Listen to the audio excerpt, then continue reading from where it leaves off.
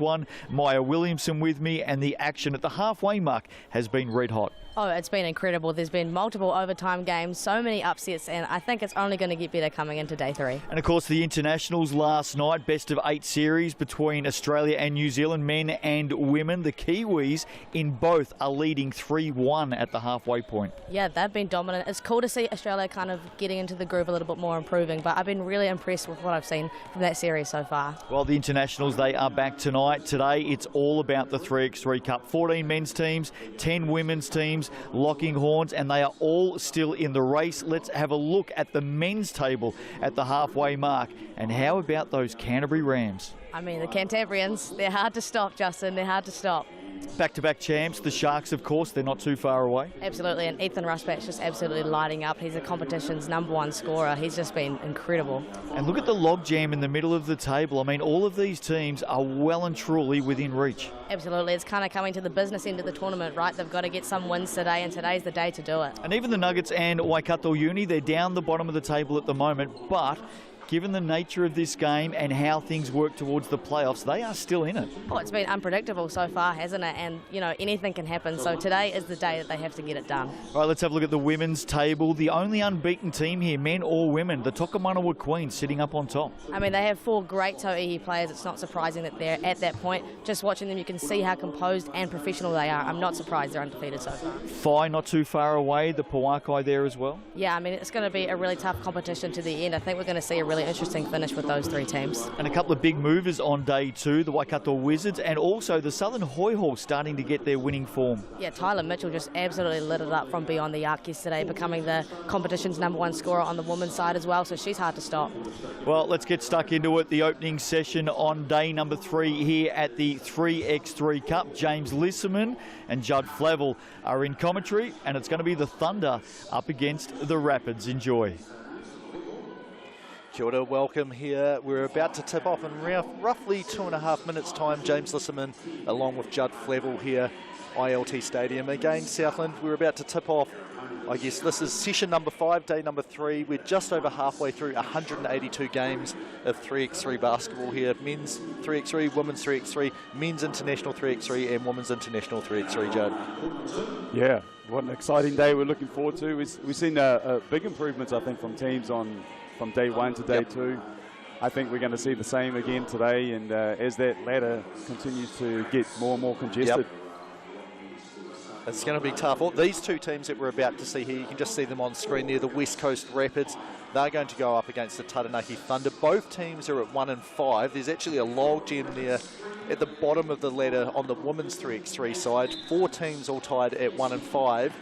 So this, you really want to win this game to try and move up into that top 6 and make it directly through to the next round of playoffs, as opposed to having to play in the play-in games. Yeah, that's right. It's a schedule, you know, to get through the whole week. So if you can save your legs for from being on the court for an extra game, then that's going to put you in a good place. So, you've seen teams yesterday too having to back up from game after game, and where it will take a toll. No, and you don't want to have any injuries as well. There's only about, we've had 1 injury replacement already. Anyway, running through the rosters already very quickly. Taranaki Thunder, number 3, Izzy Cook. 4, Raquel Sampson. Number 5, Anna Bright. And number 6, Lauren Tafata. And then for the West Coast Rapids, number 3, Alia Newton. 5, Nicole Gleeson. 8, Maddie Timms. And number 10, Kate Herman. And we've got referees Tony Smith-Funwick and Jelly Harris taking us through game number 1 for day 3. So off the bat, we have a Taranaki Thunder running a bit of give-and-go action. Tafata goes to the basket, gets fouled by Nicole Gleeson 9 seconds into the game. Yeah, I mean, Nicole Gleeson had done all the good work and slid her feet and stayed in front. Didn't need to come down with her hands there, unfortunately, giving away the foul shot. Yeah, it's tough to, you don't want to have fouls go against you early on in the game. And it's been an issue there, as we say, Herman drive to the basket there, where the Rapids have made mental errors with their lineup on free throw attempts. They had another one there where the Thunder had a chance to get an offensive rebound. Oh, there we go. A rare sighting with Gleeson getting to the basket, showing us that she's more than just a flamethrower from the outside. Yeah, Anna Bright, another flamethrower from the outside. They are two of the leading scorers in the competition. Gleeson, number 3 overall after 2 days of action. Anna Bright, number 9. We've got to mention Kate Herman as well. She's the number 6 scorer. So look for Gleeson and Herman to have a lot of the 2-point attempts for the Rapids team in white. And if they're going to be successful and get this win, it's going to be from behind the arc, in particular with those two. Maddie Timms also known to step outside. Yep. No, they have. That's where they've said this is what our relative strength is, so we're going to look to try and get this to get a lead. As Bright hits a long, would be a long 2, a long 1 here in 3x3. And Herman can't find anything there. Gleeson comes back into the game as both teams subbing very, very quickly here to start off the action. I'm always interested to see just what kind of sets they run, almost from a coach's perspective. There's the little bit of the 3x3 has a lot of creativity and freedom, but off this check ball, you start to see a little bit more structure. Yeah, and you've got to have, I guess, multiple reads or counters and plays off the same sort of lineup so that teams can't scout and say, right, if we defend this particular way, we're going to be fine, assuming we've got the body types to match up. And it's such a concept-based game. I think the game is moving in that direction anyway. The 3x3 forces you to have to do that because of the short shot clock. So, you're basically going from one concept to the other. Yeah, you have to hope that you've got just the right people where you need them. As Gleeson, she says, flamethrower. Here we go. I'm heating up already. And Kate Herman, obviously Sampson had the size on her, but Kate Herman not giving up on any inches there. No, she is remarkably strong given how relatively slight she is compared to some of the players she's forced to guard inside the post. And, 3x3, you are always going to have to guard someone who is different to you. And it's not with the 3x3 3-second back down rule too. It takes away the, Sampson would have to make a quick move. And I think if you're a strong defender on the post but able to move your feet very quickly, you can see a lot of spin moves. Yep. You saw Dom Kalman-Poto. This is why he's so effective in this game. He spins a lot from the inside. So, but defensively, you've got to be able to slide and meet them on either side of that. Yeah, Dom Kalman-Poto, one of the quickest guys spinning and just able to sort of leverage the defender's body as he can move quickly to the rim. As we saw Nicole Gleeson, after you were talking about post defense, forces the jump ball, goes straight to the defense, and the Rapids have a 1-point lead here, 4-3 against the Taranaki Thunder. So we've had a look at the schedule, well, I guess the standings, and kind of figure, as we see that as a shot clock violation there, kind of figure on the women's side, you probably need to get 4 to 5 wins to feel safe that you're going to make it into the top 6 and miss the playing games, have it, as you said, have that rest there. So this is a really key game for both of these teams here. Yeah, absolutely. They'll both be targeting this as a very winnable game too. We've got some very strong teams at the top of the table, and while these teams are battling away, I'm sure they're eyeing each other up. Yeah, well, the Rapids are 1-5, so in that bottom 4 at the moment, but they had the game pretty much won against the undefeated Tokomanawa Queens, and just like a clutch finish for the Queens, and you go from feeling like we've knocked off the #1 team to, oh my gosh, how lucky did they have to be to get the chance to win that and then make the most of that chance. Oh, it really just came down to one rebound or one missed box out, and the Queens had a second chance at the 3 or the 2-point line, I should say, and Jacinta Binkley was able to make them pay. Yeah, I think that was their only 2 they hit the whole game, and what a time to hit it. Anyway, back to this game here. Here's Sampson inside, fades a little bit, makes the bucket anyway, so 4-4 tie game here. Good finish from Sampson. Didn't have much of an angle to work with there, able to kiss it off the glass. And it does take you a little bit out of rebounding position if you're fading away, so that'd be about the only thing, if I was coaching, saying just try and go up through them. That way, if you do miss, you're probably going to get the rebound a little bit easier as well. And going through them is certainly it's a definite knack for this 3x3 game, isn't it? Going through them seems to happen a lot. It is easier said than done, but if you feel like I'm stronger and I'm bigger and I'm taller than you, you feel like you should have a bit of an advantage there. Ball gets knocked out of bounds. It will stay with Taranaki. 8 on the shot clock here. And it'll be Anna Bright up the top. So she is the #9 scorer. She's hit 11 2-point buckets. So just about 2 makes from behind the arc each game. There we go. Oh, that was Aaliyah Newton there with the great defense there. And once again, you see Sampson, you know, not able to really go to the back down moves, had to face up and square her up, and that just brings the advantage, I guess, back to the smaller guy who's able to make a play on the ball on the floor. So, yeah, kind of equals it out with the 3x3 game. Yeah, I do like the 3-second back down rule. I guess I wouldn't if I was a gigantic post player. As Gleeson, the flamethrower, is switched to on now, makes her second 2-point bucket of the game. Rapids up by 2. And the Thunder got to understand with Gleeson. I mean, she had that layup going to the basket earlier on, but you know that's not what she's known for. No, and we see Bright. She's known for that as well. So makes her first 2 of the game, tying the game up. 6 points apiece here. Herman, the sidestep to Tafada. Good defense to get a hand up there. Bright, she tried to save that, and I think she could have just let that go out of bounds. Maybe she just thought that it was tipped by the defender.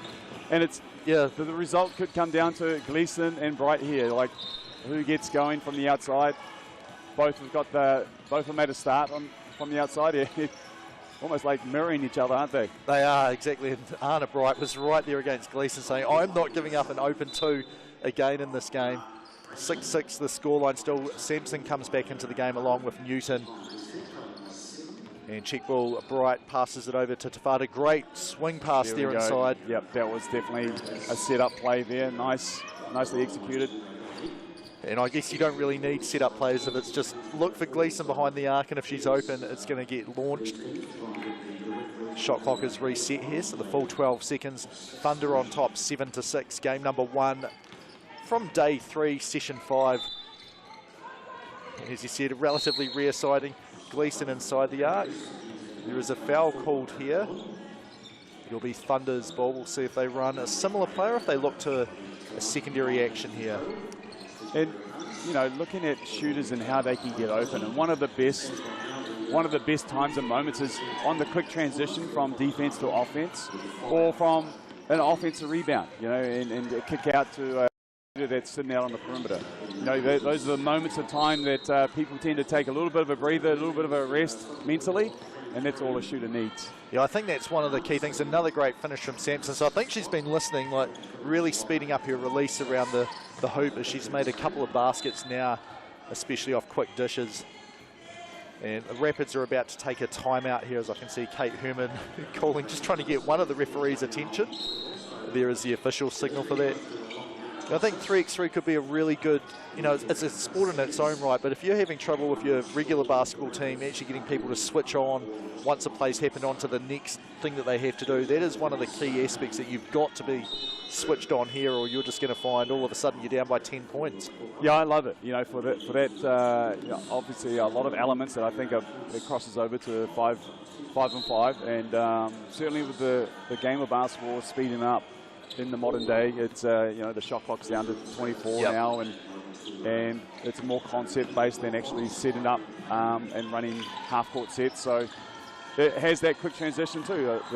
We've seen bigs that are really developing their skill set to be able to rebound, take the ball off the glass, and put the ball on the floor and go coast to coast.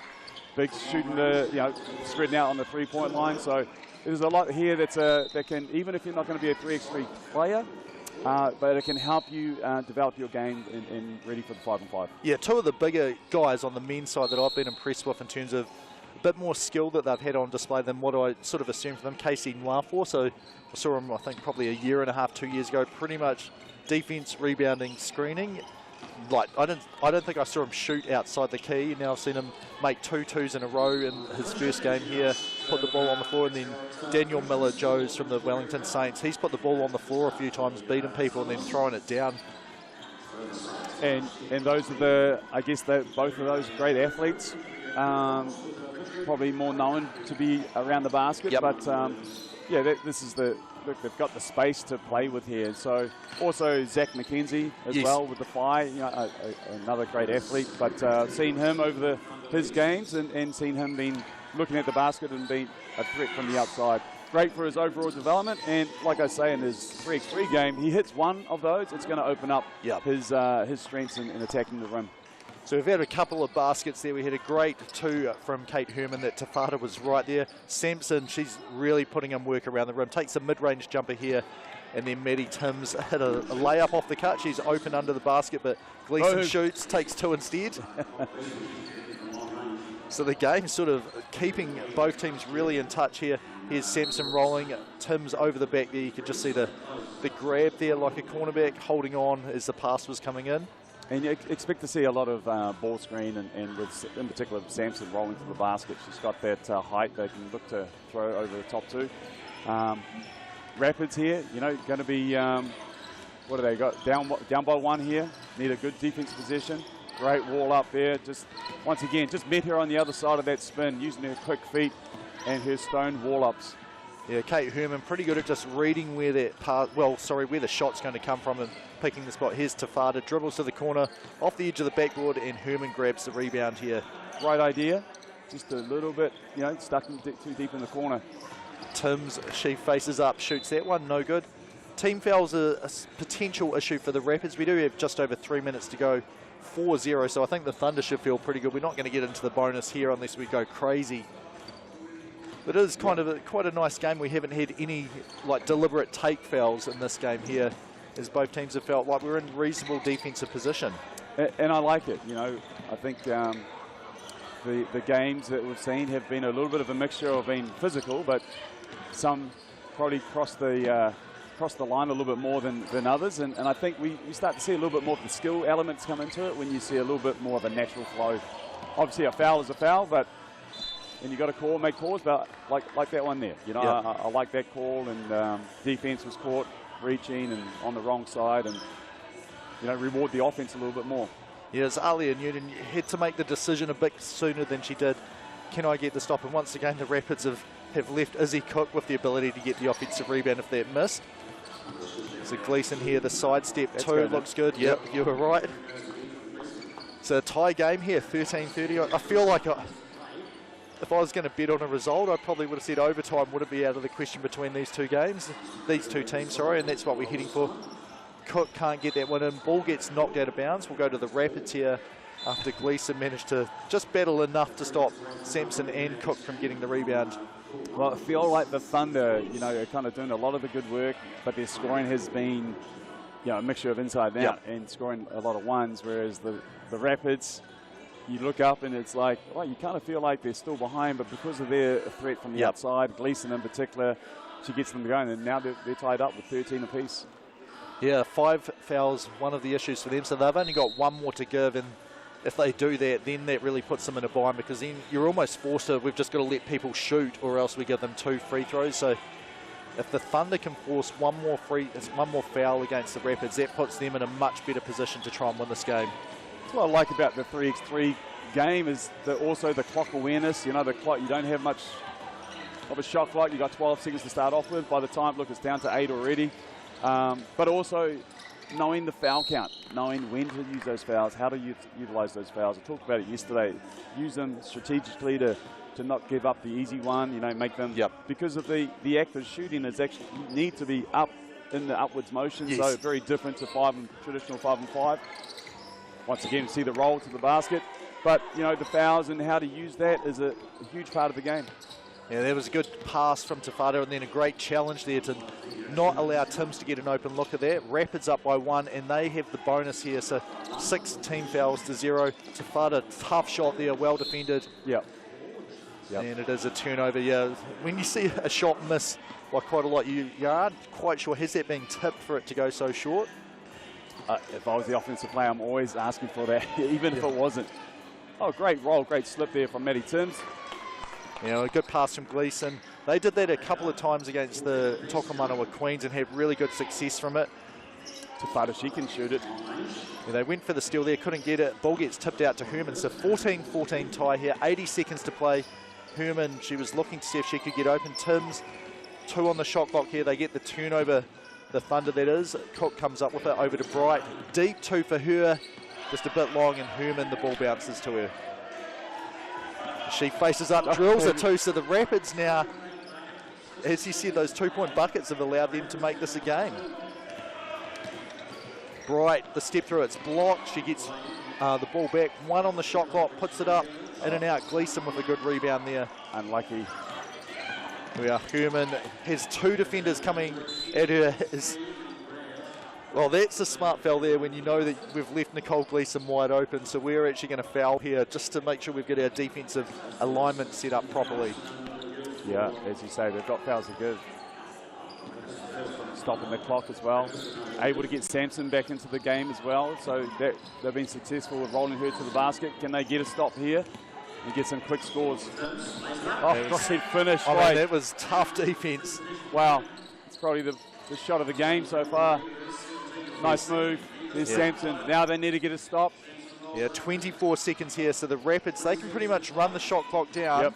2-point lead here, and then the Thunder will have a chance. Herman says, I want to try and ice the it. game. Newton with the rebound, 12 on the shot clock.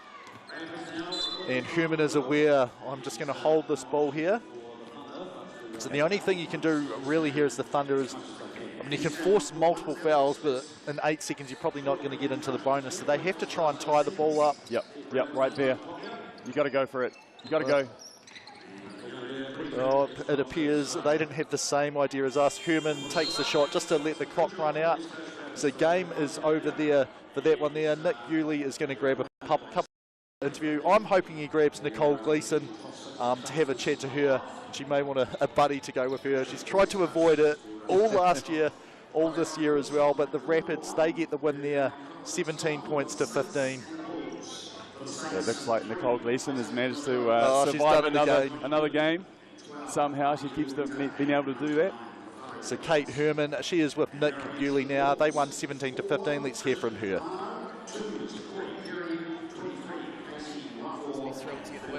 it's pretty good to get the win. Second win on the board. Took us a while from the first day, but now it's pretty good. What was key to victory? It was a real close contest, but yourself and Nicole, particularly perimeter shooting, started to get going. We just had to shut down their big girl because she's way bigger than us, but nah, it was good. What's the key for the remainder? Obviously, those positions are tight, the top 10, but you'd want to creep up towards that top 6, I'm sure. Yeah, definitely just pushing each game and see how it goes. Pretty tired our bodies, but nah, we'll keep pushing. How about the 3x3 format as a whole? You were here last year. You enjoy this variation of the game? Yeah, it's pretty cool to see like us all getting to play each other. Last time we missed out on some of the teams, but nah, pretty cool to play everyone. Well, congratulations on the win. Rest up. We'll see you back later on. Thank you.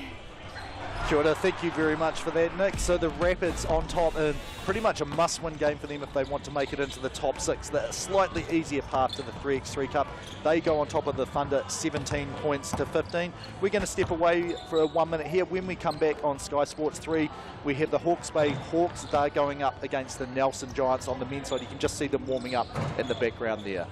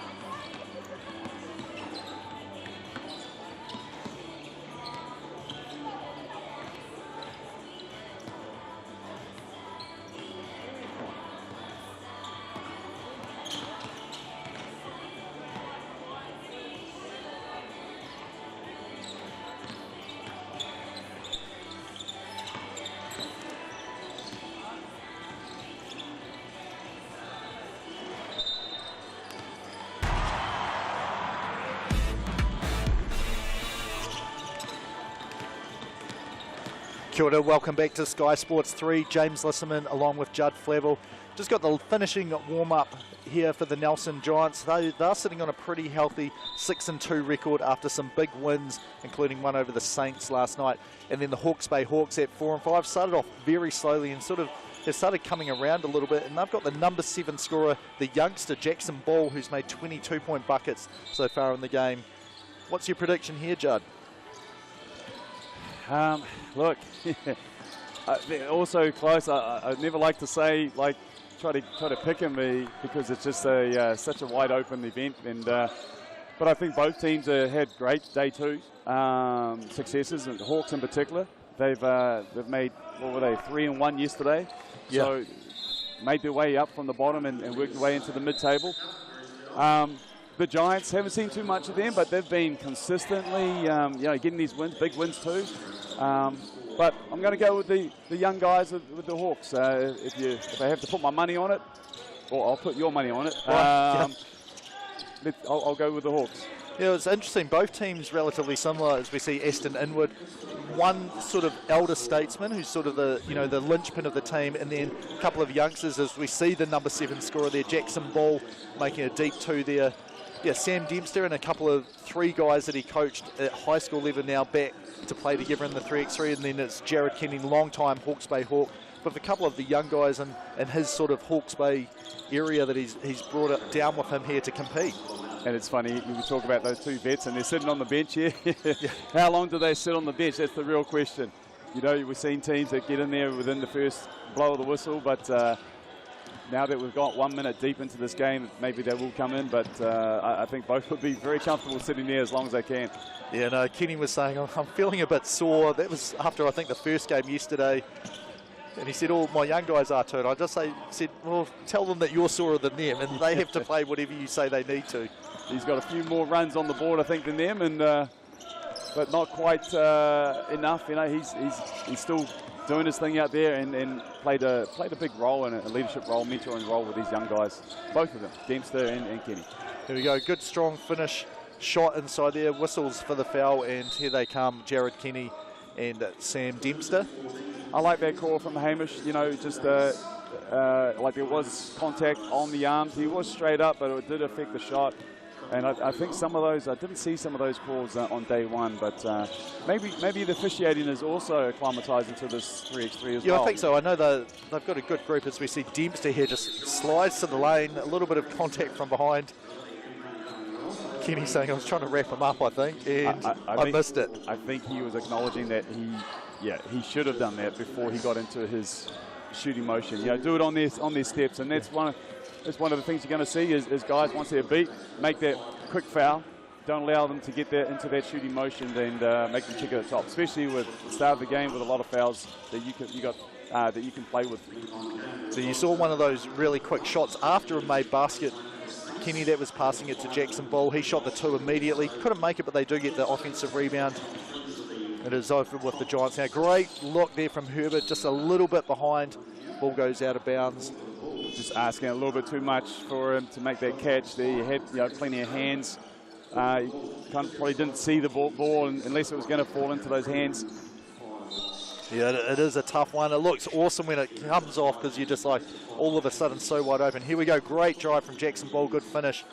Cutting off Dempster there with the drive from the corner. Now, I called his first game and just labelled him a shooter, and it was just basically because that's kind of what I've known him to be, but seen him more and more now in this part of the game. It's probably helped develop this as well, but he's got so much game off the bounce.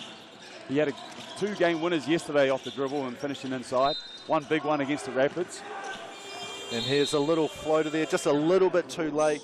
The shot clock violation there. Yeah, it's pretty good if you have, what is he, played in the under 15s, is that right? That's right, yeah. So, I mean, and he is physically not being manhandled by some of the bigger guys. Like, stood up, I think it was against Miller-Joes, that he took a couple of chest bumps against him. Did well, as we see a good finish there. Number 1 ranked player coming into the tournament down here, Tyler Herbert. And we see Kenny, the kick out to Carter, no good there. Ball bounces out of bounds. Whistle, but neither team subbing. I kind of expected that was why it was being left alone there. So Patterson, he'll get the check ball here from number 1, Zoram Smiler. Dempster loses it for a moment. The fadeaway off 1 foot, no good. Kenny with the rebound. A little bit of a go-to move for Sammy Dempster. Turn over that right shoulder with a little step away.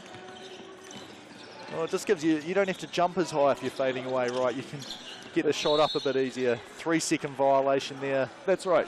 You may not need to jump at all, like just sort of lean back and create that separation from your defender.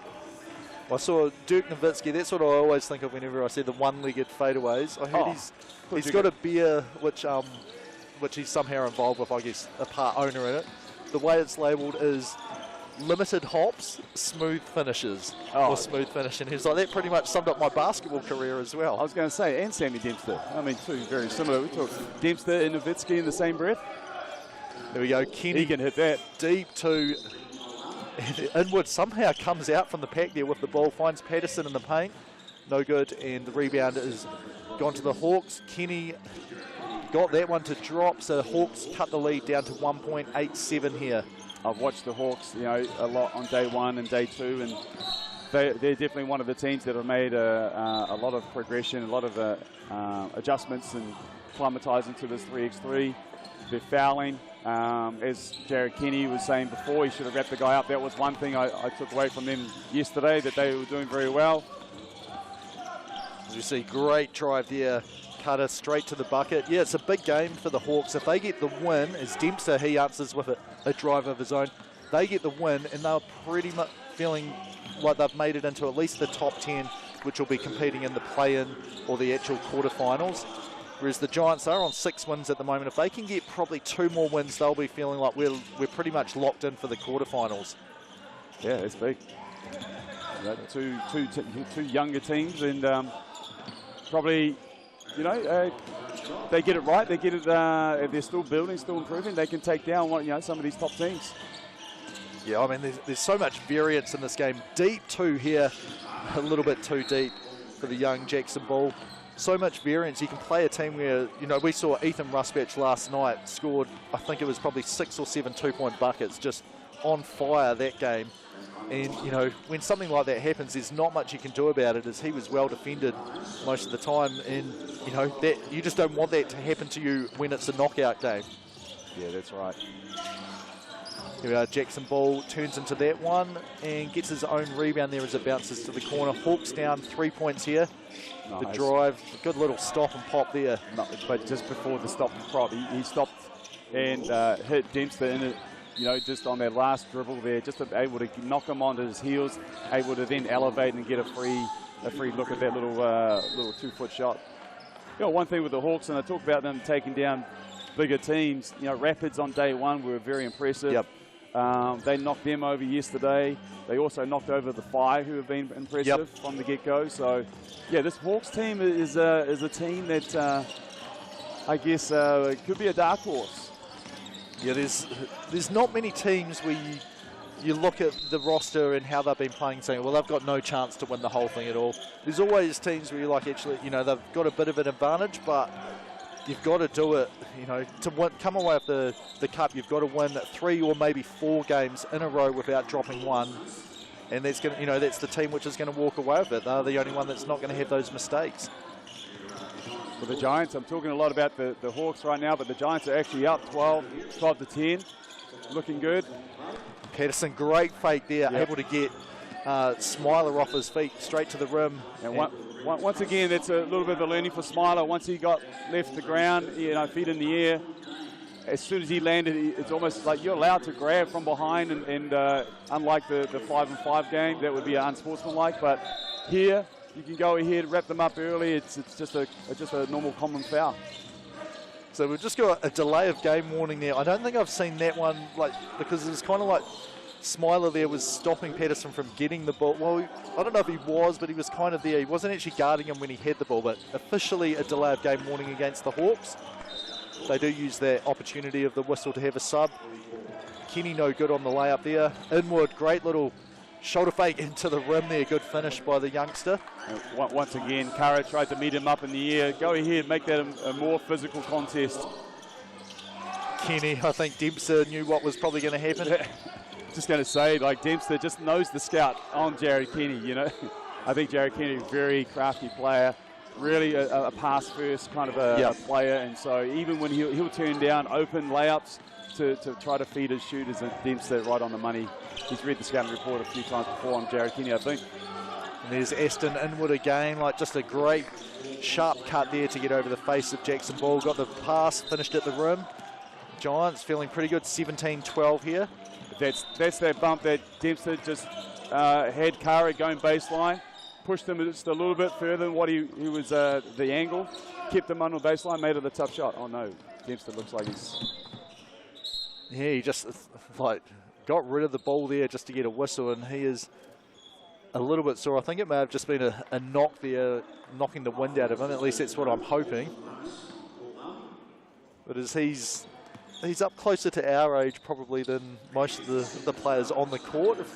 Jared Kenny's sitting down as well, so yeah, you want to be sure that you're not injured, you're just hurt and can sit down for a bit and get it back together. Anyway, both teams with their 3 younger guys. Deep 2, no good. Inward with the rebound out to Herbert. And quick drive behind the back. Tough left-hand finish there, 18-12.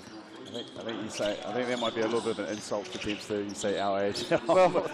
I'm probably closer to almost 20 years older, but I remember being at Nelson when I was a player, and he was still like a primary school. And actually, funny enough, my wife was one of his coaches at the small fries back at Jack Robbins Stadium there. Yeah, that's going back a while, but it's great to see him out there still kicking it. Okay, well, I'll take that as a challenge. I'll check the roster details and find out, is he closer to our age on average or closer to his players' age, his teammates' age on average? Although I might have said it was combined with the Hawks ones as well. That gives us a little bit more, years as well. I'm going to go closer to the players, but I'm not trying to give away my age right now. But nice move from Herbert.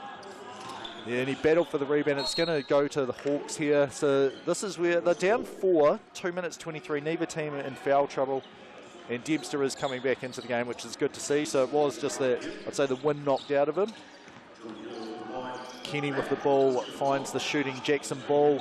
Really quick turn into that. Let it fly, but not able to get it to drop. Inward to Pedersen. Great fake. Yeah, sorry to cut you off. I was just going to say, if he knocks that down, that could make it really tough. Oh, he goes, yeah, he finishes that one off. You see Dempster didn't over-rotate on that.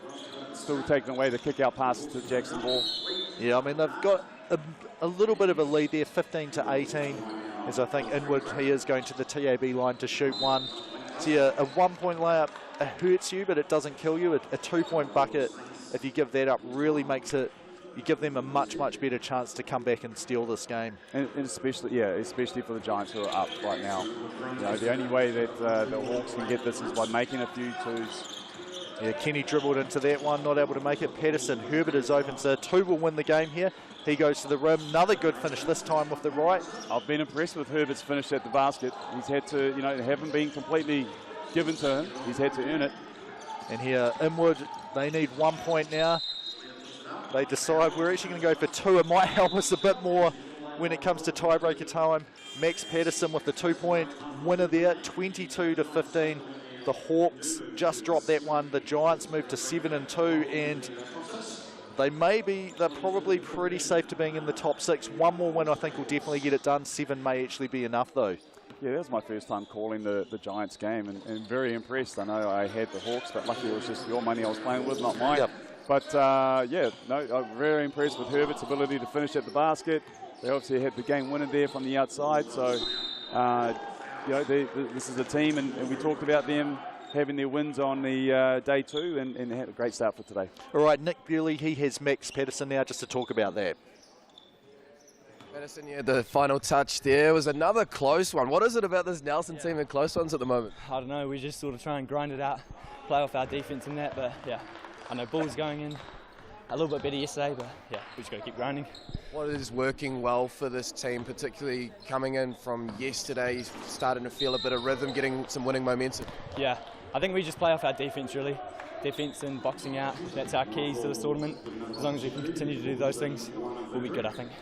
And you got the senior citizen, Sam Dempster, he's going well too? Yeah, he's battling away a little bit, but body's a bit sore, but he's all right. He's going good. Okay, here's it too. You're 7-2 now, so a couple of games left to go and getting that top 6 position so you don't have to fight for a quarterfinal spot. Yeah, it's real important. This is our day with 5 games on the back of 2 games of 4, so yeah, we just got to keep fighting, keep battling with the top teams, push through. I'll rest up. See you a bit later on. Thanks, mate. Appreciate it. Kia ora, thank you very much for that, Nick, along with Max Pedersen. So Giants pretty happy, open the ledger with another win as they move to 7-2. Hawks dropped that one, 4-6, but yeah, really tight game against 2 pretty good teams there, Judd. It was, yeah, evenly matched, and I think, both teams making good strides from day, like I said, from day 1 to day 2, and getting better. And I think we're going to continue to see this, teams as they figure themselves out, let alone the style of play and how the 3x3 is played. But the Giants getting the job done. Yeah, well, we're going to step away here on Sky Sports 3. When we come back, it is the Whai at 5-1. Really impressive women's team. They're taking on Tavake Pacifica at 4-2. A bit of an injury concern there, but we'll see how they look when they're warming up for the game here. Don't go anywhere. We'll be back in 1 minute's time.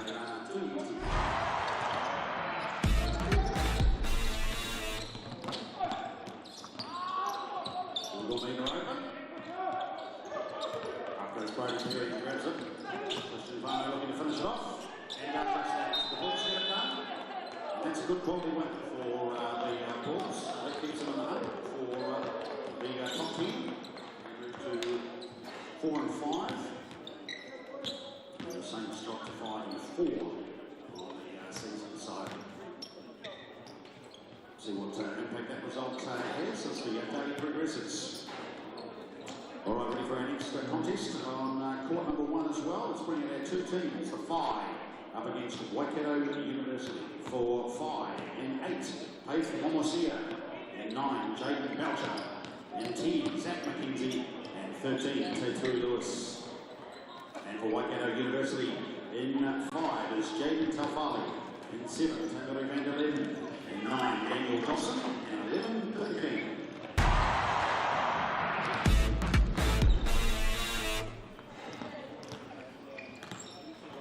Right, kia ora, welcome back to Sky Sports 3 here. Women's 3x3 about to tip off, well, not tip off, I guess check ball off. I should check what's the correct verbiage to use there.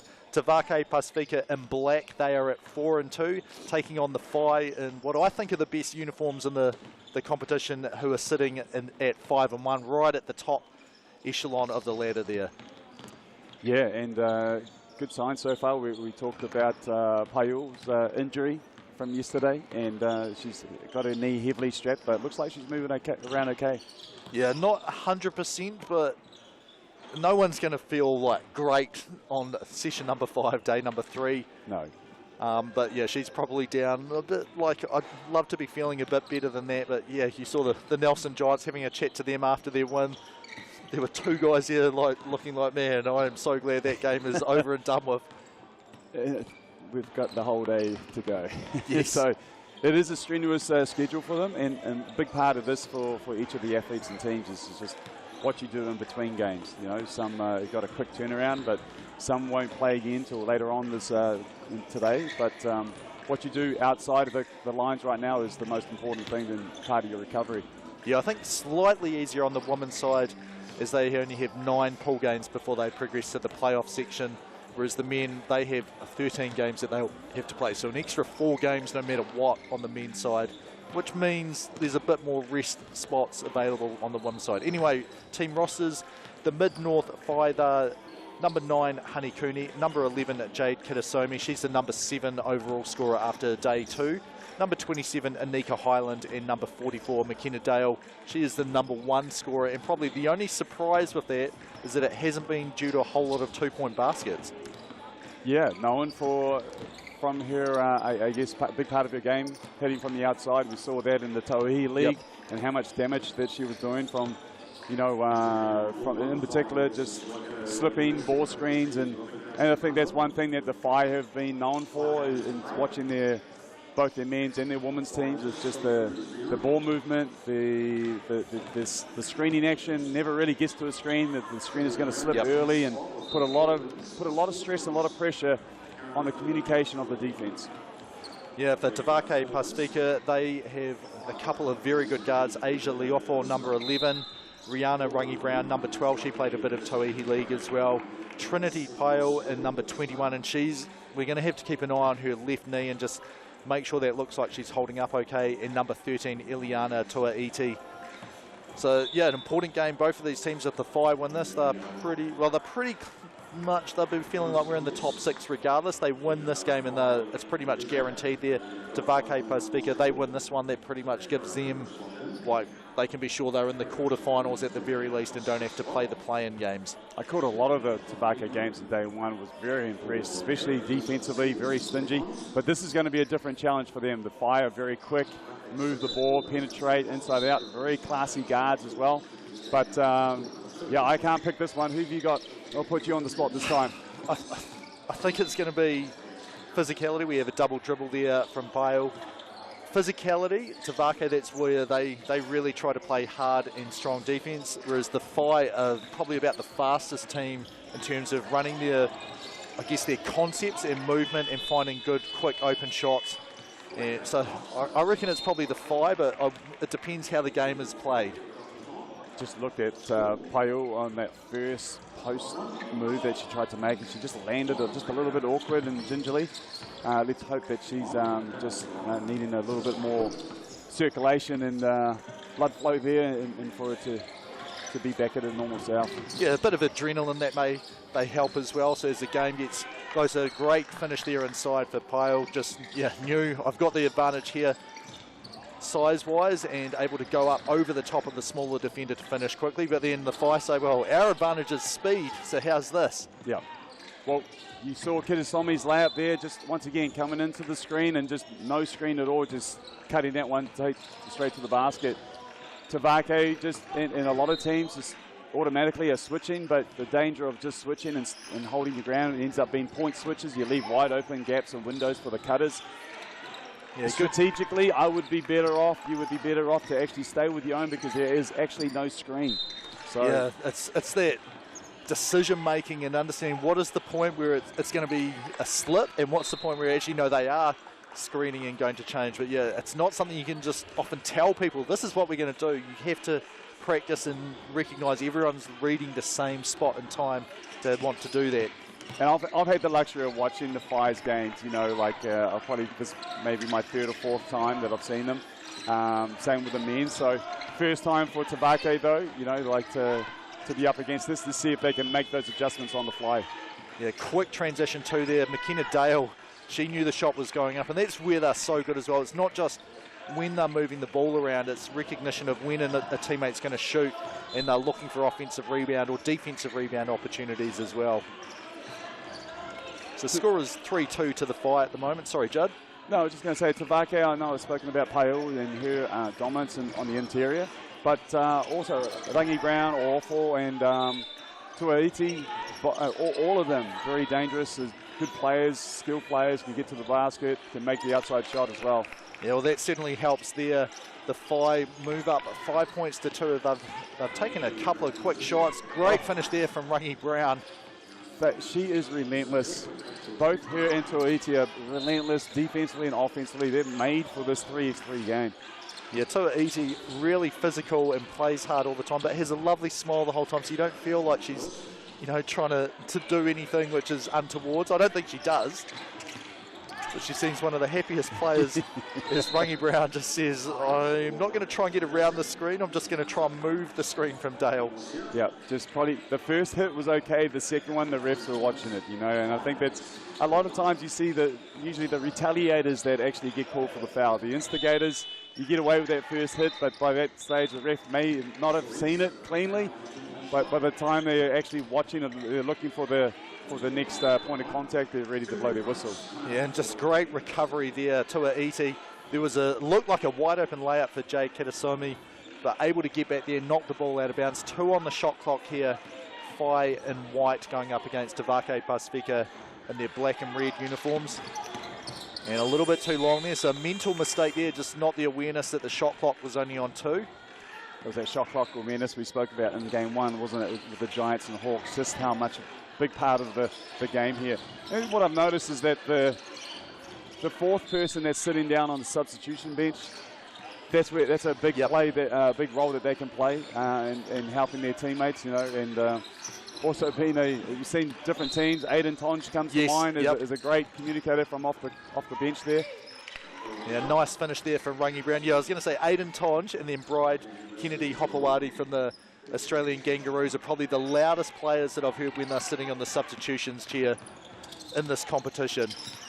Or I guess multiple competitions in the 3x3 Cup. So here, scorers 6-4, Rangi Brown to the left, 1 second left on the shot clock as that went up, didn't hit the iron, Whai rebound anyway. Whai with the quick ball movement. And you can see Kitasomi, she hit the 2, didn't celebrate whatsoever, just immediately, what's the next job? And managed to tip that ball out of bounds, almost got a, actually know that she did force the turnover, so tipped the ball and it bounced off to Tavake. And that's what this game is, you know, call me old, call me traditional. I think there's sometimes too much celebration in the 5-on-5 game, where there's so many other things that are happening and the ball is moving. The 3-on-3 game, no time whatsoever, quick transitions is the name of the game. Tua Iti had to shoot that, I thought, instead gave it up, and only 1 on the shot clock here, so this will be catch and shoot. Somewhat surprised that it's Rangi Brown. I thought Leofo would have been the better just check ball at the top. Rangi Brown tries to get around Kitasomi, but she was ready for the shot and the 1 dribble to the side. I noticed, did Kitasomi give her a bounce pass then? Maybe for the not. check ball? Yeah, I didn't. I wasn't paying attention. I was just thinking, you know, very clever ploy if she did. Being able to just delay that catch and give her some time to make that extra closeout. Nice little shimmy there, not able to drop the ball for Pyle. 10 for the scorers. The Whai have hit, I think they've hit 3 from behind the arc in this game, as it was Highland who hit the last one for them. Yeah, and Kitasomi's hit 2 as well, so yeah, they've scored 6 points behind the arc. That's what they do. Yeah, McKenna Dale, leading scorer, not having to do a whole lot of scoring here in this game. Kitasomi for number 3, you betcha. And the tempo of this game really looks to be in favour of the Whai. Great catch and finish there by Pale. If you're watching the Whai in the Tauahi League, you would know that shooting threes and getting to the rim is their game. Be interesting with the men's team coming in. You know, you almost have a bit of a feeling of what kind of style play that they're going to go with. Yeah, they're one of the better squads, I guess, men's and women's, where they just really seem to have a pretty good idea of the actions they want to run and the tempo and the reads off them. Dale, tough finish there to the right. Yeah, that was a tough finish, made it look easy. And Tua Iti, she answers with a 2. Dale, look at this, thick and fast action here. The 2 is no good. Pyle gets the rebound. She calls for the lob inside. Dale tries to wall up. Pyle can't quite make that one. And Dale with the rebound, kick out to Kitasomi. Dale, good closeout from Tua Iti, but she finds an open 2-point shooter. Highland makes that one. Nice looking stroke. Well, if there's one team which doesn't look tired, they look more warmed up after they've played, how many games so far? 6 games. This is number 7. I think the Whai are feeling like, yeah, we're just moving into the swing of things now. Yeah. Yeah, they're going to be tough. They're going to be there at the end of the tournament, I'd say. One of the teams that are looking very good. Dale looked to come off the flare. The flare rolled. Instead, she goes inside. Kick out. Another open 2-point bucket. Honey Cooney this time makes it 17-7 the score. That possession says it all.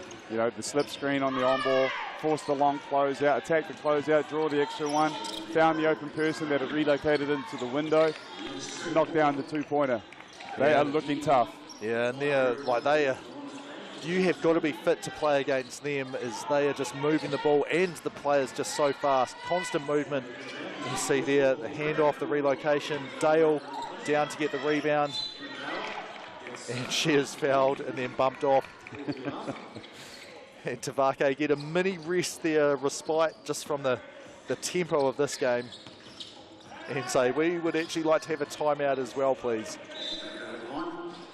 And I think this may be, I mean, you want a little bit of strategy here, down 19-8, but this is probably a, oh my gosh, like that last 2 minutes of action was just non-stop. Yeah. No, that's what the Whai does, you know, and they're really, as I've said before, just every pass and getting out of every screen as quick as they can. Really puts a lot of pressure, and you see Tavake, just their communication just a second off, and that's enough for the Whai to end up with an open shot from beyond the arc. Yeah, so 1 free throw here for McKenna Dale from the TAB line. I'm assuming she's going to make it, given I know her shooting prowess. But then the after commentator's curse? I can't wait now to see this. I think I've been pretty good at it. Oh my gosh. Okay. It's a real thing. Okay, I thought it was just like a little gimme thing. All right, here we go. They got the rebound though, so that's kind of, oh, they turned it. I mean, it happened so fast. They got the ball back, turned it over. Here's Paio inside. Nice little fake there. The ball doesn't drop in. Dale, the good box out on the rebound. And she has the ball at the top here. She's going to shoot it. Oh, okay. She's going to shoot it from the TAB line. So I'll go back to what I was going to make. On the assumption she makes this free throw here, they'll be on 20 points. Do it. Come on. They've got a pretty big lead, 20-8. Do they then exclusively look for a 2-point shot after this, knowing that points scored is the tiebreaker, not points differential? Sorry, I haven't heard a word of what you're saying. I'm just waiting for the commentators. There we go. So she made that, so they're on 20 here. Pyle, the reverse layup, no good. Draws the foul, only the first foul for the Whai. So I think, yeah, most of their defense is probably looking for steals and tipped passes as opposed to actually trying to steal or force a charge or tie ball. You talking about the Whai? Yeah.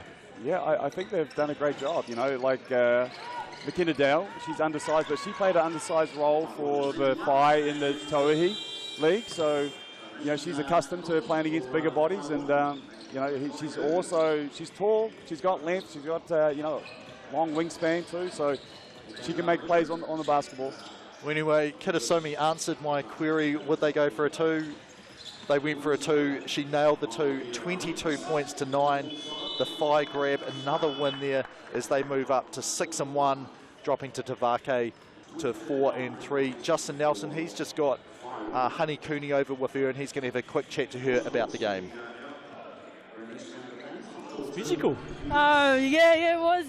But you know, third day into the tournament, I think we're getting used to it. But yeah, it was good. How's the body feeling? Oh, my body's feeling great. I'm not sure about McKenna or Jay's, but my body's great. You know, I'm young, so I can still do it. I can get there. The team's pretty well placed at the moment. Yeah, I know. I think it's really good. I think we gel really well together. We've had a few trainings before this, but I think it's just being together in the Tauihi season. Like, it's really made that chemistry a little bit tighter. So yeah.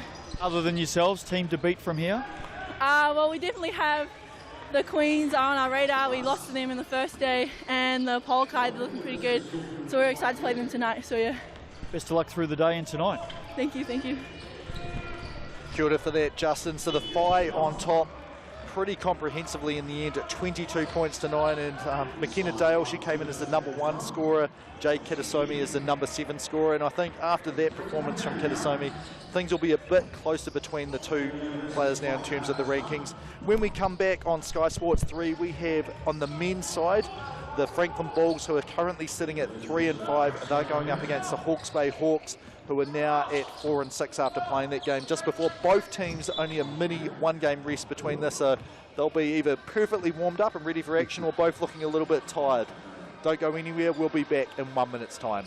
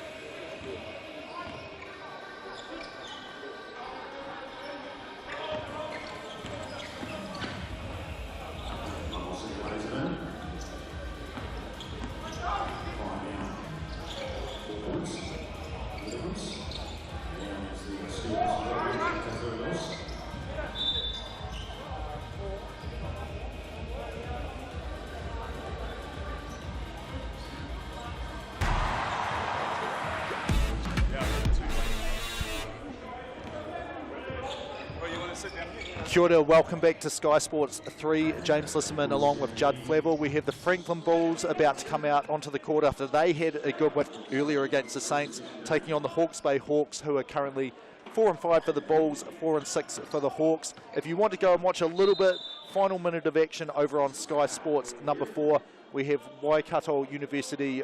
They're playing against the Mid-Northern Whai. 4-point game, final minute of action. You can see that just in the background there, Judd. But we had a pretty impressive display by the Whai there on the previous game.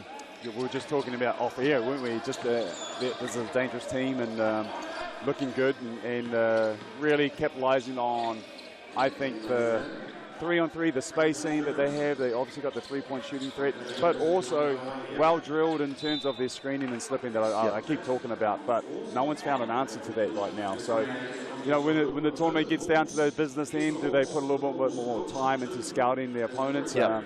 And it'll be interesting to see how different teams strategize, how they're gonna switch, or are they gonna stick to staying with theirs and forcing the Whai to have to make some screens before they get into switch mode. Yeah, it's tough because I mean they've obviously worked on it together a bit of time. As they are, like, I don't see them making any mistakes, or any that are obvious to us where, oh, you made the wrong read and we're both going to the same spot. They are really in tune and putting in maximum effort every single time they're going through their actions. That is their brand, though. That's the Whai, and as I said, the Tauihi League, if you'd watched that, that's exactly what they were known for. They were tough in that league, and obviously with Coach Mal Bennett, who's here and coaching the team, you know, so you'd expect that to flow over into the 3x3, which it has. Yeah, we saw Mel Bennett and Alex Stojkovic looking like proud parents last night.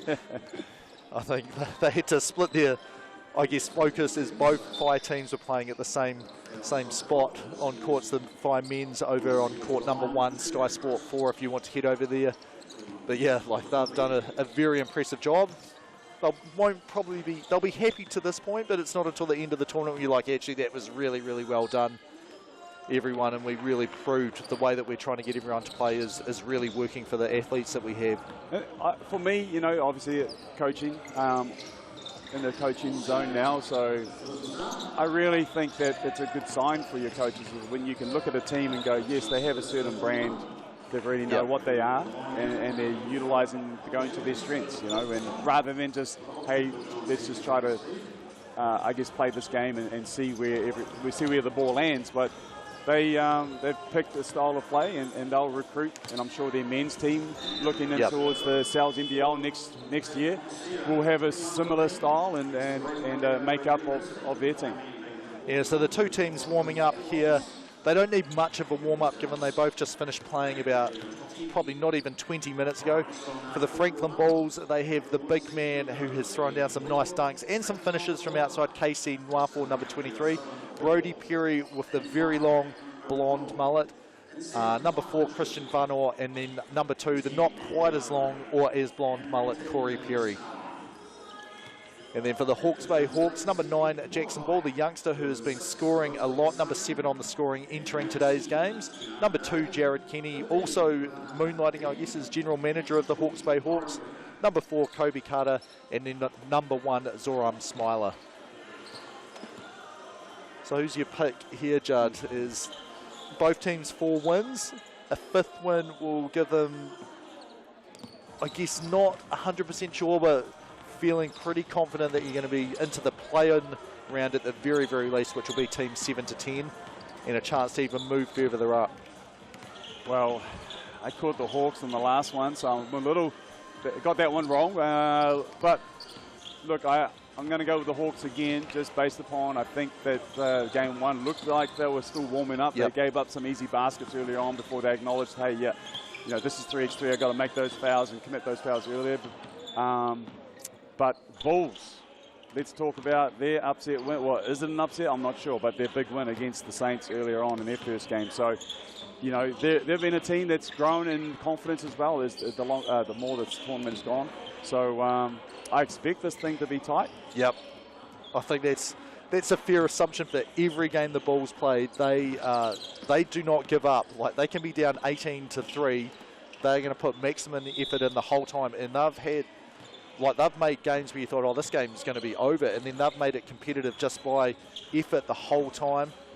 They don't have, I guess, an elder statesman leader like the Hawks do, and like the Giants did that we saw where Dempster and Kenny are going to take that leadership role. So they kind of do it by committee, which is really impressive for 4 youngish guys. You know, I haven't seen any frustration with guys overtly like, hey, you're doing the wrong thing and we're not playing. So really, really good to see them playing well together and helping each other along. I've been impressed with Brody Perry. Yep. Like they don't have that older head in their team, but he plays that way. You know, he's still at high school or just graduating high school, Pukekohe High School, yep. and he's had a great tournament thus far. And every time I have seen him play, he's kind of been that poised figure on the basketball court. You know, for as hard as and as much as he gives his body to this team to play this game, he plays with a cool head. Yeah, a good contest there on the 2-point bucket for Corey Perry, but rebound given up and just dropped in there by Kobe Kara. So 1-0 Hawks up on top. And there we didn't see any intentional fouls virtually at all in the previous Hawks game. Nwafo, great job just to get deep position there and force a decision to be made there. And Jackson Ball with the quick decision to foul. You know, that's what we saw in the first game this morning. They were late on that, still looking like they were a little bit getting used to playing 3x3 again, but quickly have made the adjustment. Ball just lost it for a moment, finds his open teammate. Carter can't make that, and did save the ball from going out of bounds, but to someone in white as opposed to someone in black there. Casey has been looking to step over once or twice there now already, so obviously the got an advantage against the Hawks young guys. He's good size athlete, Casey. Yeah, do you know his official height, Judd? I'm usually pretty good at this. Kind of been doing this for a living. I'm going to say, look, it's just my guess, but I'm going to say he's like 6'8". Yeah, that's what I had in my mind. I guess we can find out from him later. Is two great finishes there. Jackson Ball inside first, and then Brody Perry the answer to tie the game 2-2 between the Bulls in white and Hawks in black. One thing I've learned, whenever you ask a player, you just minus an inch or two right off the answer, but, especially if they've come from overseas. Yes, I think Kevin Durant's about the only one I've heard of, and Kevin Garnett, so maybe it's people with the name Kevin, saying I'm 6'11", so they don't get pigeonholed as a 7-foot big man and get to do a little bit of ball handling as well. And Kevin Durant's, I think no one's going to say you should get into the post given the way that he can light it up from pretty much anywhere on the court. The little floater there from the young Christian Barnor. And you see the threat of Casey rolling there, just keep the help defender, keep the mush defender occupied, and he prioritised Casey and gave up that float game. Yeah, probably a reasonable decision, because if you leave him, he'll probably get the rebound anyway. Nwafo, strength there to make the bucket as he is hit on the arm. And that's one of those fouls you don't want to give up, because he got the shot up and it was, as you saw there, pretty easy in the end, and now gets the chance to double up at the TAB. I'm sure if Jackson could have that again, he would have hit that a lot harder. Not necessarily just gone for the ball, which he did then, but actually go for the arms and make sure he doesn't get that ball up. So third team foul for the Hawks, and you saw there Varnor just holding Ball as he went to the spin. We talked about Ball and his balance in the first game this morning. Like right there, able to drop the hip down and create contact, but also keep his balance. Such a big part. Basketball is a game of balance. Somebody once told me it's a game of footwork played with your hands, and I'm such a believer in that. Great players. They make I guess great decisions based on being on balance a lot. And then we see a great 2-point shot there for Kenny. Had his feet under him, good balance. The shot has a much better chance to go in. Yeah, you're right. That's can I get someone off balance with my footwork? Varnor forced into a tough shot. Smart just to recognise the time to get it up anyway. Kenny turns into this one. He's hit 2 in a row here. Yep. I'm not sure if he hit one in the first session, but he is somebody known to, although a reluctant shooter, but somebody that can get hot from the outside. Well, 3x3, you cannot be a reluctant scorer in this game. A short shot clock. If you are open, you need to take the shot. And in particular from the corners. So yes. It's Kenny's corner. Well, will he move to the other corner for his next shot? So he's started at the top, moved to the one closest to us. He gives up the take foul there. 4th foul there for the Hawks. So only 2 minutes 55 into it. That is something to keep an eye on, as they really only have 2 left to give. And yeah, otherwise you're forced to play defense a totally different way. Yep. So now they have to make the adjustment here. Varnor just off the screen, had the space, can't get that shot to drop. ball over the outstretched hand of Nwafo. Just looked good from the moment he started winding up into that shot. You know, you just want, oh, he's nice and tall as well. Nwafo, great strength inside. Kenny gives up a foul, and I don't know, he's a reasonable shooter from the TAB line as well. Oh, yes, so they've done it again. Oh, I can't wait. Let's go. Oh, it's not shooting. Okay. Come on, give him a shot. I thought he was pretty close to going up, I thought there. And Nwafo saying, yeah, their pass was not going where I am. Like, I'm strong enough to hold position, just get it right to me. I don't have to step out. I'm going to enjoy this moment. I've forgotten about the whole commentator's curse thing. Wait for the next foul. Well, you can use it to our advantage as well. Like, do we want an overtime game? Like, we just watch them hit this 2-point bucket here to ice the game. They miss, and then instead it goes to overtime. It's a ball out of bounds. No, this time it's a TAB. So what do we want here? Hawks are up 10, so we probably want to miss here, right? Yeah, so he's going to make it. Right. It's all net, not even touching the rim. Oh, there we go. Look at that. Look at this. The power. Corey Perry.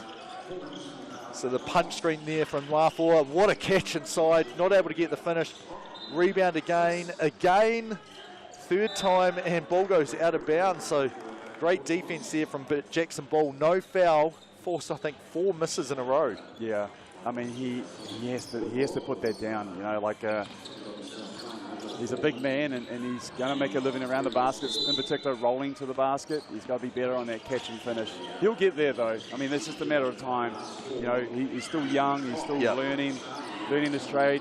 He's got to become a master of a pick and roll game for him, and that's going to be his future, as well as being able to be versatile with his skill set, and in particular defense. Yeah, so Jackson Ball, nice little step back jumper there. Well, I thought the first thing Casey Nwafo did, like the catch in traffic, was very impressive, and that's one of the, you've got to be able to do that first of all. If you can't catch the ball, you're not going to get past it much to even get a chance to finish it. Deep 2 there, 9-11 the score now, as the Bulls are edging a little bit closer. Yep. And it happened earlier, Corey Perry coming out of nowhere to secure the offensive rebound. Jared Kenny with a missed box out just gives them those opportunities. That's what this Bulls team will do. They will, as you alluded to, they'll keep hanging around as long as you, if you're ill-disciplined with your box outs and little things, they'll thrive on those moments. Yes. So Nwafo, a great job just to keep active there, forces the tie ball, which turns into a turnover for the Hawks. Bulls with the check ball up the top, down by 2 here. Kenny against Perry. The Iverson screen over for Vanor. Yep. Probably one of the few players with almost the same speed as Iverson had. And just a little bit of miscommunication there. Nwafo was saying, you've got to shoot there, like 2 seconds to go. Yeah, I think Casey got to do a better job too. He was just kind of like standing in the area, didn't give him enough room and space to be able to operate. He came up to set the on-ball, sort of stopped halfway and really didn't give him, didn't help him as much as what he could have. So Perry there gave up the layup for Jared Kenny instead of fouling him once he got past him. Here's Perry, strong drive, can't make that, gets his own rebound. The dribble for balance, and that gave Kenny a chance to knock it away. That was definitely a foul, my liking. I think anytime a defensive player swipes down, there's Jared Kenny from the corner, a rare miss. But anytime a defensive player swipes down and you see the ball pop up in the air, he's made contact with the hand. I'm sure that's just, is that physics or not? But if he swipes and you see the ball come down like that there, oh, yeah, that's probably got more ball than the hand there. But what do I know? I'm not blowing the whistle. It is. We have a different vantage point, so sometimes we're going to see something that the referees... Oh, you're too nice. It's different, yeah, and sometimes we're going to be right. You're definitely not a coach. I've got a multifaceted ability. Not at this level, but I can referee. I've done some under 13 games, and you definitely, you're almost coaching some of the time as well. I'm kind of probably more used to giving the refs a little bit of a hard time, but... some education, right? But they're doing a great job here. There we go, the force miss there. 12-11 the score. Carter, no, sorry, that's not Carter. That was Smiler there, hitting the 2 from the outside for the Hawks. Gives them a little bit of breathing room. Up 3 here. Perry, he almost shot that over his head. Yep. Didn't quite go in, and I think the ball came out. Physical defense there from Brodie Perry forced the turnover. Corey Perry had the right idea, you know, which just with their finish, got the bump, took the spin, but Jackson Ball just with the length able to recover and just the extra little length, just enough to alter the shot.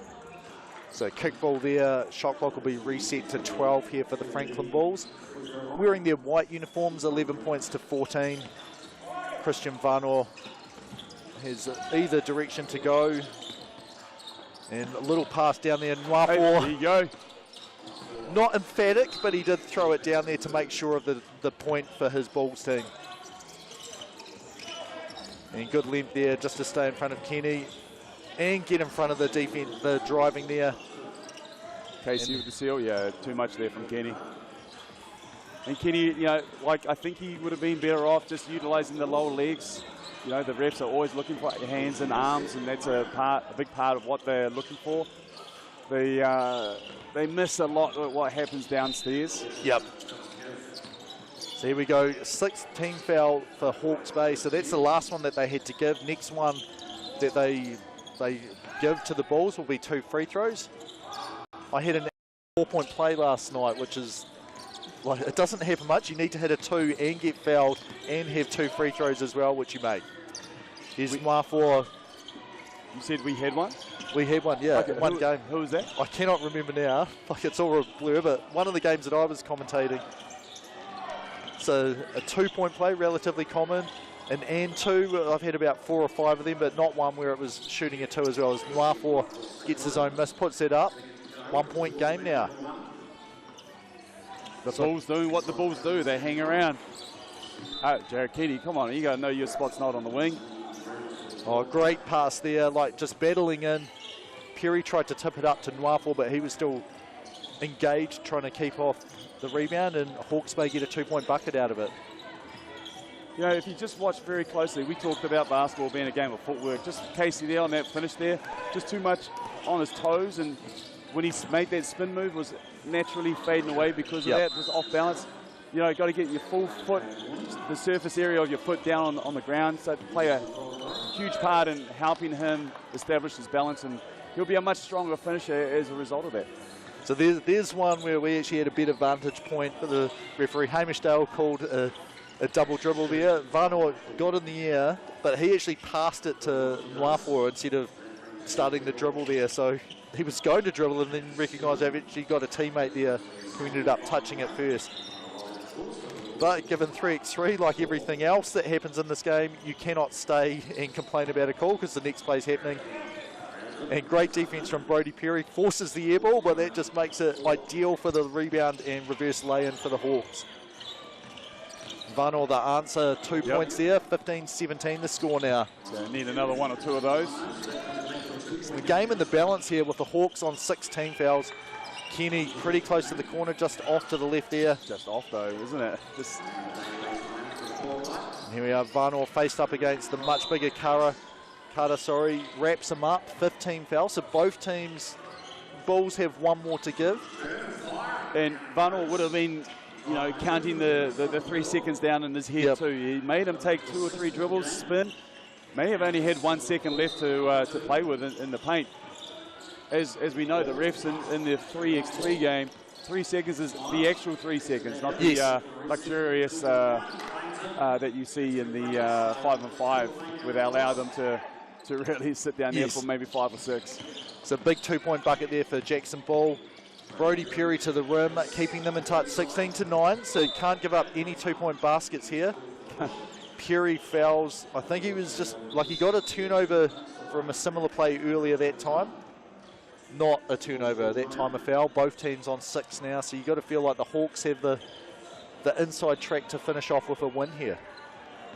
And that would take their record to 5-6, I believe. Yep, that'll give them, what did I say? I said 5 wins should make you feel pretty confident to get to 7-10. Obviously, all depends on wins and losses between other teams and how it all shakes out, but just as a rough guideline, after this session of play, we'll have a more concrete picture, and then after tonight, it'll be like abundantly clear. We should know the last couple of games exactly what's on the line, who needs to win, potentially who needs to score X number of points and win.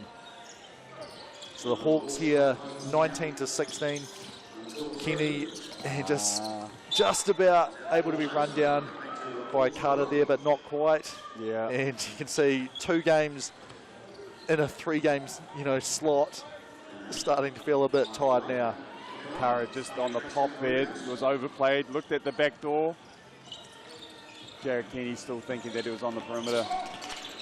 Vanoa inside, Nuafoa puts that one down easily, 17-19. 1 minute to play here between these two pretty evenly matched teams.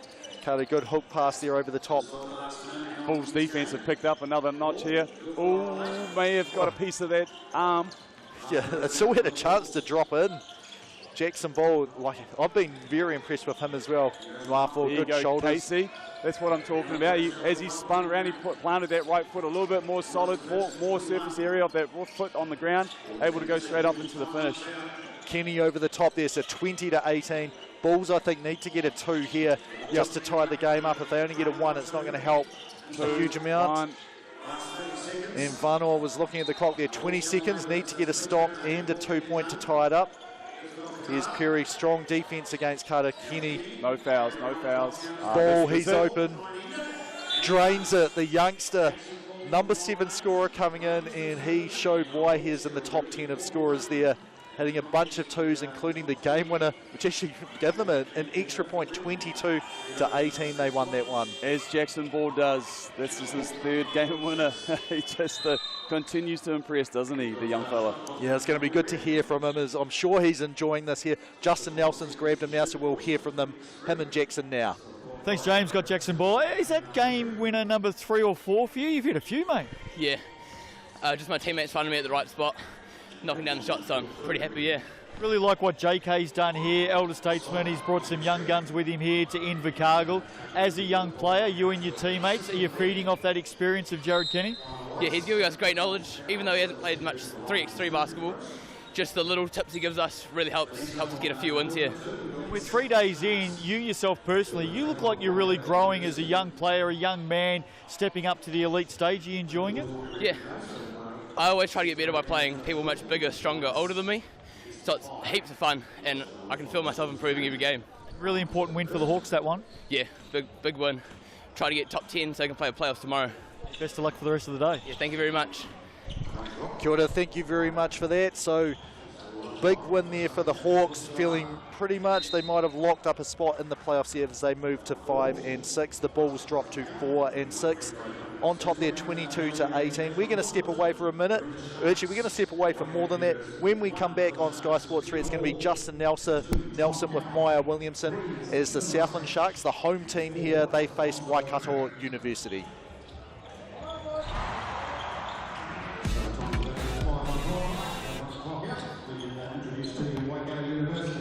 Going 5, Jamie Tavake, and 7, Malone and 9, Daniel Thompson, and 11, Peter King.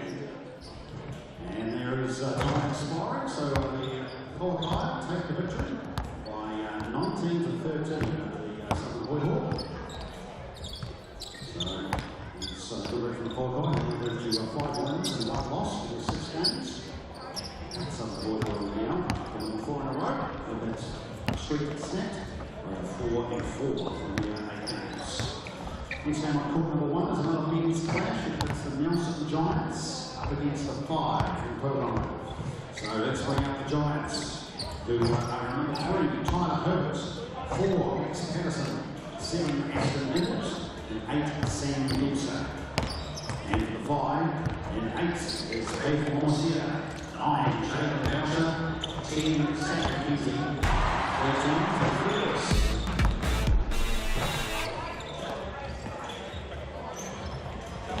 Welcome back to ILT Stadium, Southland. Scene is set, of course, day 3 of the 3x3 Cup. Justin Nelson, Maya Williamson with you, stepping into the commentary box.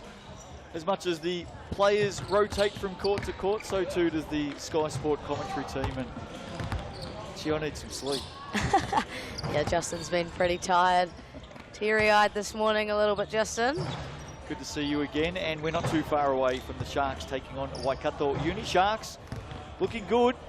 7-3, they are up and about. They've had a pretty hectic schedule so far. They are, of course, the back-to-back champions. In fact, no other team has won a men's 3x3 Cup other than the Southland Sharks. Yeah, they're looking like they're on a good trajectory to get a three-peat. When I spoke to Ethan Rusbatch yesterday, he was pretty desperate to get 3 in a row. He thought it'd be really cool to get back to his roots. 2012, played for them in the NBL, and obviously it would be cool for them to get 3 in a row. Tom Cowie, Alonzo Burton, regular Sharks, of course, through the Sal's NBL season. Ben Hall as well, just played for them in season 2023. Waikato Uni, well, we know they're competitive. They will be desperate for a win here. They are clinging to the hopes of getting inside that top 10. It's been heavy lifting so far, but they are more than capable of doing something exciting here. Here we go, underway. Early stages of day 3 here at the 3x3 Cup, and it will be an opportunity for the Waikato Uni to get the opening points. A couple of long shots from outside and maybe a third one coming up. Peter King on a drive against Hall off the glass. That doesn't go. So 3 opportunities early for Waikato Uni. Sharks now with their opening possession as Ethan Rusbatch leaves it short. Tom Cowie picks it up. Is it knocked out on the way to the ring? I'm sure we're going to see a lot of that from Ethan Rusbatch. He is the men's competition leading scorer after the first 2 days. Only 1 point ahead of Jerome Rakawa, of course, but he lit it up yesterday. Teammates, of course, in recent times in the Sal's NBL, Ethan Rusbatch and Jerome Rakawa. Here is the former, wearing the number 3 for the Sharks. Runs out of time, shot clock expires. Maybe lack of communication there between the Sharks. And Waikato Uni pick up possession. Got no doubt, Maya, that we're going to see Sharks at the business end of this one on Saturday afternoon and Saturday evening. They will be there or thereabouts. Rams at the moment, though, they are the talk of the town in the men's competition, leading the way. Yeah, but interestingly, their only loss to Waikato Uni. Waikato Uni has 1 win in this competition, and it's against the Rams, who are currently leading the leaderboard. So interesting things like that happen at the 3x3 Cup. Well, that's what I'm saying too. This Waikato Uni team, they are capable. They lead this one early by 2. They have been right in the mix with most of their games. Rusbatch all the way to the hoop.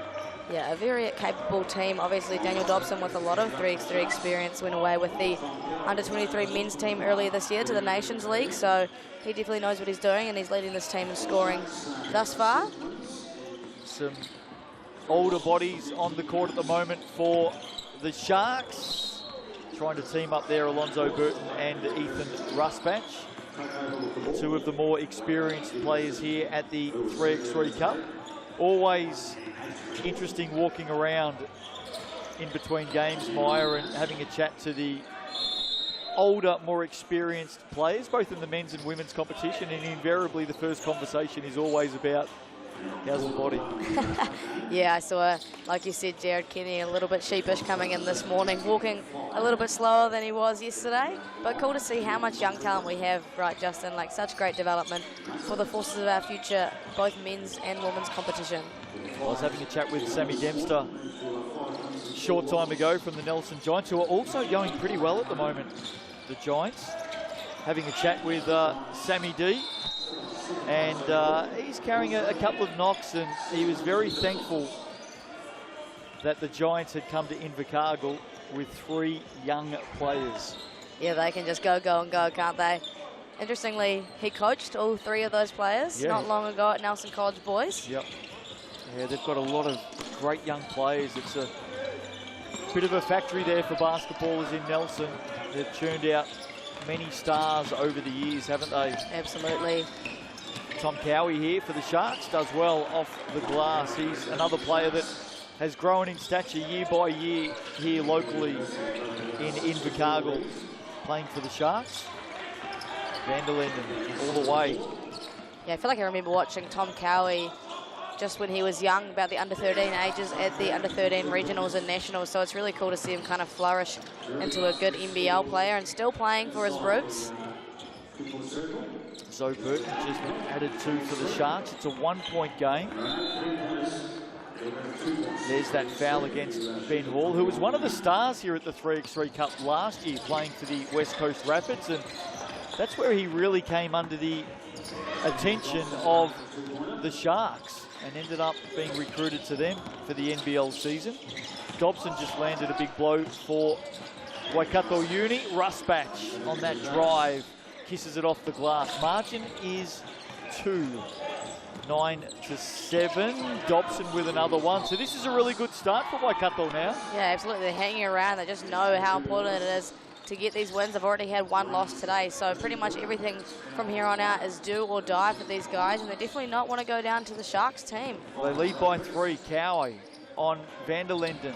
And he gets another one to go, Tom Cowie. He's been productive. Yeah, he's nuggety. I remember yesterday watching these guys, and Ben Hall and Ethan Rusbatch couldn't buy a bucket, which is a huge part of their offense. So Tom Cowie stepped up, knowing how important it was, and he can get one of his own, can't he? Well, here's that last drive and step back from Tom Cowie. Team in black. Waikato Uni lead by 2. These players play a fair bit of 3x3 together. And that shot off the hand of Peter King came off too late. Turnover. Sharks pick up possession. Yeah, good defensive position there. Now they have a chance to possibly even it up. Rusbatch. Oh, gets it to drop. Quick fire stuff from Ethan Rusbatch. And he ties it up at 10 apiece. Just a class act player he is. Can Waikato Uni respond? Cowie now. Peter King holds him up. Pass out. Rusbatch from range. Misses. Reset for Waikato Uni. Here's King on Cowie. Bumping bodies. Does get the shot up under a lot of pressure. Yeah, that was really well defended by Tom Cowie there. Just so vertical, but we see Peter King obviously unhappy with how much contact he got. Unsportsmanlike foul called. Yeah, it went straight to the bench as well. So Cowie will visit the TAB. Here's the foul, and you can see there, just a shoulder charge, really.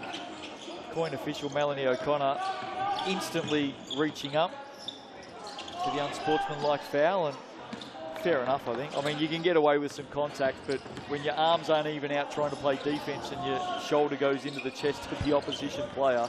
And it's a pretty easy one to call. It is. So Cowie at the TAB for 2. Good shot of the local youngster there. Puts the first one away. 11-10, Sharks take the lead, and it's an ominous sign if you're a Waikato Uni fan. Off to a good start, but this Sharks team just starting to get in rhythm, aren't they? They lead by 2. Yeah, and obviously a very experienced team. Don't lose their composure when they have a slow start. They know they can come back and get it done, which they have been doing. Momentum is definitely in their favour now. Dobson, couple to beat, gets the open player, Van der Linden. That one rattled around. Zoe Burton, Rusbatch.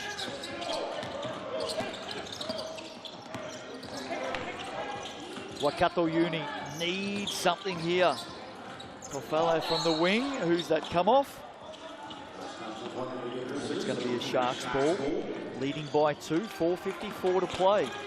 It's interesting how much the Sharks scoring starts to slow down when Ethan Rusbatch can't get going. His shooting can be a huge part of their offense, and obviously they're struggling a little bit when he can't hit at the moment. And again, still not having a lot of luck. Ben Hall, look away pass inside. Rusbatch had it, lost it, got it back a second time underneath. Draws the foul. And he'll visit the coloured stripe here at the 3x3 Cup. GJ Gardner Holmes replay. No shortage of effort from this man, Ethan Rusbatch.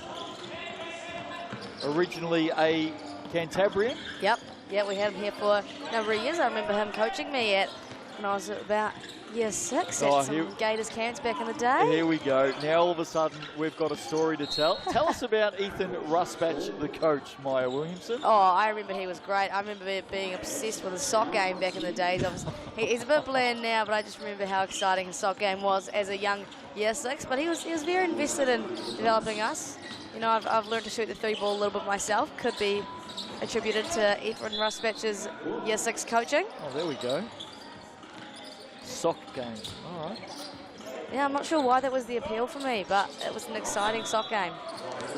Daniel Dobson lands a big 2 there for Waikato. We're tied up at 12 apiece. Ben Hall, tough spot there. Burton, maybe even tougher, but he makes some good of it. Sharks by 1. Tight contest. Pass inside, delightful. Dobson off the glass. Good setup, Tavake.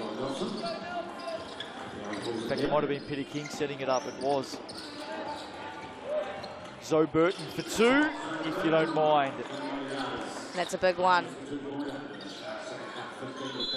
Sharks by 2. Business end of this contest. Day session, day 3. Lots of nighttime basketball coming up as well, including another 4 internationals between Australia and New Zealand. Looking forward to that. The Kiwis, men and women, leading the Aussies at the moment. Best of 8 Trans-Tasman series. Yeah, what a series that has been as well, both on the men and women's side. The men in particular, very fiery, Justin, like you were saying earlier. That's kind of bound to be the story whenever Australia and New Zealand playing each other. 3-1 at the moment. Tall Blacks leading. 3-1 Tall Ferns leading the Aussies. So some good form. Van der Linden hits a 2 and ties it back up again. Timeout called here. 2:46 to play. And nothing separates the Sharks and Waikato Uni. Just getting back to the men's internationals last night that you talk of, Maya. And, well, we expect physicality, but there was some real fire in those games. Dan Trist was involved in everything for the Australians, and as you'd expect, the Kiwis not taking a backward step, but it just felt like a little bit of animosity out there. Yeah, I mean, you can expect nothing less from a matchup between New Zealand and Australia, but yeah, I heard there was a couple of fiery words, bit of a physical battle. Might see a little bit more to come this afternoon. I don't think there's any might about it. I think we'll definitely see it. In fact, word was that earlier this morning, and I'm talking early, the Australians were in the gym lifting weights. Yep. Well, they'll be wanting to get a win. Obviously, 3-1 down. They'll have something to prove, but a chip on their shoulder. 15 apiece here. Rusbatch called for the foul, reaching in on Peter King. Coming up next here on Sky Sport 3, we have got the Rapids up against the Saints. More men's action. The Saints going down to the Bulls earlier in this session. Yeah, huge upset there considering the calibre of the Saints team. So definitely a must-win game for them. But obviously all these games are a bit do or die, especially the Rapids sitting in that middle pack as well. I'll tell you what would be an upset. Waikato Uni beating the Southland Sharks. I'd love to see it. Up by 1 right now. 2 minutes to play. Rusbatch fouled. Sharks will hold possession. Would definitely be an upset. Yeah, just a glimpse of hope for this Waikato team as well. If they can get away with this one, they move to 2-8, and a few more wins today could put them back in contention for the playoffs. What can the Sharks do here? Some experience on the floor. Rusbatch, Zoe Burton working together. Rusbatch, great step back off the glass for 1. Ties it up, 16 apiece. Business end right now for these two teams. Dobson, shot clock at 4. Burton defensively. Dobson comes at him. Great hand. Zoe Burton gets it back. Sharks into attack here. Rusbatch, ball on the floor again and puts it away. They're up by 1. Yeah, that's just an elite finish by an elite player, right? And Ethan Rusbatch knows when he needs to take over. He knows when it's a business end, and he's going to do his thing. That one in and out for the Sharks, number 3. 1 in it. Just over 60 seconds to play. Van der Linden fouled on the way up. Zoe Burton acknowledges it straight away. And that'll put Van der Linden to the TAB for 1. GJ Gardner-Holmes replay, no doubt about the foul. Yeah, did a great initial job to move his feet and stay with Van der Linden there, but just a little bit ill-disciplined on that reach. And things are even now, Justin. 17 apiece again, scores tied up. Waikato Uni back in possession. Look out, Dobson, space, fires and makes. Here we go. Upset in the making here. 3x3 Cup, day 3. Waikato Uni desperately trying to stay in touch with the top 10. Rusbatch can't respond. Bit of a flick across the head there accidentally. No whistle. 38 seconds. One shot from outside would finish it. Dobson goes inside.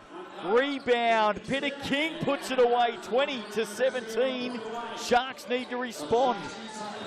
Rusbatch outside. Burton, step back over Dobson, won't go, look out, I think we're going to get an upset here. This is invigorating, Justin. Who would have thought? Bottom of the table is about to take top of the table. Time on their side, that doesn't go down. A 2 will level it up, a 2 will level it. Outside, Rusback, step back, massive shot, doesn't go down, they've got it. What a win. Waikato Uni with the upset win. Big, big stuff for them. Wow. And they stay in the hunt. I mean, who would have thought, right? 1-8 coming into this game, playing against two-time defending champions, and they've done it. Massive win for Waikato Uni. 14 teams trying to get into the top 10, and they keep their hopes alive. The Sharks move to 7-4, certainly not the end of the day for them, but an upset right there for Waikato Uni. James Lissaman. So Daniel, key 2-point bucket there to sort of break the tie, and you guys were able to hold on to it. How important is that win as you stay in the running to try and sneak into the play-in games? Yeah, it's good. I think we've just been losing real close games, haven't been capitalising at the end. I think beating the Sharks team at the end was a real testament of how actually good we are. The results aren't showing, but I'm real proud of the boys. And yeah, shout out to University of Waikato for getting us here. There's a couple of kids here who've come along to watch the Sharks. I think that kind of might have helped you guys sort of lift the level a little bit. Sharks, they were on fire last night. You guys really put the clamps on them on defence. Looking forward to the next game, though. What are you going to take from here? Is you probably need to finish with probably 3 wins in a row to sneak into the playoff rounds. I think just carrying on this momentum, playing to our game, our skill set, which is 2s and O boards, just being physical and staying consistent, and we'll get those dubs, I reckon, for sure. It's been awesome to watch you guys, and it's great that we never like to see every team lose all their games. So it's awesome that you guys have been super close, knocked off the Saints. Am I right with that one? No, you were super close with the Saints, but beat the Rams. So yeah, all the best. Great win there. Congratulations on it, and all the best for the rest of it. Back to you guys. Thanks, James. Well, upset, and we keep talking about it, don't we, Maya? The one thing about 3x3 basketball, especially here at the 3x3 Cup, anything can happen. Absolutely, and that's not what you would expected going into that game, but things like that just happen. You don't have a good shooting game and your team struggles, and now Waikato possibly in contention for the playoffs. Who knows? Still a long way to go. It's a massive day and night here as all of these teams battle away to try and make the all-important playoffs tomorrow. 3x3 Cup from Invercargill after the break. Rapids and Saints lock horns. See you on the other side of the break.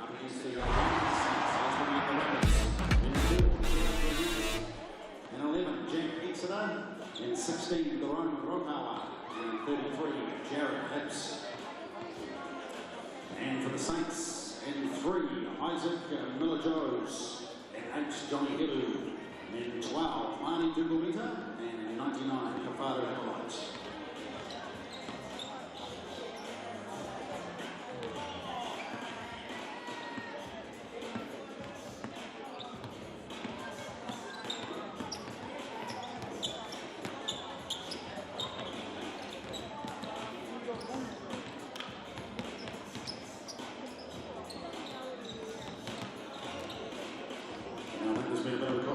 Which is good, so we can get the women ready to go as well too. So it's the 5 up against the Rapids for the 5, and 9 is Honey Cooney, and 11 Jay Petersobi, and 27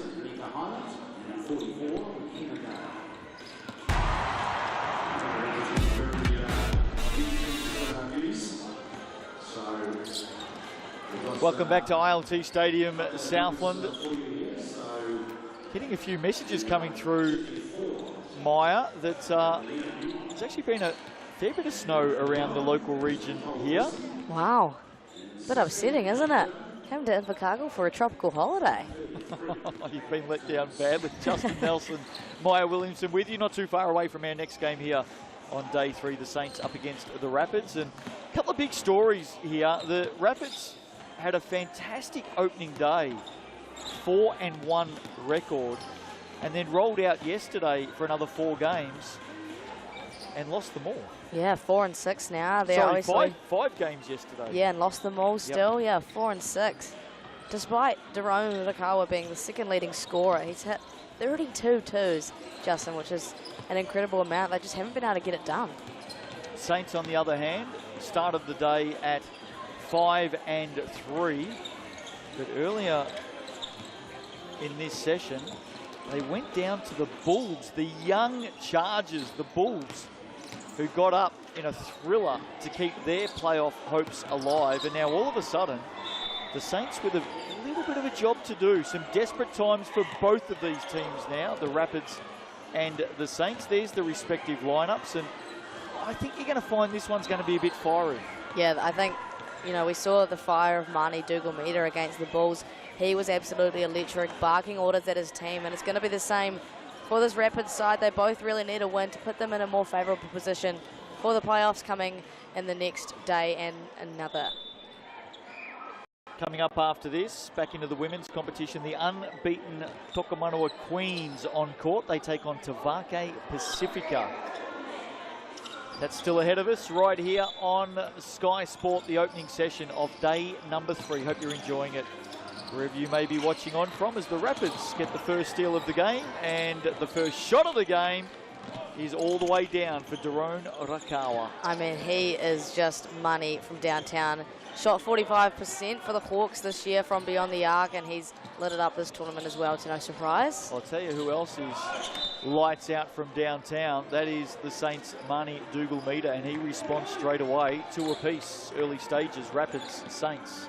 They're the 2 players to watch in this one, Daron Urakawa and Marnie Dougal-Meter. Keep an eye on them. Here's Johnny Halou from the corner. Burnett can hit shots as well from range. Yeah, he's been really electric this tournament as well for the Rapids. Believe he was in the top 10 to 15 of scorers for the men's side as well, just following behind teammate Daron. Nice move there from Dougal-Meter.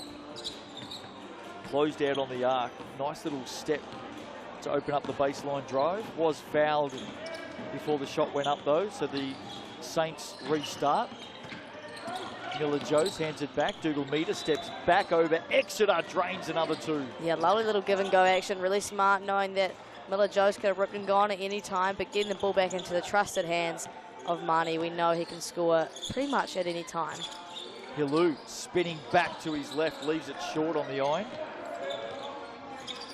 4-2 early stages. Saints up. Exeter getting a hand on it. Miller-Jose falls to Hibbs. Miller-Jose again with the block. Halou from the corner. Big move, Saints. Big score, Saints. Yeah, they started off hot against the Bulls as well, so you don't want to take this for granted. Anything can happen, especially with the shooting display that we have seen from Jared and Daron. So Saints don't want to get complacent here. Well, they led early against the Bulls, didn't they? Yep. And the Bulls came home and got that one. Out by 4 at the moment. The team in blue, the Wellington Saints, they lead 6-2. Jack Exeter leaves that one long. Foul is called on Johnny Halou. The Rapids ball. And they are right in the mix as well. Very good on day 1. In fact, they topped the table after day 1. A lot of misery on day 2 though. Just could not get things going. Halou with a fingertip there on the Urakawa shot. Yeah, just struggling to get much going offensively. Urakawa hit his first and hasn't hit since then. They'll be wanting to get some points on the board, inch away at this lead before Saints run away with it. Burnett stepping around Halou off the glass for 1. Margin at 3. Dougal Meter sitting for the Saints at the moment. Hippolyte spinning off the block. Good defence, Burnett. Hippolyte gets it back. Won't beat the shot clock, though. Just what the Rapids need at this point in game. If they can get a 2 here from Daron, could make it a little bit interesting. Cut that lead just to 1. Hope you're enjoying the 3x3 Cup. For our international viewers tuning in through FIBA YouTube, we are in the deep south of New Zealand. Dougal Meter hits another 2, nearly gets a steal. And you can understand Jack Exeter flying out at him, doesn't want to allow the shot. But obviously, Coach McDonough told me, always leave the ground second in case that kind of thing happens. The shot fake, send him into the air, and you don't want to leave Marnie wide open like he was. Smart man, McDonough. Oh, is he just? Coaching over in Japan at the moment. Yeah, my parents just got to watch one of his games. They're in Japan as we speak, and got to catch up with him after the game after a few years. He's had a full-on time over there, but absolutely loving it. Hope the Downer family is doing well. Mick and Mel. GJ Gardner-Holmes replay, Johnny Hilou. And fair collision after that as well.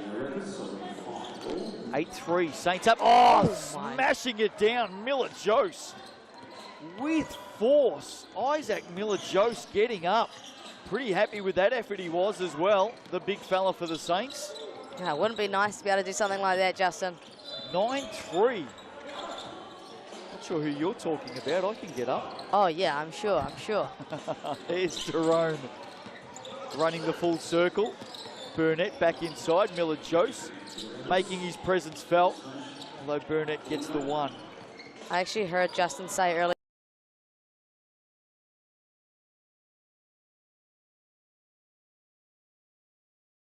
As I can take Marnie Dougal Meter on my team, I'll be right. He lands another 2 for the Saints. 11-4. Rakawa on Miller-Jose. Gets it in over the top. Nice basket from Daron. Rapids need a lot to go right at the moment. 11-5. Oh, Dougal Meter. Wow. He is in some sort of form at the moment. Yeah, he does not want to lose. He lost that one this morning, and he said, I'm not doing that again. Have a look at this on the GJ Gardner-Holmes replay. Well, Miller-Jose with the defense. That was the Daron shot over the top. Marnie Dougal Meter, he is well and truly on track to be in the all-tournament team right here at the 3x3 Cup. Burnett responds with 2 for the Rapids. They're sticking around at the moment. Yeah, that was a good bucket, putting them within 6. Obviously still a large deficit, and it's not getting any better as Jack Exeter gives Hilo the and 1. Here's the Johnny Hilou move. Got a great step, hasn't he? Very, very quick off the mark, Johnny Hilou. Here he is at the TAB. Yeah, Jack Exeter just in a vulnerable position there, beaten off the dribble, out of rotation and just forced to foul. 14-7, Saints seemingly on their way to their 6th victory. Second game of the day for them. They lost earlier to the Bulls, of course. Exeter does well. Yeah, really good job there to decelerate and then able to accelerate really, really fast. He's really, really athletic. Great ability to get to the rim. And there's that speed of Hilou again. Too fast there for Jared Hibbs, who has to wrap him up. See that step there from Hilou. Just left Hibbs behind. Saints ball. Dougal Meter back into the action. That spells danger for the Rapids. It's definitely a rough ride for the Rapids when Marnie Dougal Meter is on the floor. And when he's shooting like that, you know, obviously sometimes there's really not much you can do. You can be there with a hand in his face and he still hits it. Just almost like that. He is definitely one of the key threats of this competition. Miller-Jose has already had a highlight himself in this one. Oh. Say no more. Another one. Marnie Dougal Meter. Saints dominating this game now. 17-8 lead. Just such a sweet shot, isn't it? Oh, it's just incredible. He's obviously put so much time into his craft. As we see, he's improved over these last few days, but also these last few years with the Saints. Rakawa answers with 2 of his own. Brings that margin back to 10. Long time to go in this game, 4:42. Don't know that we'll worry too much about the clock. If the Saints can continue to hit these long blows from this man, Marnie Dougal-Meter, this time inside, getting up Miller-Jose, easy as you like. Wasn't even facing the hoop, but no issues for Miller-Jose down there. Jared Burnett looking to answer. Doesn't go down. Dougal-Meter within 3 of a win here. 2 would help. A little bit long on the shot. Miller-Jose keeps it alive and smashes down his second dunk of the game. Another big tomahawk for Isaac Miller-Jose. Rakawa, one back. Dougal-Meter, up fake, step back. Leaves Exeter behind once and twice. Gives it over to Johnny Hillu. He lands the double, and that is all she wrote. The Saints respond after an upset loss this morning, and they take down the Rapids 21-11. Nice win for the Saints as they get their 6th win of the competition and move on. Wow. Marnie Dougal-Meter again shooting the lights out, but with a couple of highlights of his own. Isaac Miller-Jose, fun to watch in that contest. Here he is with James Lisserman. Really came back with, I guess, like a point of emphasis here. How good does it feel to get back in the W column? Oh, feels amazing. I mean, we made a point of just slowing down, making ourselves poised, and then attacking. That was the biggest thing. We just made a change about our attitude, and you could really see it out there on the court. Yeah, so you've had 10 games done, 6-4 is your record at the moment, so 3 more pool games. Rough calculation, you're probably safe to be at least into the playing games. 2 more wins, though, will probably put you through definitely to the quarterfinals. How important is it to try and get that rest off, make sure we get enough wins here that you can, not have to play 4 straight games to win? Yeah, well, nothing's guaranteed, especially in this comp. Like, anybody can beat anybody. Rams lost to Waikato, top and bottom of the ladder board. I mean, we can't feel safe at any point. So we're good. We're going to take every game seriously and every team seriously and every player seriously, and we should be able to get a good result. No, you're exactly right. There is no team that is undefeated. There is also no team that hasn't lost a game. That hasn't won a game. Everyone is somewhere in there, and there's no one who's eliminated or no one who's safe. You guys are almost safe now. We'll know pretty soon after that. What's the plan, in the mini break here before tonight's games? Yeah, I mean, it's all about recovery. This tournament's a marathon. There's too many games to not take this seriously. So we'll be doing what we do. We got our own recovery thing. We don't want to let any of the other teams know. We don't want to give them an advantage. So we'll do what we do, and we'll come back the next game stronger.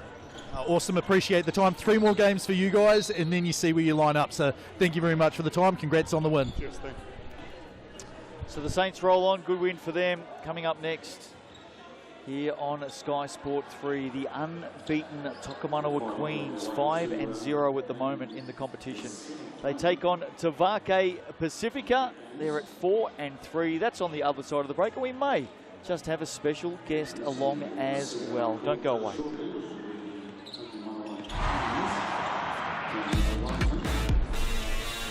Only undefeated tournament competition, so 5 wins and no losses as yet. Taking on Tavake Pacifica. We've got 4 wins and 3 losses as well too, so should be a good game between those two. We'll come back to being a West Coast Rapids ball. Last touch off the 5 before going out of court.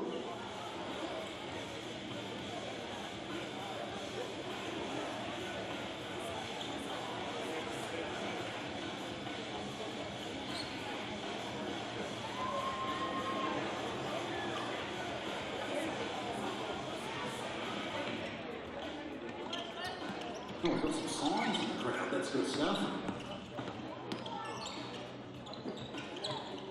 Walker Fox bringing their own game.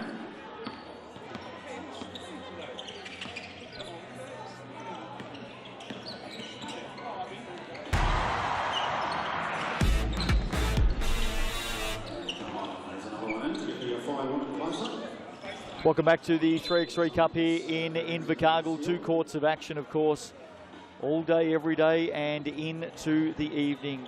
3rd day of action. We all are winding our way down to tomorrow afternoon and tomorrow night when the playoffs begin and 2 champions will be crowned. Not too far away from our next game here between the unbeaten Tokomanawa Queens and Tavake Pacifica. Right now, though, special guest just floating around as he normally does around basketball competitions up and down the country. Great to catch up with Dylan Boucher, CEO these days of Basketball New Zealand. There he is, and how's the job going?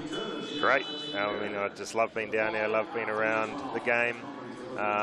Seeing the young talent on display down here is fantastic. And, you know, there's a lot of names that, I mean, I've been involved with the game my whole life, and there's names that I hadn't even heard of that are down here and that are performing. And it's so encouraging to see these names coming through and seeing what the talent we've got. I mean, there's a, you know, Jackson Ball from Hawke's Bay, you know, a young kid, teenager out here mixing it with men, and he's hit 3 game winners down here.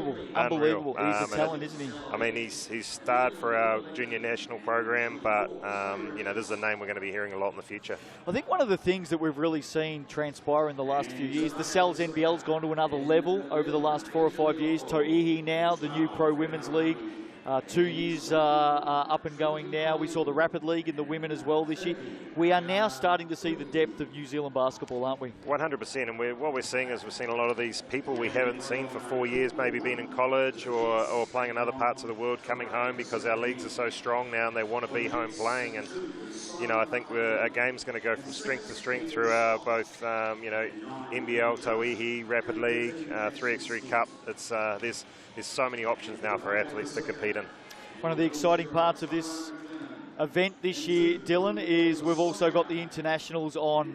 Not only great to have Australia and New Zealand going head-to-head, but on Kiwi soil. Man, I tell you what, talk about going head-to-head. These are battles, and it's you know, I have fond memories of playing Australia in the good old days, but you know, these guys and girls are just going head-to-head. You know, it's whoever brings it is going to win each game, and you know it's swinging in pendulums each game, and they get to face each other, you know, a few more times yet. So we get to see some more great basketball being played. Yeah, another 2 times tonight, and 2 again on Saturday night. The Tall Blacks and Tall Ferns up against the Australian Kangaroos, and what we can be a little bit happy about at the moment. I can see the grin on your face, and I know we're only halfway through that Trans-Tasman series, but the New Zealanders are leading 3-1 in the men and 3-1 in the women. Yeah, it's been outstanding, and the women had a fantastic day on day 1, and you know the Australians brought it back on day 2, and the men, it's just been a battle far out. The physical battle out there has been amazing. So we're looking forward to, like I say, the next 4 games in each, being able to see who can bring it and see whose legs are going to last the longest. Absolutely. Is the plan to keep bringing the Australians back 3x3 and, even more importantly, maybe some 5-on-5 in the future? Yeah, I mean, we definitely want to reignite that Trans-Tasman rivalry, and we've got a great relationship with Basketball Australia, and we'll continue working with them to make sure it fits in our calendars, but we absolutely want to see the Australians over here and us over there a lot more in the future. I appreciate you catching up with us here at the 3x3 Cup. Always good to see you. I'll let you get back to your phone calls and all the important business of running basketball here in New Zealand. Queens and Tavake Pacifica coming up next here on Sky Sport 3. For those who are following or want to follow the games over on the adjacent court here at ILT Stadium Southland, all of those games live on Sky Sport 4. Go to your heart's content, enjoy flicking and switching between the 2 games. Maya Williamson rejoins me. Queens and Tavake, and this Queens team, look at that. Stella Beck, Eva Langton, Zoe Richards and Jacinta Beckley. What a lineup. Yeah, that's an incredible lineup, 4 of some really great To'ihi players, and I mean, they're undefeated so far for a reason. Trinity Peo, Rihanna Rangi Brown, Eliana Tueti and Asia Leorfo are ready to go for Tavake, who were 3-0 after day 1. They were up and about, and yesterday was just a little bit tougher. They played 3 times and lost all 3.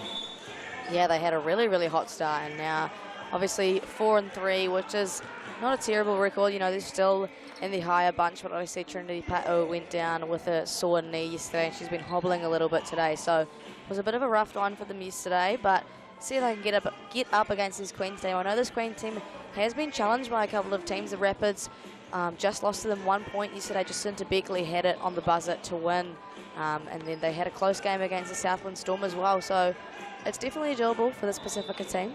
Coming up after this one, the Nuggets and the Airs in the men's competition, and that means Matthew Bardsley up against his Sal's NBL team. So looking forward to that, as we are set to go here. Tavake with the opening possession of this game. Queens unbeaten. Can they move to 6-0? They look the team to beat here at the 3x3 Cup. Haven't had it all their own way, but they do have some power in this lineup, including Zoe Richards.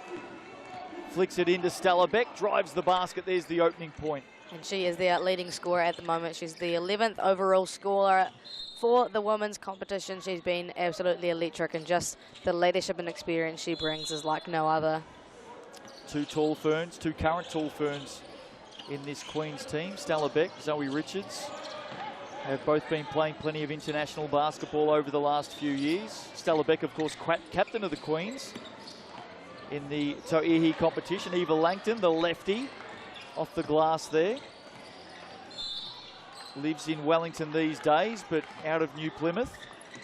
Tavake with their opening point, one apiece. Langton leaves it short as Rangi Brown gets things back underway for Tavake. Battle inside, too long in the key. Called against Leorfor. Yeah, Pacifica just a little bit late to recognise that mismatch that Trinity Pa'o was wanting. That could have been a guaranteed bucket for them to put them up to 2 had they got the ball to her just that smidge earlier.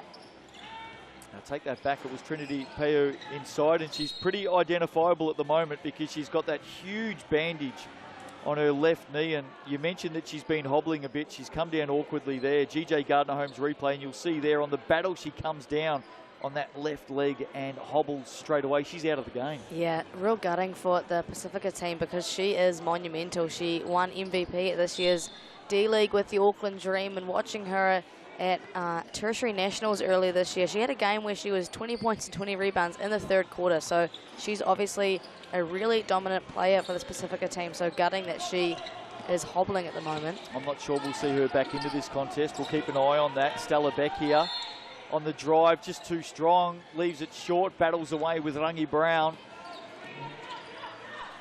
Gets it now.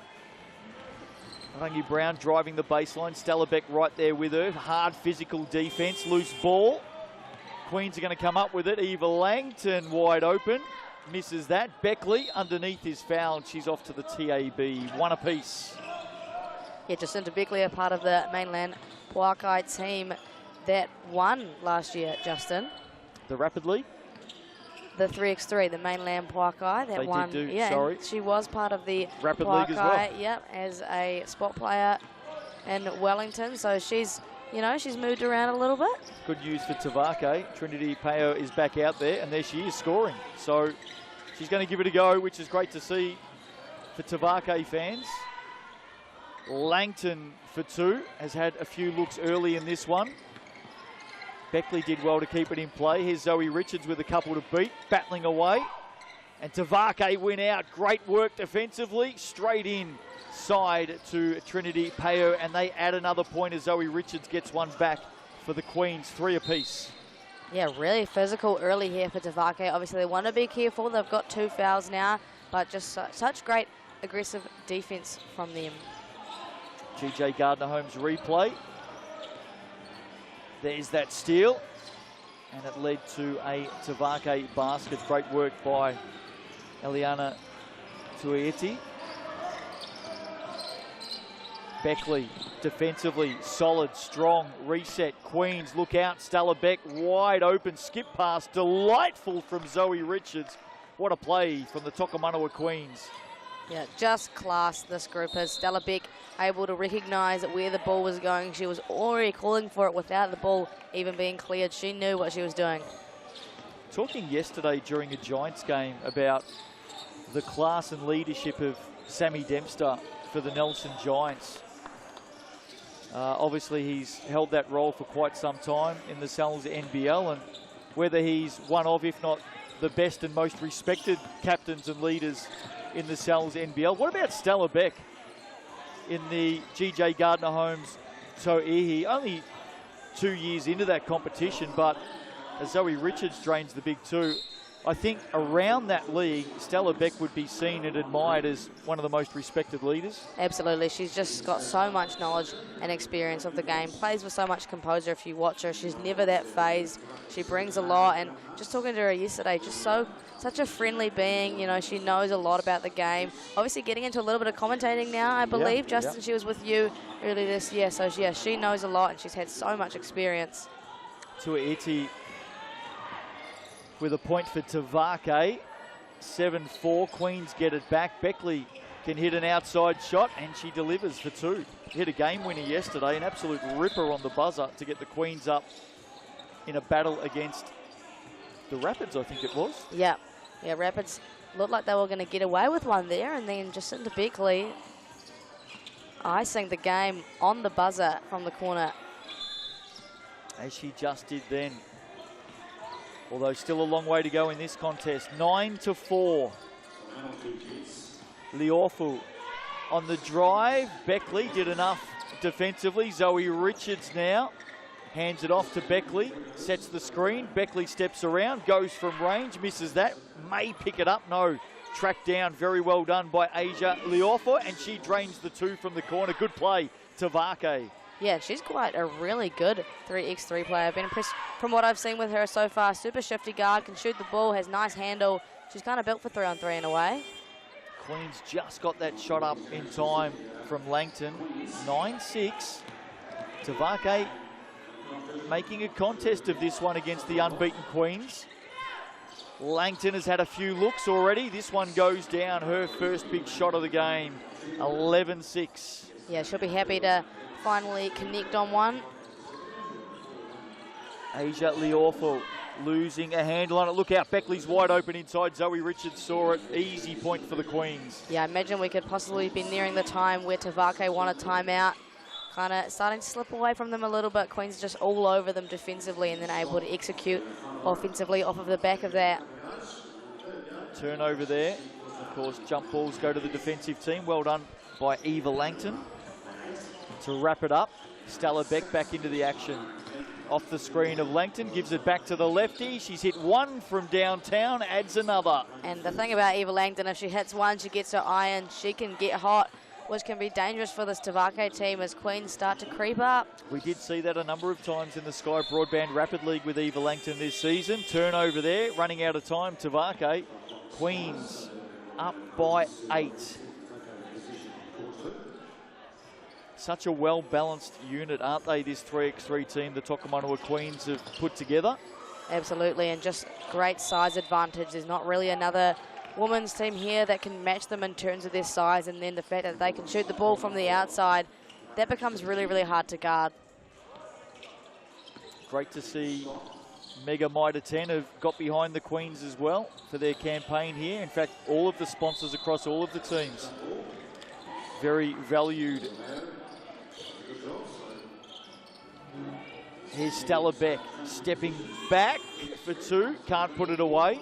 Tavake hanging in there. Peu heavy lifting underneath. Beck got a hand on that pass. It should stay with Tavake. But they'll only have 4 seconds on the shot clock, Maya. And I believe it's actually going to go the way of the Queens. There you go. Well sold there by Stella Beck. She knows what she's doing. Zoe Richards trying to get one of her own. Yeah, hasn't been shooting at the highest clip from beyond the arc. She had a great day one, but obviously struggled a little bit. Obviously able to contribute in other ways and has teammates that can get it done from beyond the arc for her. Had a massive To'ihi season, Zoe Richards, an award winner and one of the very best for the Southern Hoi Hall in the season that they had, which was exceptional. Made it all the way through to the Final Four and was probably the biggest story coming into the 3x3 Cup, men or women, the fact that Zoe Richards had been picked up by the Tokomanua Queens. Yeah, absolutely. I didn't expect it, I must say. I was surprised to see her name on that list, but obviously she's a great fit. I believe she's got some connections from around the country, obviously playing for the Tulfu, and she'll know everyone countrywide, and it's cool to see her playing in such a prominent team. You know, after such a great year, the momentum is just continuing for her. Well, to be fair too, I think that the Southern Hoi had made a really conscious decision, and I like it as well, that they wanted to go the way of youth and give an opportunity to some of their younger players here at the 3x3 Cup, and they have been pretty good. I mean, they lost their opening 3 games, the Hoi, and have won their last 4. So they wanted to provide that opportunity to some of those young rising players, and that did provide an opportunity for Zoe Richards to team up with the Queens. Absolutely, and it's important for the future of the Hoi as well, that they're developing the young athletes in every way that they can. And obviously, like you said, started off really cold, but won the next 4. Unfortunately, dropped one to the Puakai just a few rounds ago, but definitely seen a lot of development from them, even just in the last few days. Jacinta Beckley missing there for the Queens. They lead 14-7, seemingly in control at the moment as Leorful comes up short. And it'll give the lefty, here she is again, Eva Langton, firing away from downtown, trying to add another 2. Foul there called on Stella Beck. Zoe Richards steps back onto the floor for the Queens. And what a great defensive player Stella Beck is. She is just so physical and aggressive.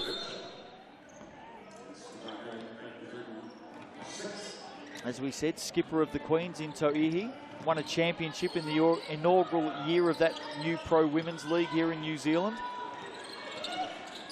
Rangi Brown firing away. Battle on the boards, look at that. Zoe Richards and Trinity Peu getting after it. What a battle. Yeah, that knee's not stopping her today, is it, Justin? Both players giving nothing. And I think the call may have been a jump. Was it a jump or a foul?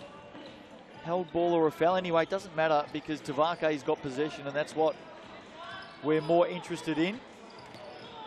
Richards again battling away off the boards. Beckley trying to step around and take the ball away from Pao, who got the point out of it. Now, there's a collision off the ball here between Trinity Pao and Stella Beck. Whistles blowing straight away. And I think it'll be the Queens to come up with possession. It will be. It's a physical game. The Tavake team, I've seen them be super physical all tournament long. It's good for the Queens to be challenged like this. Jacinta Beckley not phased whatsoever. And you just can't give her that space on the arc either. I mean, Beckley's a proven performer. Big block from Zoe Richards, who's then grabbed by the arm and dragged down. That'll be a foul against Tavake, I think. It was a clean block from our angle. No, I think it's going to be a free throw. Oh. It will be. Not sure how you saw that, certainly from our angle here. And that of our Sky Sport camera looked like a pretty clean block, especially when you think about the physicality of 3x3. And Zoe Richards just looks perplexed. She, you Well, know, when you get a clean swat, you don't want to be called for a foul. Well, how did you see it? I'm with you on that one, Justin. I think she had the block initially, and then Rangi Brown just pulled down her arm. Obviously, maybe that wasn't seen from the angle of the coin officials. Here's Eva Langton for 2. That one rattles around. Tavake are sticking around. Margin at 7 to Iti. That one knocked out of the hands of Leorful. Coming up after this, Nuggets and the Airs. Matthew Bardsley up against his Sal's NBL team. And the Airs are having a pretty good run at the moment here at the 3x3 Cup. Yeah, such a well-balanced 3x3 team and a lot of experience in terms of 3x3 in that side as well. Obviously the Nuggets haven't had as much success, but you never know what can happen. I mean, we saw Waikato University just take this down the Southland Sharks, so wouldn't be surprised if we saw another upset.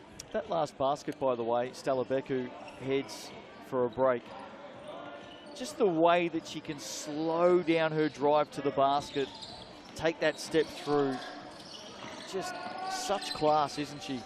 Absolutely, just the ability to use a change of pace and change of direction to manipulate her defense. That's classy stuff, you know, that's pro-level stuff.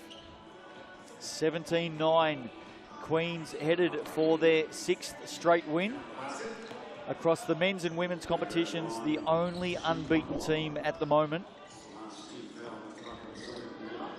Beckley, catch and shoot, that one a little bit short. Tavake looked to reset. Tuaeti over the top of Zoe Richards. Beckley, Richards, and maybe just got a little push there from Eliana Tuaeti. Yeah, Tavake, no more fouls to give, otherwise they'll be sending Queens to the line for a pair of 2 every foul they commit. Zoe Richards, for any young baller out there, if you want to know what just constant desperation is on a basketball court, you only need to watch Zoe Richards. 100%. She deserves her own stat category for the amount of times she hits the floor. She's always all over it, you can guarantee that. I think she went through 2 or 3 sets of knee pads last year, certainly a couple. I wouldn't be surprised if she's bought another pair down here to the 3x3 Cup. Maybe a bit of personal sponsorship opportunity there for her, you never know. She deserves it. Here she is, Zoe Richards again, going hard to the basket. Good defense by Peu, making it tough. Now they match up again, this time through the hands of Trinity Peu. And the Queens take back possession. 1:36 to play. They lead 17-9. Yeah, so I imagine they're going to get away with their 6th win here, unless we see a magic miracle from this Tavake team. Beckley ripped out of her hands. Nice defense by Tuaeti. Rangi Brown from distance. Beck gets after it. Rangi Brown comes up with it on the drive against Beck now. Hard under the basket. Foul called against Stella Beck. And Rihanna Rangi Brown will head to the TAB for Tavake Pacifica. Queens just now with 1 foul to give as well. Both teams obviously been very physical today. I imagine they're going to have some bruises and scars once this is done. Tavake Pacifica men at the moment playing on the other court, by the way, against the Jets. And it's been interesting to watch some of the players at that end and some of the players at this end, just keeping an eye on each other and having a look up at the scoreboard. Beckley got the shot up. Beck with the rebound. I've been watching Tavake Pacifica over the last couple of days, Maya, and between the men's and the women's teams, they're always here supporting each other. Absolutely, always. It's super cool to see that kind of support. Great culture amongst this club. Totally, not a lot of men and women's teams of the same association here, so it's really cool to see how much they come together, and even keeping an eye, like you said, mid-game. Yep. That's true dedication to the culture they've created. Holding foul there. Just going to see who this is going to go against, because I think a couple of players were locked up in this one, maybe against Eva Langton in the end. And it is a close one over on the other court as well between the Jets and Tavake. You can hear a bit of heightened excitement in the background. 17-10, Queens lead this one, ticking down towards the final buzzer. They're going to move to 6-0. Been a physical contest, this one. Zoe Richards wrapped up, nowhere to go. Good defense, Tavake. Peu. Again, tough stuff inside. Hobbled on that knee once more. Zoe Richards is put down behind play. Not sure if that was intentional or Trinity Peu just wanted to head straight for the bench. She is in some sort of pain, isn't she? Yeah, it looks like she has maybe done something extra to her knee there. It looks like she's in a lot of pain. Obviously, I don't believe Tavake can bring in an injury replacement this late. You are allowed, under the rules, we've seen that with the Auckland Tuatara in the men's competition. So, mind you, trying to get another player in this late is probably more to the point. Zoe Richards hits the second from the TAB. 30 seconds to play. Queens by 7. Yeah, Tavake doing all they can. They will get 2 free throws here, I believe, as that's the 7th foul for the Queens. However, not really enough time to get it done, especially because Queens so close to that 21-point mark. First one goes up and in for Rangi Brown. The Queens have to turn around pretty quickly here. They've got a 1-game break and then they're back into the action over on court 1 against the Pauakai. For Queens fans out there, you can pick up that game on Sky Sport 4. Dying seconds in this one. Got to get it up, Zoe Richards. She does, misses everything, so Tavake will come up with possession. Yeah, that'll be a good game, Justin. Queens versus Pauakai. Queens undefeated, mainland Pauakai have only dropped 1 game. And we've seen some teams in these very close back-to-back, so 2 games within a stretch of 3.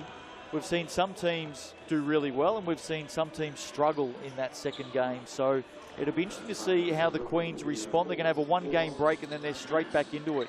Yeah, it's a big test for your physicality and endurance, but these guys are pros. So very close to a finish here. I think it'll be a Tavake ball with 9 seconds to play. They've kept themselves in the contest, Tavake Pacifica. Trinity Peo is back on the floor, believe it or not. I mean, you talk about some courage. Yeah, she's tenacious. Literally on 1 leg.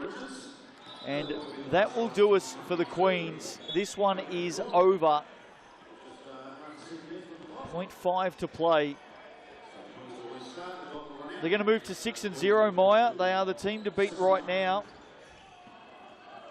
Yeah, they've just been phenomenal and just real class acts. It's been a struggle today here against this such physical team, but obviously so classy and so much experience with 4 prominent Tauihi players. So Queens get the win. They move to 6-0. They're going to take on the Pauakai shortly over on court number 1. Coming up after the break here on Sky Sport 3, we've got the Otago Nuggets up against the Taranaki Airs. Don't go away.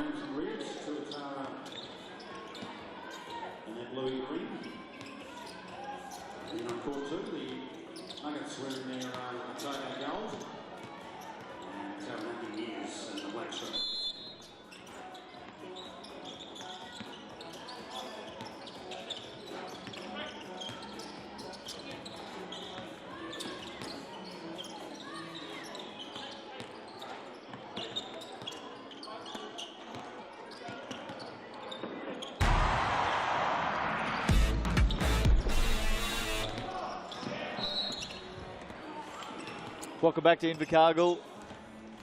3x3 Cup, day 3. Winding down through this day session, of course. Back at it from 6 p.m. tonight with all of the nighttime action, including the New Zealanders up against the Australians, Trans-Tasman Series men and women. At the moment, the Kiwis in both of those competitions leading those pesky Australians 3-1. Justin Nelson, Maya Williamson with you. We've got the Airs and the Nuggets about to square off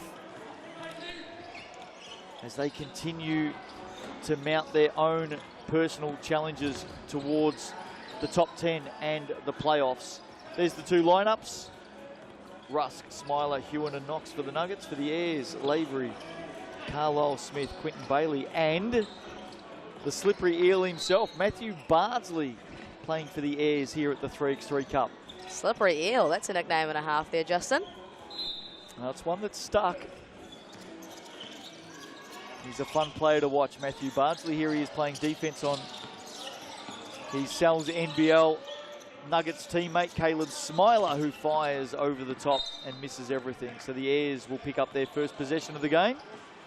Nuggets will be desperate for a win here. They're 1-8 in the tournament, Justin, which is obviously not a favourable position. Now with Waikato with 2 wins, I can imagine Nuggets at the bottom of the table, so they're going to have to do some serious dirty work to get back in contention of the playoffs.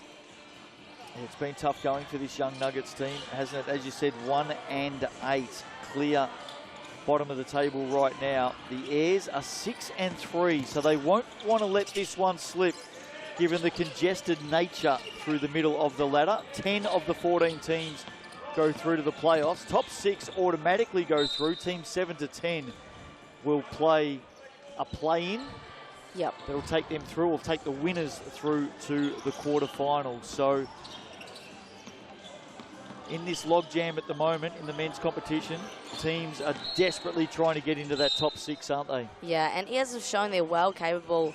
Obviously 6 great wins. They had a few losses that were really close yesterday, especially against the Young Bulls team that caused an upset, and then against the Jets, who are quite a talented team as well. So they've shown they're well capable. They are a really well-versed 3x3 team, obviously led by the leadership of Quinton Bailey as he gets one to go. He doesn't miss too many of those turnaround hooks. That's his trademark.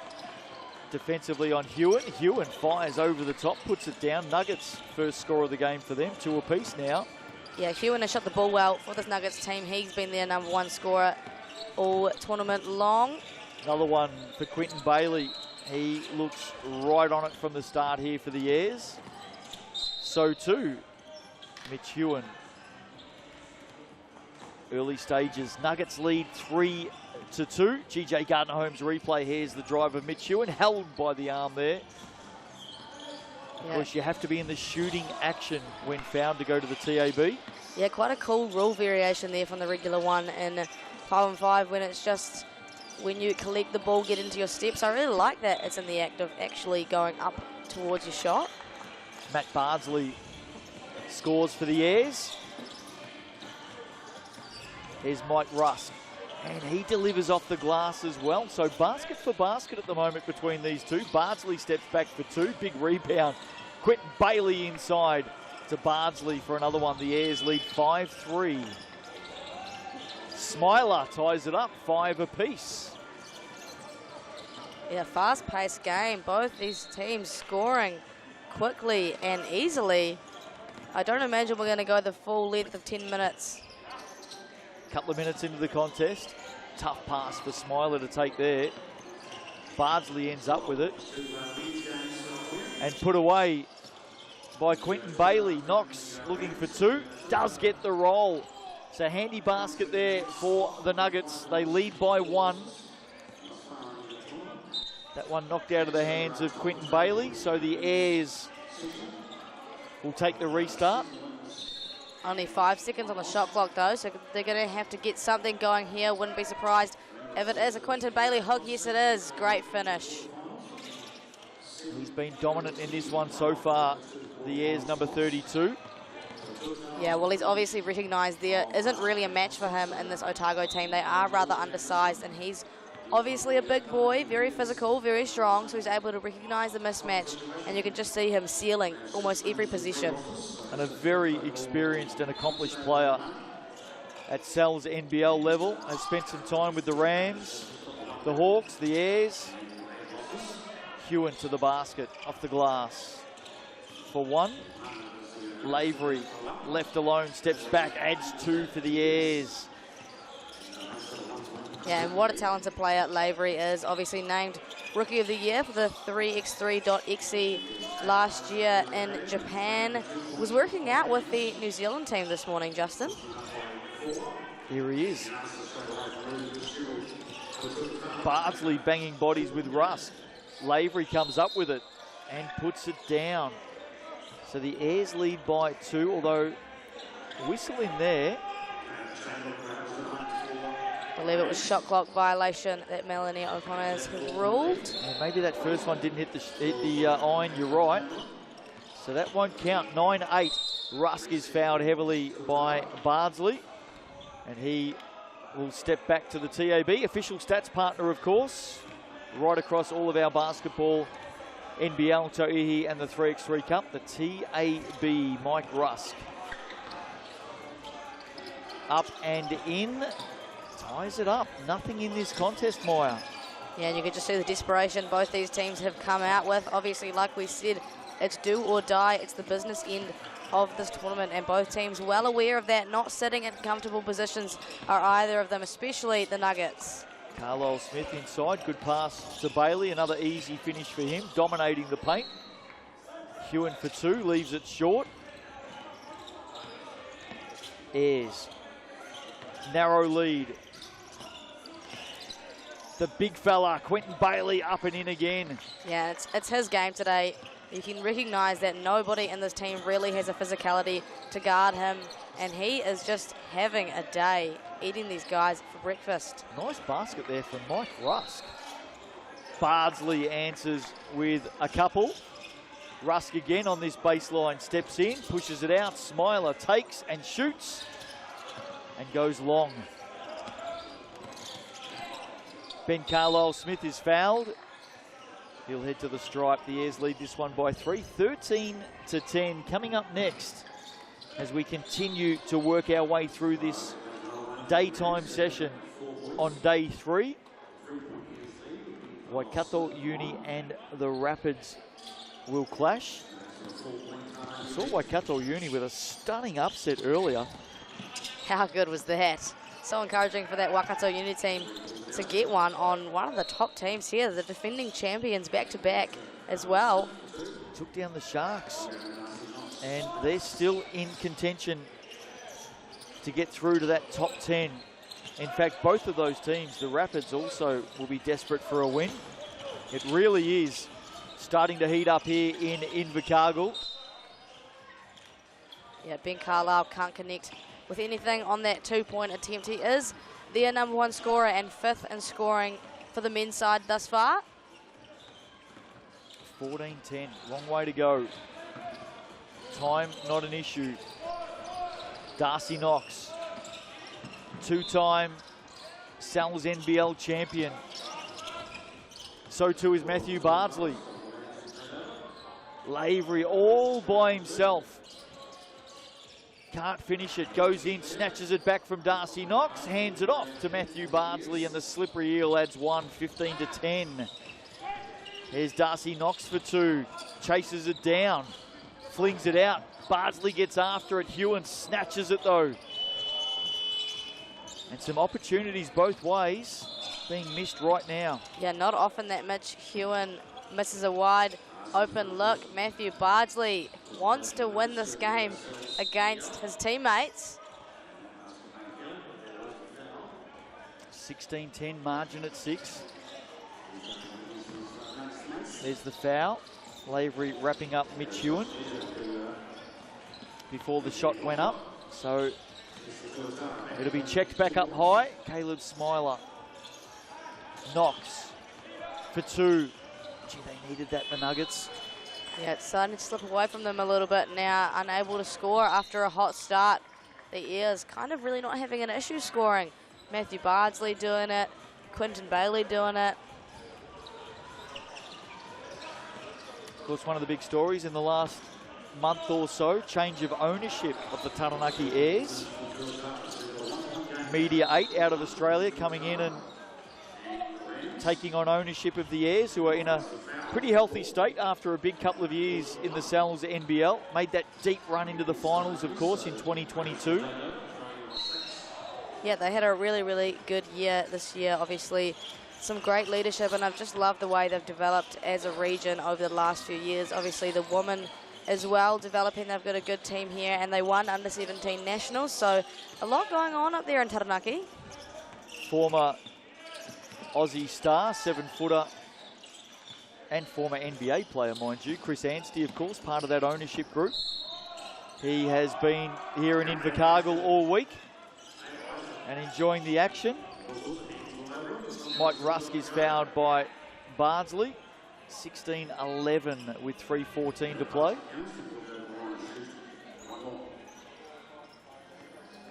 There's Mike Rusk,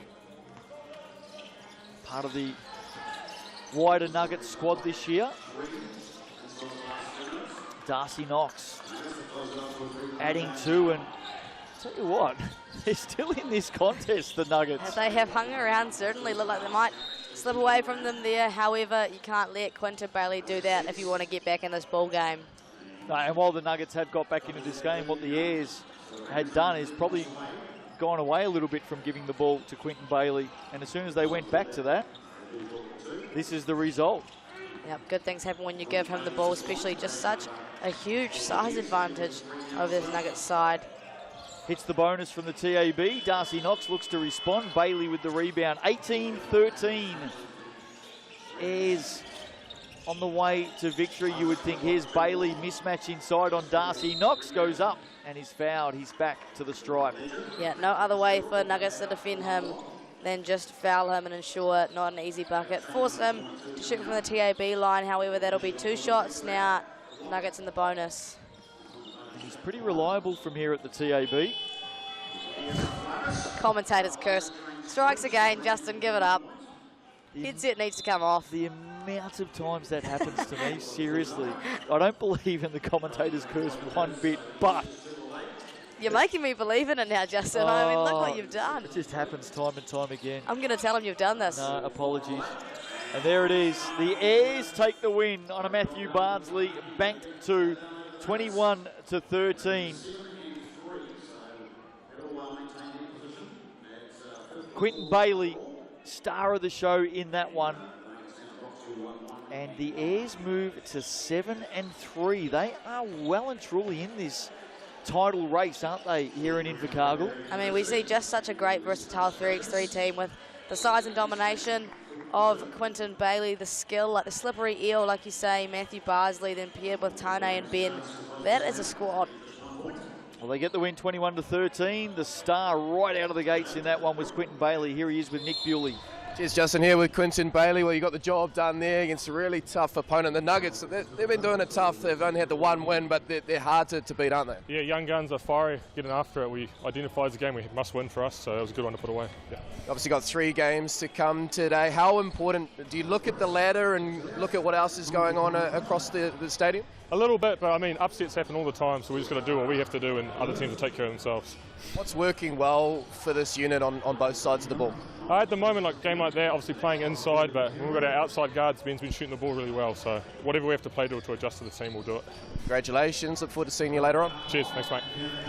A win for the Airs, 7-3 record at the moment, and they are looking good for all of the Saturday playoffs action. Coming up next, Waikato Uni and the West Coast Rapids set to lock horns. Nick Bewley and Kat Jones stepping in to the commentary box. Back after the break.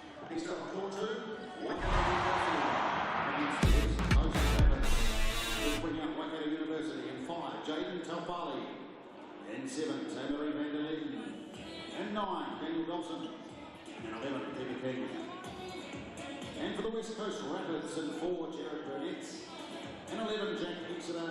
16, Deron Rokawa. And 33, Jared Hibbs.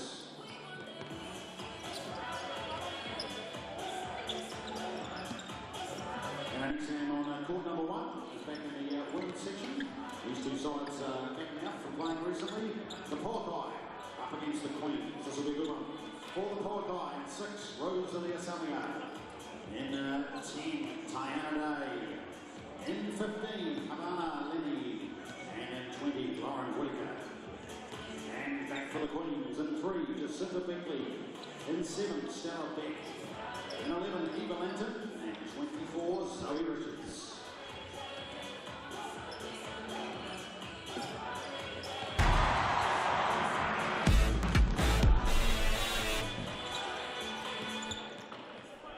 Well, welcome back to ILT Stadium Southland in Invercargill. Day 3, 3x3 Cup action.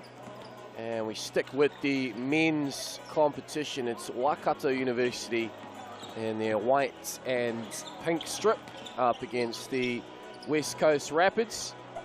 Kat Jones doing overtime down at court 1. So that's myself, Nick Bewley, here for now. We'll have Kat alongside in a short while. Of course, this is the final day of pool action. Everyone plays everyone in the men's competition this year. 14 teams.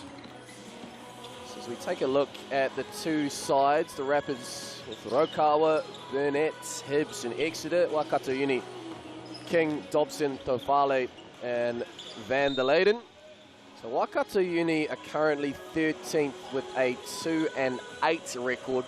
The Rapids in 11th with a 4-7 record.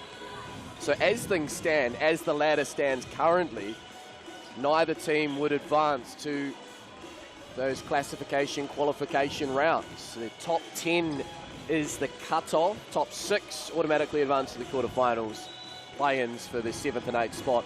7 plays 10, 8 plays 9. So quite a crucial fixture this for both teams, needing wins to stay in the hunt for those top 10 spots. This Cat joins me here.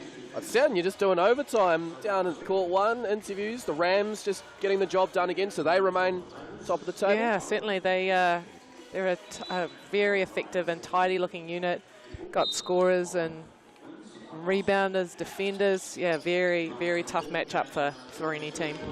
Here is Van der Leyden. Nice silky finish with the left. So Waikato Uni running with Van der Leyden, Dobson and King to start. The Rapids with Rokawa, Burnett and Hibbs. We just had a funny moment earlier on in commentary on Court 1 where the men's Rapids team gave up their red uniform to the girls, the women, who got the strip wrong and were in white. And now they've got it back. Yeah, they got it back. I think if I was to play, I think I'd prefer to have the uniform before the men wore it. Yeah. So that was a good call. I was wondering if they were going to get them back and the men were going to have to wear the women's singlets. I don't think we'd wish that on anyone.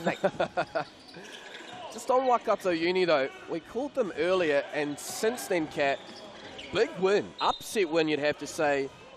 20 points to 17 on this very floor court 2 over the Southland Sharks. Not a result I saw coming, but at the same time, this is a well-drilled unit, play together, exactly the same roster that they brought down to the Deep South last year. And when they can get going, Dobson and Van der Leyden in particular, they're a difficult assignment. Yeah, 100%, I agree. As we see Exeter miss. Yeah, I mean, they've had some close games and lost 19-18 to the Saints. And that overtime loss, wasn't it, yesterday to Tavake? So yeah, they're like most teams here. I think everyone's well aware that you can drop games to any team, and particularly these lower ranked teams. They're a threat. Well, you look at their scalps. The Rams, yeah, their only loss, the Canterbury Rams, Barbecue Direct Canterbury Rams, only loss so far in this competition is against Waikato Uni. And then to take out the Southland Sharks, who now have a 7-4 record. So, yeah, they're upsetting a couple of really strong teams, which just goes to show that they are capable. And they are ahead 2-1 early doors in this contest. There is Exeter with it now. Headband and flushes home the 2, but the Rapids clear by 1. Yeah, disruptors both these teams, so it's too early to call here. I guess, again, depending on how well teams can control possession. As you see Burnett driving to the rim. What have you noticed on the Rapids side? So impressive on day 1, 4-1, and then since then, yet to get a win. Has it just been running into better opposition or a little bit flat, a combination of the two? Yeah, I think probably a combination, and you can see the Rapids roster, they're not a big, tall, long, robust roster, so they will have matchup issues, and even just defending longer, taller outside shooters who can get their shot off is a challenge. Obviously you've got Rokawa, who can really get going from beyond the arc, and Burnett, who can certainly add points. Just saw Jaden Taufale hit a 2-pointer. So they're on a 6-game skid here, the Rapids. Lost their last 6, and what jumps off the page to me in the last 2 in particular, one today, one late last night, scoring just 10 points against Tavake and scoring just 11 against the Wellington Saints. And this was a team that was just couldn't miss on day one. Rokawa, Exeter, Burnett, all very sharp shooters. And this feels like maybe they used up all their luck on day one. Oh, wow, and it's energy too, right?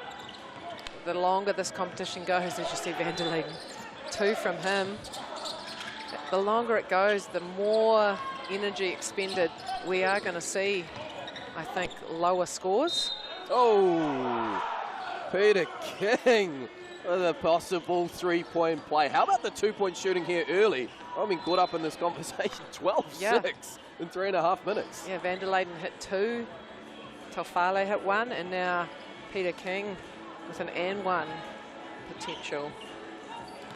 Said it earlier in the day, but this Waikato Uni team are a side I wouldn't want to run into on a one-off knockout fixture. Same could be said with the Rapids. How about that for a shot behind the backboard? Corner 2 by Daron Rokawa. Van der Leyden chases it. Dobson. Oh, professional foul. And it is not going to count. Wanted it. He said, okay, thumbs up. Brad Clive.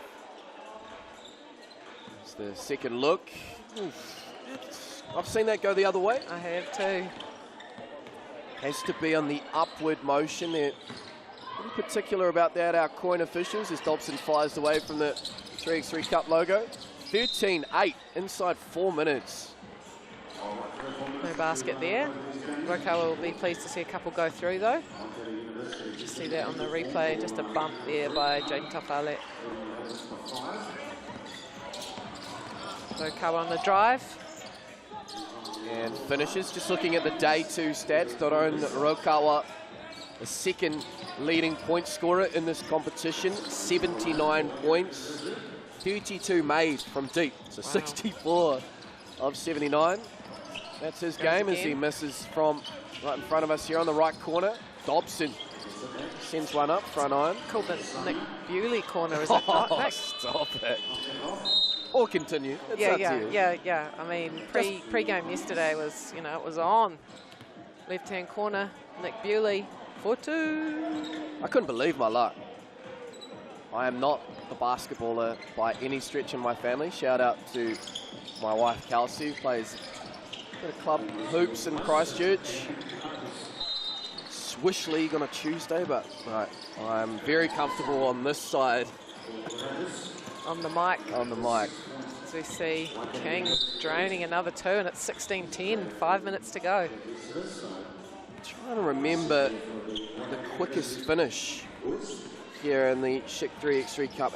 We certainly haven't had one inside 5 minutes. Trying to think whether we've had one inside 6 minutes. It has been rapid. Yes, yeah. And Waikato Uni are looking very sharp right now. Well, Peter King's a lot more engaged. That win over the Southland Sharks has done wonders for this roster as King fires away from the corner. Can't get that one to go. Jerome. Oh, great work, Great Tamati block. Van der Leyden. And then Rokawa gives up on the next possession. Tamati make them pay. Back now with the Rapids. Burnett, he can get going from deep. Hits. Needed that to cut it to 5. Here's Van der Leyden. Dobson, Rokawa in front. And, a little bit. Of heat on that foul. Okay, slings him to the deck. And coin official Regan Ashley just having a word. We did see, I can't remember if I was with you, Kat, but I saw my first unsportsmanlike foul of the competition yesterday. In fact, was in the Rapids game against the Ears. A little bit of afters. Yeah. It was Jared Burnett and Tane Lavery got in a bit of a tangle. Yeah. A double unsportsmanlike. Yeah, I wasn't calling it, but I did see it from court 2. So that's the that's the barometer. It has to be fairly high, and quick timeout for the players, and hopefully they're just having a word about keeping composure. The Rapids are on 5 team fouls, so they'll need to be aware of that. Oh, nice. Great dunk. Dobson hangs on the rim. Gets up and then gets to challenge the shot by Burnett. Great finish by Daniel Dobson. Can he make it? No. Oh, great follow though. Van der Leyden and Waikato Uni are 2 away from back-to-back wins here on court 2. And they're up and in, hunting for the ball. Oh, great handle, street ball-esque from Daron Rokawa. And they're going to need a fair amount more than that. Van der Leyden. Good work there, Burnett. Oh, shot Dobson clock had violation. to force it. There we go. Rapids. Oh, that's a nice finish by Burnett. Taking the contact. And he'll head to the TAB to shoot another one. Jared Burnett. He was the closer on day one, a couple of game winners. And a nice compliment here, the Rapids, but haven't been able to click. Perhaps on the defensive side, just struggling to stop their opposition is throwing at them as King crossover. Puts Great. it up, great follow Dobson, but he can't loop it up and in. Great defense by Rokawa, just sticking with King. As we see him probing and passing. Exeter from the corner, can't get that to go. Dobson tidies and fires. Will this be it? No, away to the left and rolls out of bounds. Rapids will have a full set up top, and Kevin Tofale just saying, signalling. should we call a timeout? We have been close for a wee while, and they do just that. The Waikato University squad. Smart play, I think, there by Tofale. Just, although it does give the Rapids a chance to also talk about their plans for the next couple of possessions, but again,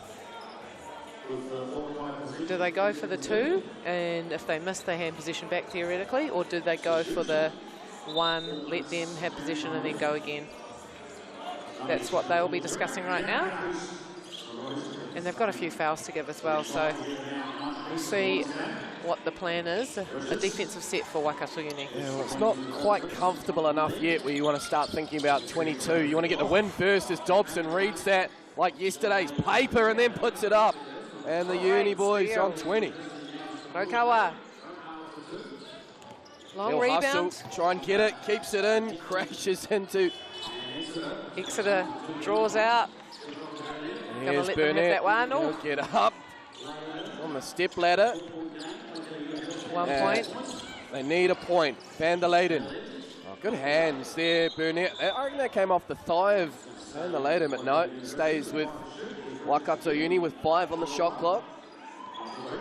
So this would take Waikato Uni to a 3-8 record. They'd jump ahead of Tavake, 1 spot into 12th position, and just put a bit of pressure on the Rapids and co as King fires away, but Van der Leyden tidies up and catches Burnett in the air. Smart foul though, and a foul to give. For the Rapids, yeah. Clever by Joe Burnett, but can they hold on?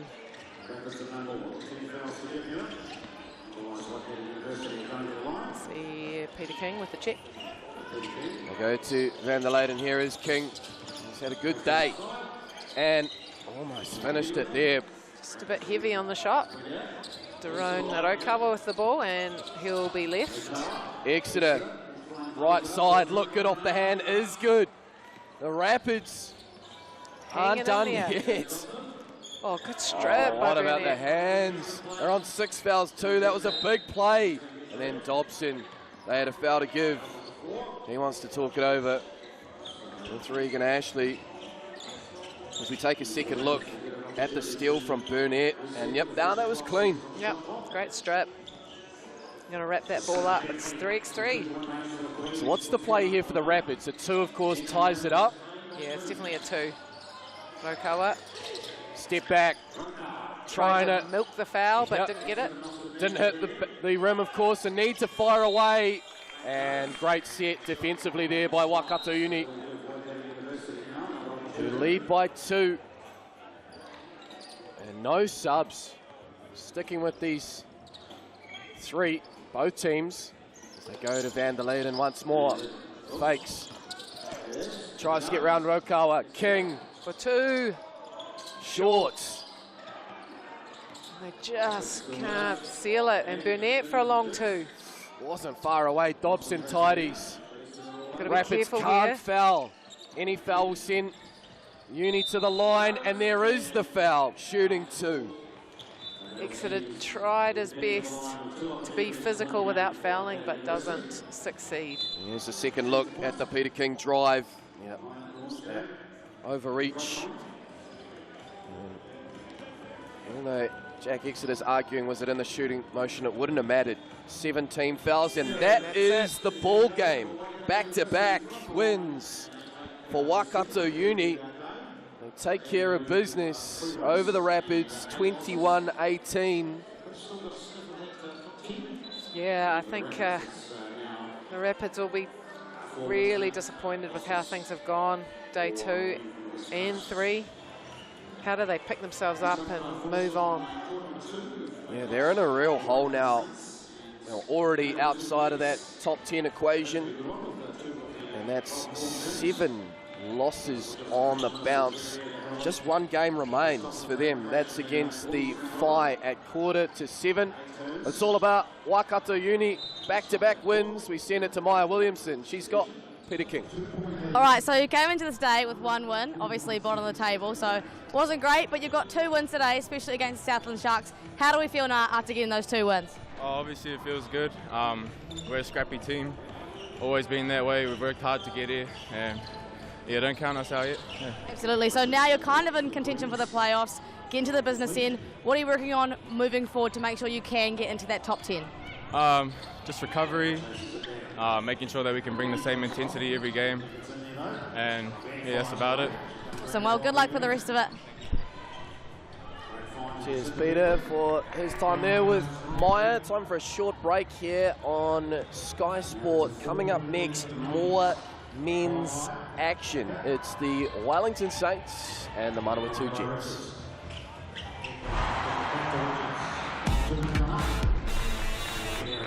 Let's bring out the next game on court number 2. Saints and Jets. For the Saints, in 3, Isaac Miller-Jones. In 8, John Kidu. 12, Marty Dugomida. And 99, Kafara Hippolyte. And for the Jets, in 2, Simon Raphaeli. 6 is Campbell Scott. 9 is Liam Judd. And 13, Jackson Steed.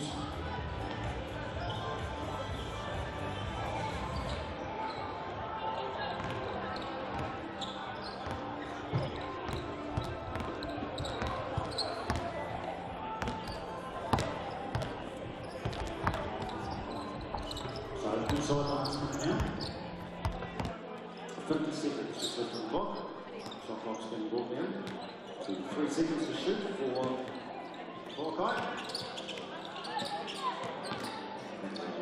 Roll out of court, so the Queens will take over. 43 seconds left. And a 4-point Queens.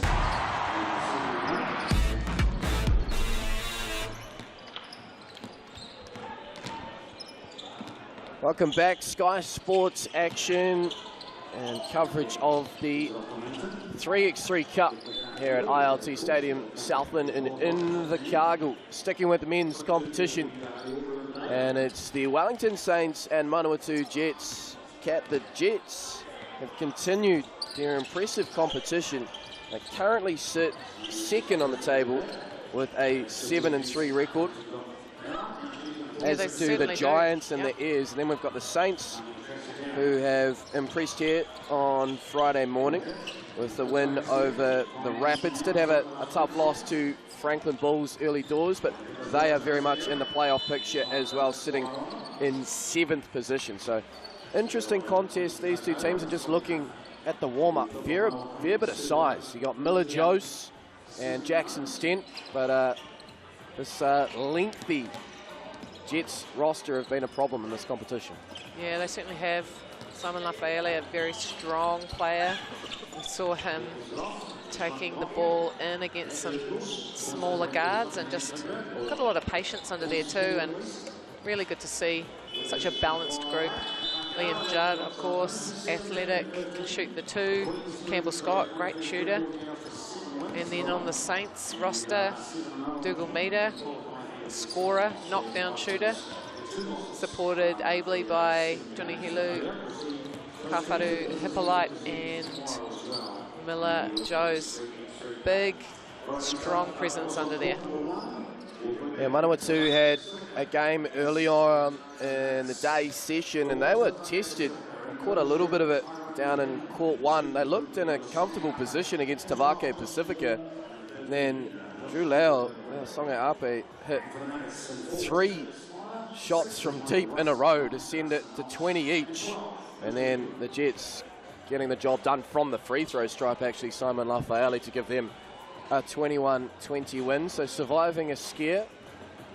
Yeah, they hung interesting on to see there. how they go after that one. Some lessons learned, no doubt. And 3 more games for the, including this one, for the Manawatu Jets. So if they can manage to get another win, you'd think that they'd be sitting pretty. Yeah, Saints too have 2 games to come after this one against the Nuggets and the Tuatara in the evening session as the Jets get underway. And I don't know how you leave someone that big that open, but it just happened. Miller Jose and a delay game warning. He's like, what am I supposed to do in that situation? I'm just standing there. Yep, you have to get out of the way. Jackson Stent using his experience. So the Jets running with Stent, Lafaele and Judd to start. The Saints, Miller Jose, Dougal Meter and Hippolyte. It's the friendly roll there for Manawatu. Dougal Meter. Lovely stroke, but misses that one. He's leading the points scoring on day 1. Currently, or entering day 3, I should say. 4th top scorer in the men's competition, 70. And here he is with it now. What can he do? Finds Miller Jose down low. Work there by Lafaele, just sticking with it. Great basketball body, as you see him bump Miller Jose, and then Miller Jose repay with the block shot. But yeah, great basketball body, because for 3x3 you need to be able to defend multiple positions. You've got your traditional bigs like Miller Jose, but yeah, being a strong big guard is an advantage. Here is Sione Helu. Gets it to Dougal Meter. There is that perimeter shooting threat. Just runs out. Now Stent banks open. There's a chuckle about it. Not by design, but they count all the same. They certainly do. Dougal Meter goes for 2 and off the iron. I thought his first shot was looking on target, but just a couple of rims out for Dougal Meter. And he takes a seat. I think he'll look to attack from here, knowing that that 2-point shot hasn't fallen early. There's Scott. He's been a sharpshooter too from deep in this competition. Oh, and great Jackson foul. Stent. Smart move. Isaac Miller Jose says, I was on the way up. Don't think so. There's a second look. Getting wrapped up there by Stent. Dougal Meter straight back into it. And as I mentioned, just going straight to the attack. I feel like you see that a little bit from these shooters who like to bomb away. They don't see the ball go through early. Just need to see it go through to instill a bit of confidence. Does he go back to it now? Got the longer. He likes this matchup on Stent, and that's a foul on the way up. And shooting one, Mani Dougal Meter. Steps up to the TAB stripe for 1. And leaves it short. It was interesting to see the transition off the free throw, and Saints doing a good job there to be aware of that transition. Seeing a lot of corner 2s off made or missed free throws. As Helu fires away and misses, Stent tidies up. He'll go himself. That's his spot. He does love the corner. Almost as much as you, Nick. We need Maya Williamson to corroborate, actually. Oh, Dugomita falls away and now leaves Scott open. Helu with the help. Oh, Judd! spectacular With slam. authority. Woo! Let's get a second look at that. Into your living rooms. Our cameraman there on the baseline would have seen it well. Here is Scott. Boom! What a dunk. He's heard us talk about McLennan's dunk, and he just wanted to get in on the action as well. I think from memory, Liam Judd, he was playing for the Tuatara in the 3x3 Cup last year. He might have had the dunk of the competition, and he can get up. See Campbell Scott driving with contact. Great rebound by Simon Lafayette. Here is Judd once more. And this time the circus effort, but again Lafayette, that was consecutive follows. And a delay game, this time on Manawatu, so each team guilty of getting caught in that. Miller Joes is just saying, anything you can do, I can do better. Yeah, a tomahawk dunk, excuse me, I believe might have been day one. Miller Joes to close the game. That was sensational. But and we did talk early on about the fact that we hadn't seen a lot of that kind of thing, a lot of blowouts with dunks, but they've come. Oh, good hands, Dugomita. Shot clock on 4. The Jets flying high here, 13-5 in front. And they're just a squad, I feel like, as the tournament has gone on, just continue to get better and better. And earlier on, I thought they were a real threat, just with the size and the shooting ability of 1 to 4 of the players. I mean, Campbell Scott's not as big, but still, with his outside shooting presence and ability to make plays. There he goes, just there, right on cue. The mid-range, as Miller Joes lets that roll out. 14-5. Now, we'll say it, but you know it's going to go the distance now. But we did talk earlier about what's the earliest, quickest game, first to 21 that we've had, and I don't think it was not within 4. Yeah, I haven't seen one within 4 just yet. This is on track. Certainly is. Unless the Saints can get some stops. As Lafayette again tidies up. So much movement in this Manawatu unit. Scott. Mismatch against the taller Miller Joes and a foul. Single meter, unlucky.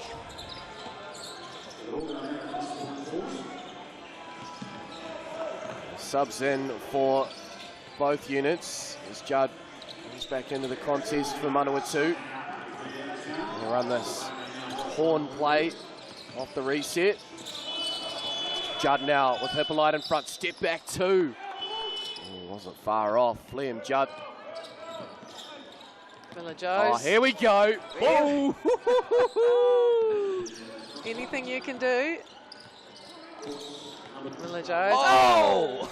Wow. We got ourselves a dunk contest here on court 2. Goodness me. Liam Judd. Let's have a Human second highlight. look. Oh, Miller Joe said no, not on my watch. That was would have been spectacular. Tomahawk. Hits from the TAB. You can score points that way as well. The only people I feel sorry for right now is our staff here at ILT Stadium, Southland and Invercargill, because they had to sort the rim on court 1. I'm wondering if they're going to have a look here on court 2 at the conclusion of this contest as we take a look at the Helu drive and foul. Get a second look at that Miller Joe slam. Great steal by Judd, good read. Yeah. They just look too classy right now, the Jets, 15-6. I was going to say eyes in the back of his head, but the mullet would get in the way. Yeah.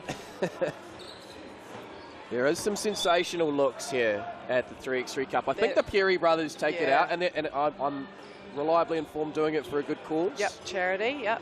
I did have a quick talk with Brody earlier today, and yes, he's fundraising for charity. But I did suggest that perhaps he could, you know, if they were to advance, that he might want to change up and, you know, get some followers. Maybe he could fundraise some more if he went pink, or, you know, Dom Kamanpoto rocking the pink hairdo. Yeah, if you haven't seen it yet, catch a Franklin Bulls game and you'll know exactly what we're talking about. I won't give too much away for those unaware, but it is a heck of a do.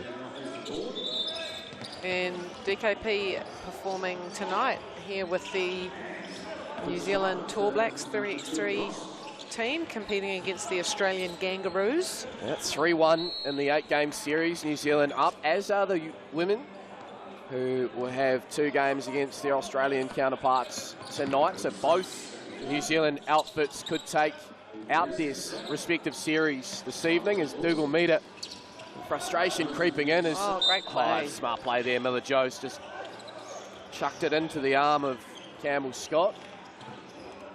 I don't think we're going to get it before the 4-minute mark, as we might have been hoping for. As things have slowed down considerably, but there have been some spectacular plays. But again, dunks are only worth 1, so we need some more 2-point shooting if we want to see this one advance quickly.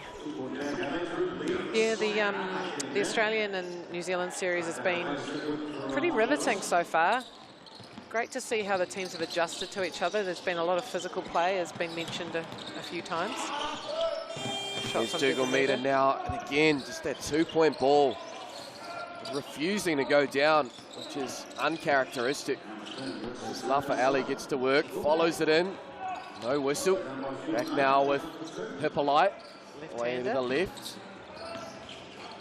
Yeah, the game 4 back to the international series in the men was the first time it was a proper blowout. 21-9, I believe, is the score. Otherwise, it's been within 3 points all the way through. So interesting to see how the Australian Kangaroos adjust, because between Nico McCulloch and Taki Farrington in particular, as Jackson Stent with the foul there, they just got going from deep and had it all their own way in the back half of that contest.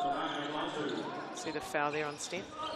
So team fouls 4 apiece. Saints 6, Jets 15. So we see another foul. Yeah, I think this game's going to go the distance. Yeah, the Kangaroos, in case people are unaware, that's the Aboriginal name for kangaroo, and I guess we were having a discussion earlier about it being another dunk there, being a transliteration that has come into use since, I guess, since colonisation. So a little bit like for our viewers here, Otago. If you didn't know, Otako is the Māori name for the region, and then became Otago. So similar thing, I'm thinking. Someone can, I'm sure, correct me if I'm wrong, but the Australian men's and women's 3x3 teams are the Kangaroos, not the Kangaroos. Yeah.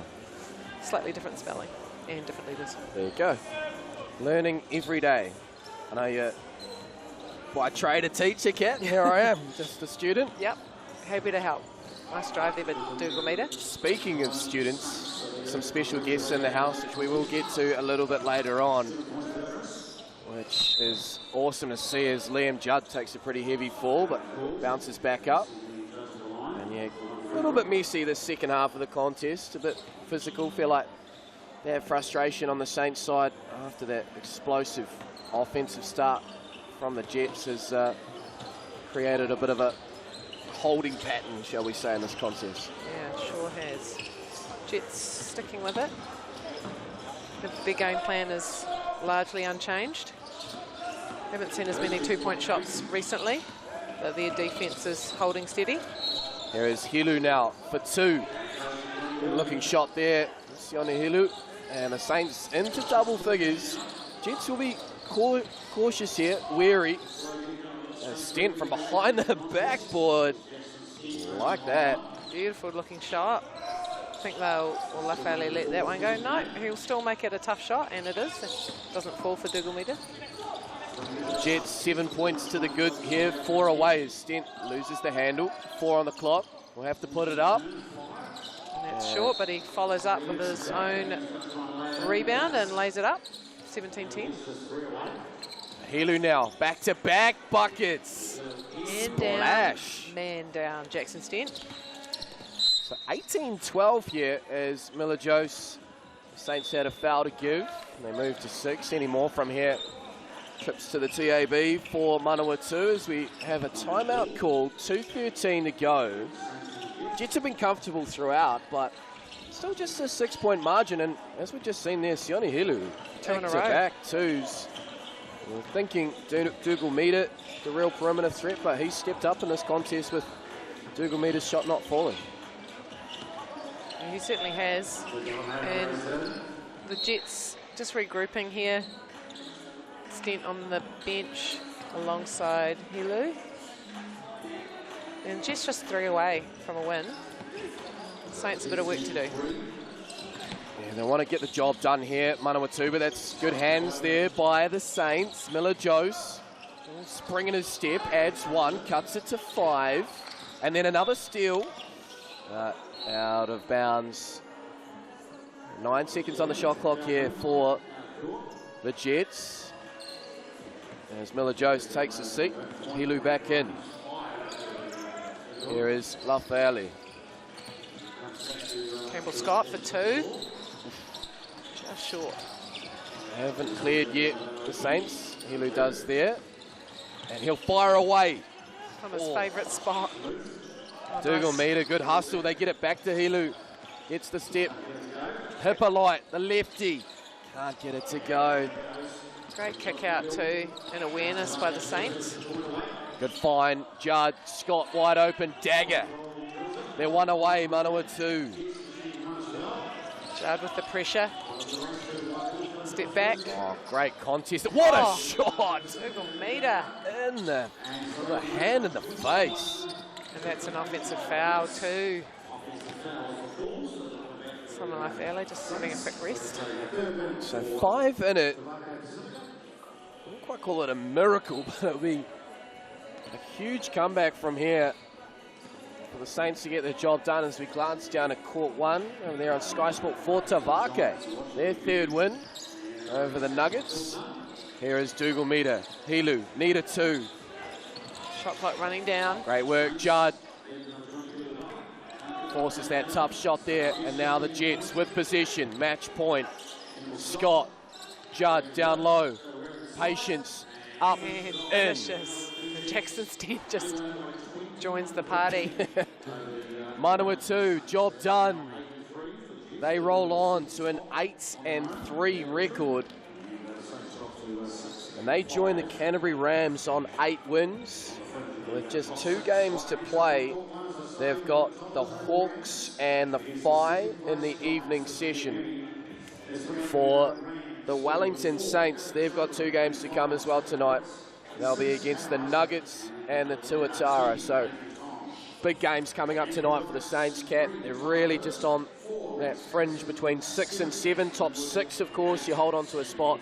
7, 8, 9, 10 fall into the play. And let's send it to Maya Williamson. She's got Liam Judd. Right, so that was a hard-earned battle, like you just said. You're really gassed. What are some things that work well for you guys? Now you're moving up to 8-3. It's just keeping the ball moving. We sort of had to figure it out to start the first couple games. We relied on our shooting a bit. Luckily, they were falling. We're just moving the ball a bit more and moving ourselves, so it's been working, so we're going to keep it going. Absolutely. So, obviously, you're in a good spot for playoffs now. What are some points of emphasis moving forward that you've got to keep honing in on to make sure you keep getting some wins? Just keeping a lead. I think we've led a couple teams back into the game. Just with lapses, keeping our hands down a little bit. But if we stick together, play hard D, we'll be good. Awesome. Well, congratulations and good luck for the rest of it.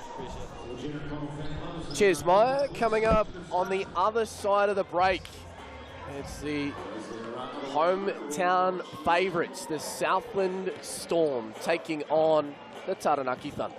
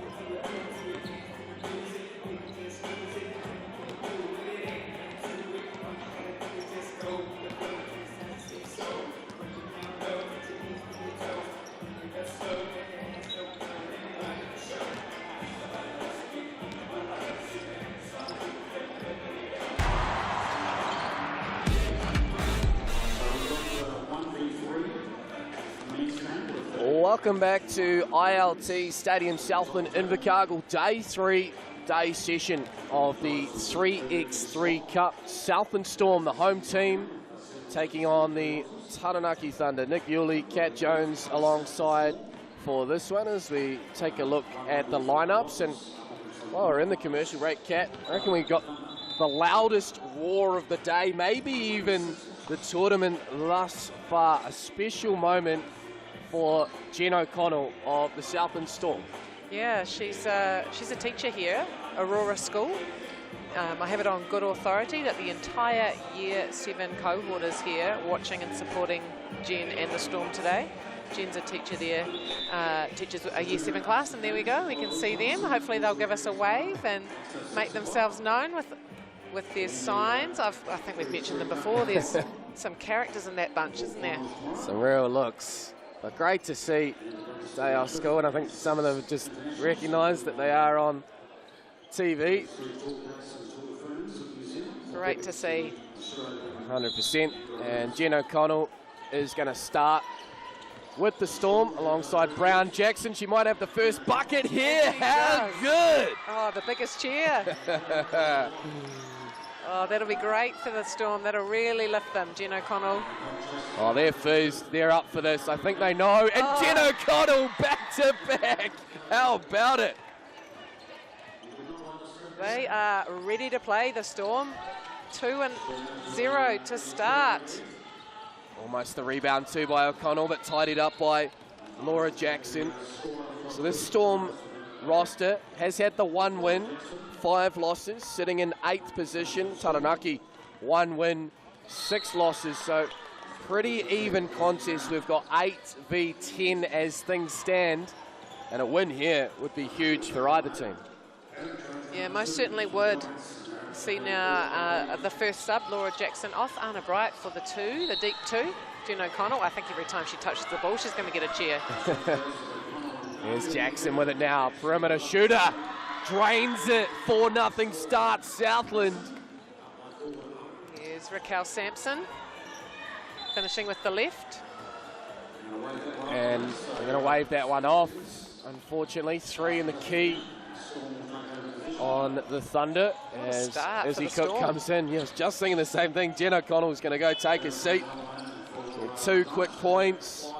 Shot there. And what about the start too? Just quietly for Laura Jackson. Back-to-back buckets. She's up and in. Invercargill product as well, returning to the 3x3 Cup. Leah Dunn disrupting. Long rebound, Lucy Brown! What a start. 7-0 to the Storm. Anna Bright looks to even the 2-point shooting ledger. Well, the students at Aurora School might have to ask for more time off if this is how Southland Storm play with them in the crowd. Lucy Brown back-to-back, can't get it done. But this has been exceptional on the Storm outfit, and we have seen Kat. I keep referring back to that game against the Tokomatua Queens, but they are the runaway leaders in this women's competition, and they were taken all the way down to the wire, winning by 1 point against this Storm roster. They're tricky. It's a bit unconventional in the 3x3 side with the twin towers, the net ballers, O'Connell and Dunn, but very comfortable in this 3x3 format. Use their size and length to good effect, and then they're like Energizer Bunnies, the 2 guards, Jackson and Brown, putting it up and in from deep. So they're entertaining. It is. It's a great style of play. A little bit different, as you say, to what you're used to traditionally, as Izzy Cook misses to the left. But, you know, they're creating mismatch opportunities with their 2 big post players. They're difficult to defend. Most teams are only carrying 1. Yeah. So, again, there's pluses and minuses, but seems to be working at the moment. Here is Alia Dunn now, working the baseline, connects with O'Connell. Oh, good work there by Izzy Cook with the swap. Silences the students for a short while as Tabata hits the floor, and that's the first team foul, I believe, on the Stormer. Is that no foul call there, perhaps? It was, I think, a 3-second violation again. Oh, geez. Taranaki. Still no fouls called. 2:20 in. Great pass. Pick and roll action. Dishes to Jackson, and he is on fire. And the kids are loving it. Every possession that the Storm are scoring off, they're up on their feet, cheering away. They've got their own posters that they've made. It's great to see. 9-0 start. What is it about starts here on day 3? We've seen 2 times now as Taranaki get underway a 10-0 scoreline. We've just seen a 9-0 scoreline here. And in 3x3, that's half job done. It is. It's a long way back, but Anna Bright. Great shot by the young woman. Oh, Connell, good find there. Jackson free. This looks good offhand. It is. Has she missed? Laura Jackson. She's on fire. Bright now with the response. Can't get it, but gets it back. Cook. Brown, good wall up. Tafata tries to keep it in. And good pressure there by the Storm, who work defensively and are rewarded on that position. And you'd think Laura Jackson should be just shooting everything. She's got the hot hand. Alia Dunn. Go to Dunn, and first points of the ball game for Alia Dunn.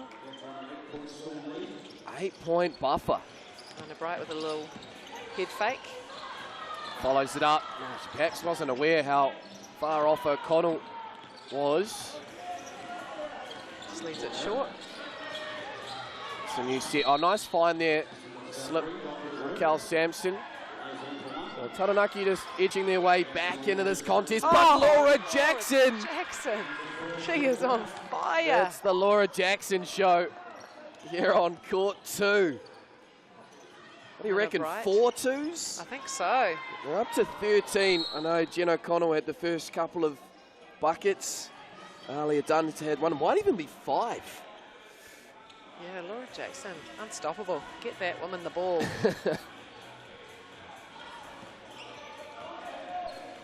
Here she goes once more. Jackson this time trying to finish with the left. Hits the floor and a contact there spotted by the coin officials, and Laura Jackson now will shoot one from the TAB. And you've got to close out on Laura because she's just got her eye in today. But that leaves, oh, she misses that one. That leaves the drive. And she's smart enough, wily enough player to get herself into great position and plays good defense too. There, Lizzie Cook. Steps above her weight as Thunder Drainer 2.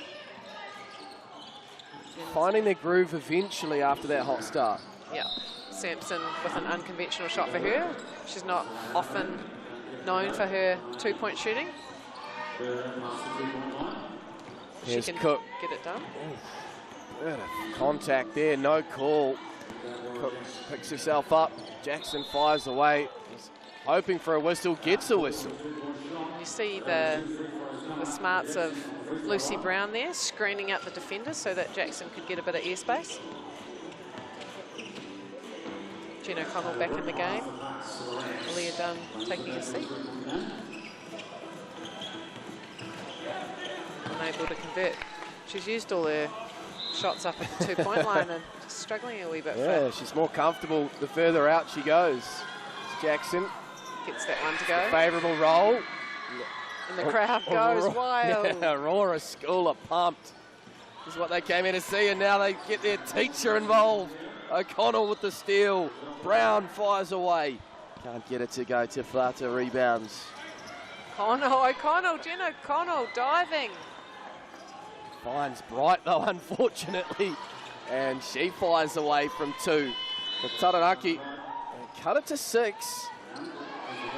There's Jackson wide open from the 3x3. No go!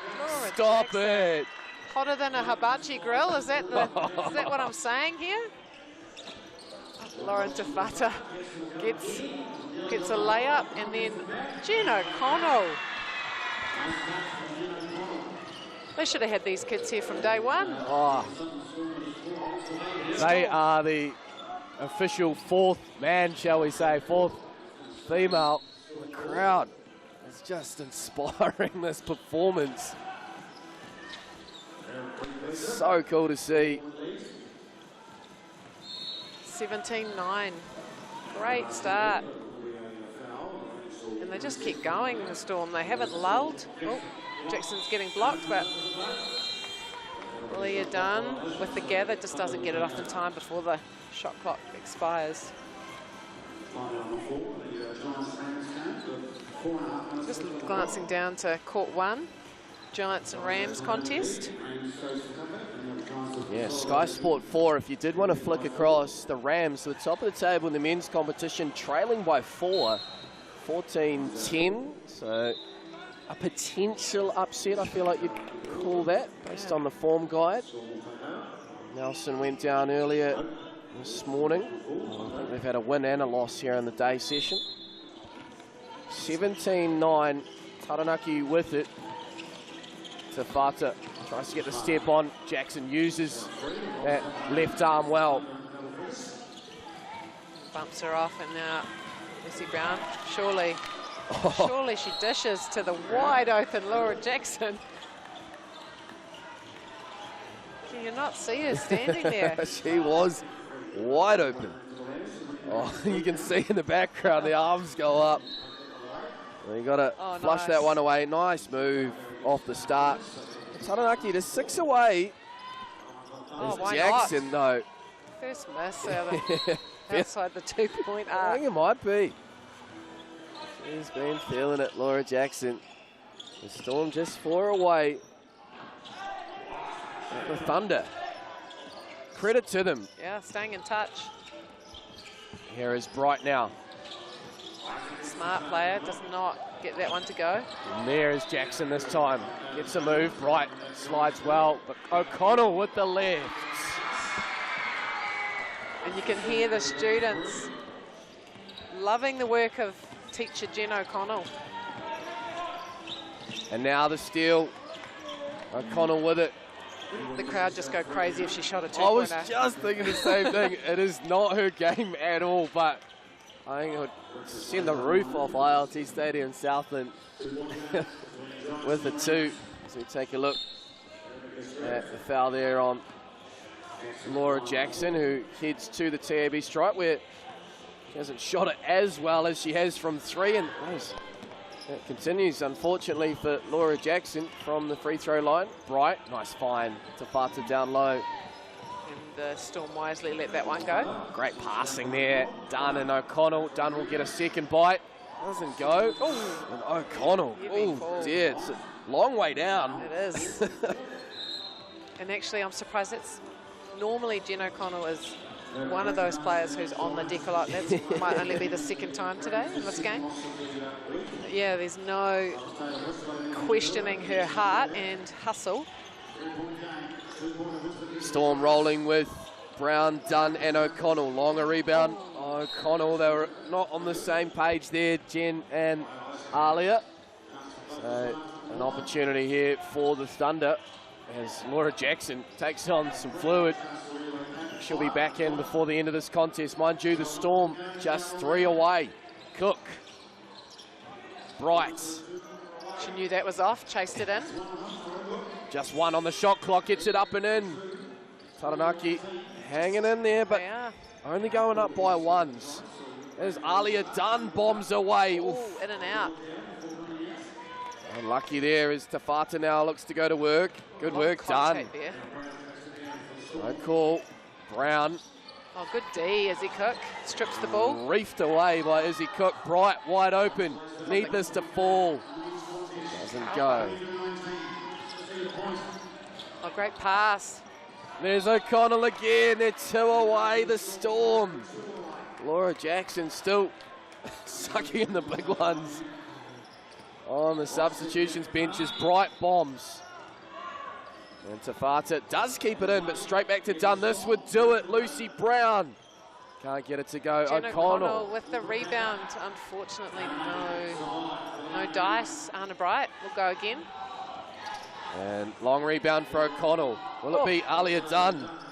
Good stretch. The final say, she'll drive. Alia Dunn and 1. So they're 1 away. And this would ice the game for the Southland Storm. 20-13 for their second win at the 3x3 Cup. And she does it. Leah Dunn, well done. Hey. Yeah, Jen O'Connell, what a game for her too. Great start. The students in the background cheering her on, and the rest of the Storm. And we've just had a result on court 1. An upset, you would say. Definitely. Giants beating the Rams 21-19. So just the second loss for the Rams, but it's the second win for the Southland Storm. Let's send it to James Lisman. He's got Jen O'Connell. So Jen, I hear you organised, or maybe you didn't organise, but you knew there was some extra support that helped lift you guys today. Who came along to help watch, and how did that do? Yeah, it was real cool. So my school's over there, the kids that I teach, the whole year group, yeah, it's been huge. I missed a whole term in the Tavake League, so it's really cool that they're able to come out here today, and yeah, huge support. Yeah, no, you definitely rewarded them with a nice win. They were into the game the whole way through. How important is the win for the confidence? You're kind of in that 7-10. You may actually be playing the Taranaki Thunder if the results go the rest of the way. You'll be able to see them very soon. But how important was it to sort of keep progressing through the tournament and feel like you're playing better as we get down towards the really important games? Yeah, we had some pretty poor games yesterday. You know, we're pretty gutted. So yeah, this was business for us, and we had to get it done. So happy with what we did. No, excellent job. It was an exciting thing. Hopefully, you're like, we had a lot of fun. We're actually going to come back tonight, maybe tomorrow as well. Is there any last words you want to have for the support, especially locally here for the Southland teams? No, it's just really cool to have Southland come out. You know, it's hard during the day, people are working, but yeah, it's pretty important. It's pretty cool to have this down here, so we're pumped. No, it's a whole lot of fun. Thank you very much for the time. Congratulations on the win. And we'll head back over to Kat and Thanks, James, and thanks, Jen. Great job there. We're going to take a quick break, and we'll be back afterwards, back with some men's action, the Whai and the Bulls.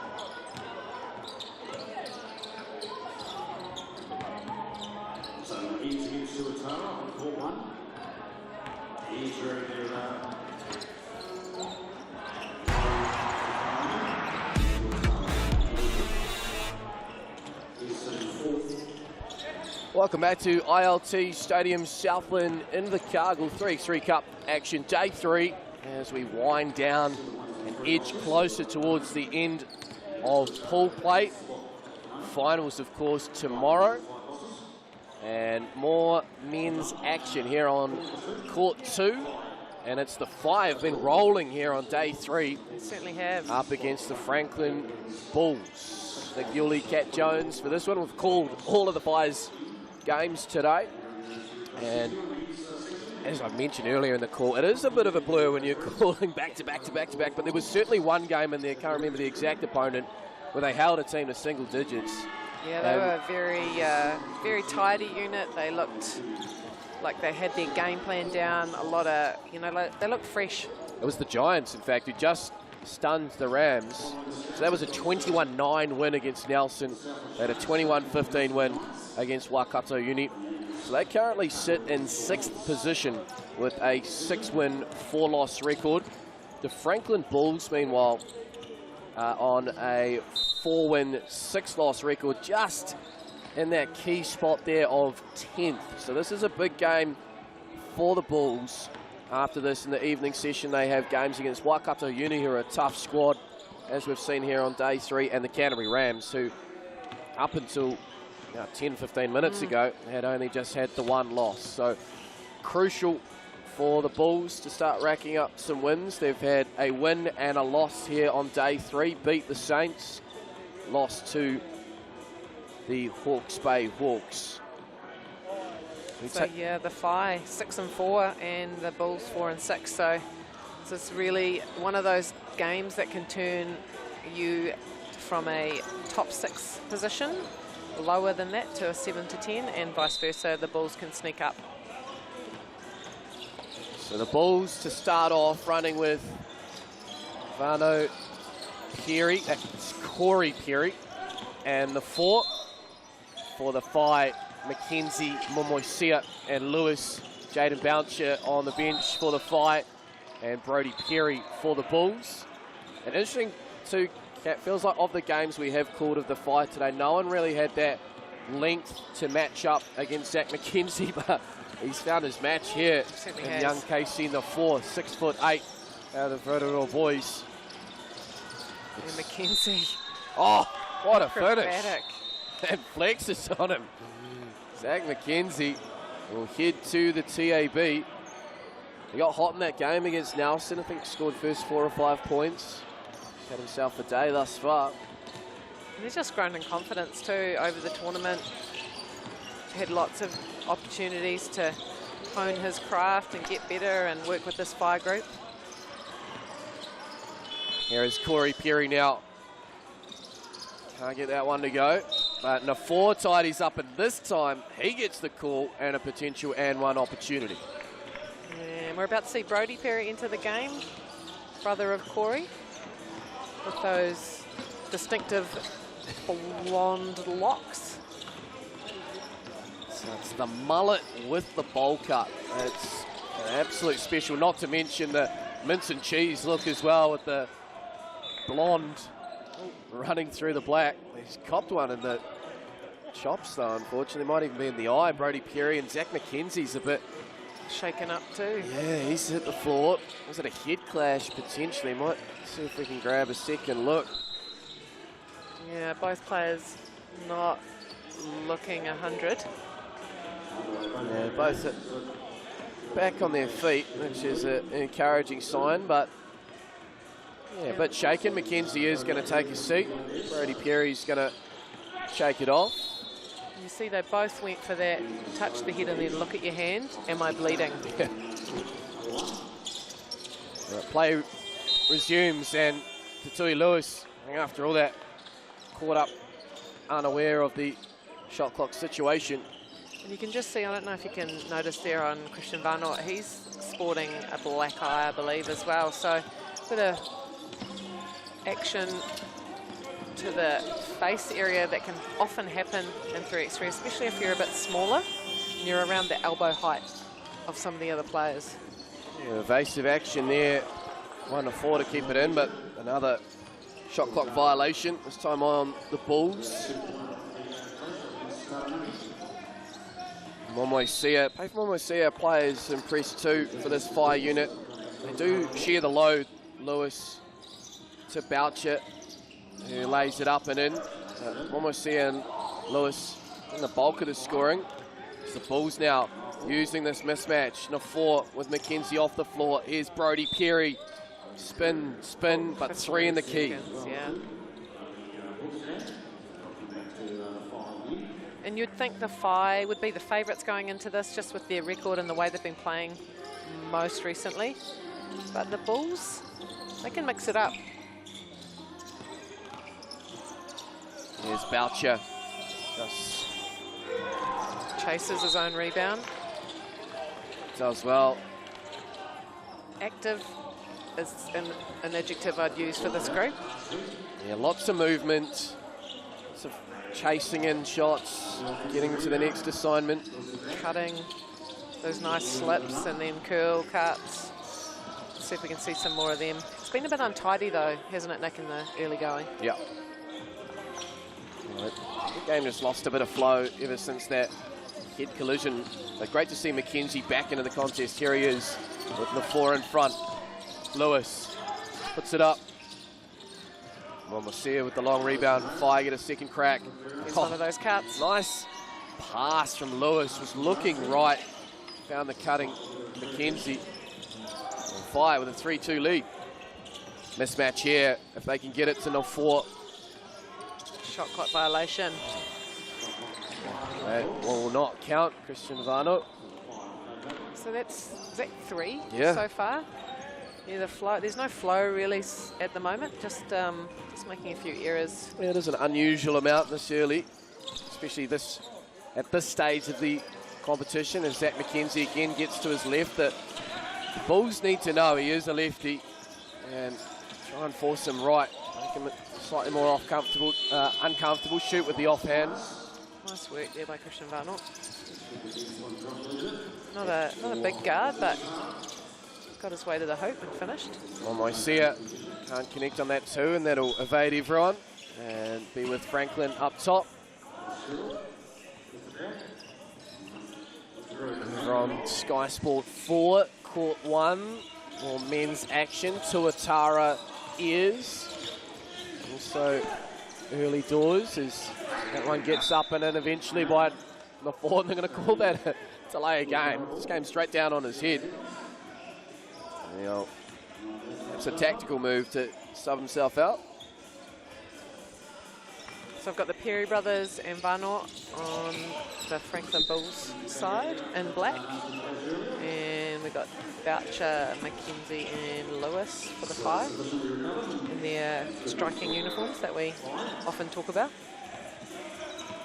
I like the colours. I like this white strip. It's clean. Good hands by Perry. Surprised there the jump call didn't come, but the shot missed anyway. So Bulls back with it. There is Vano.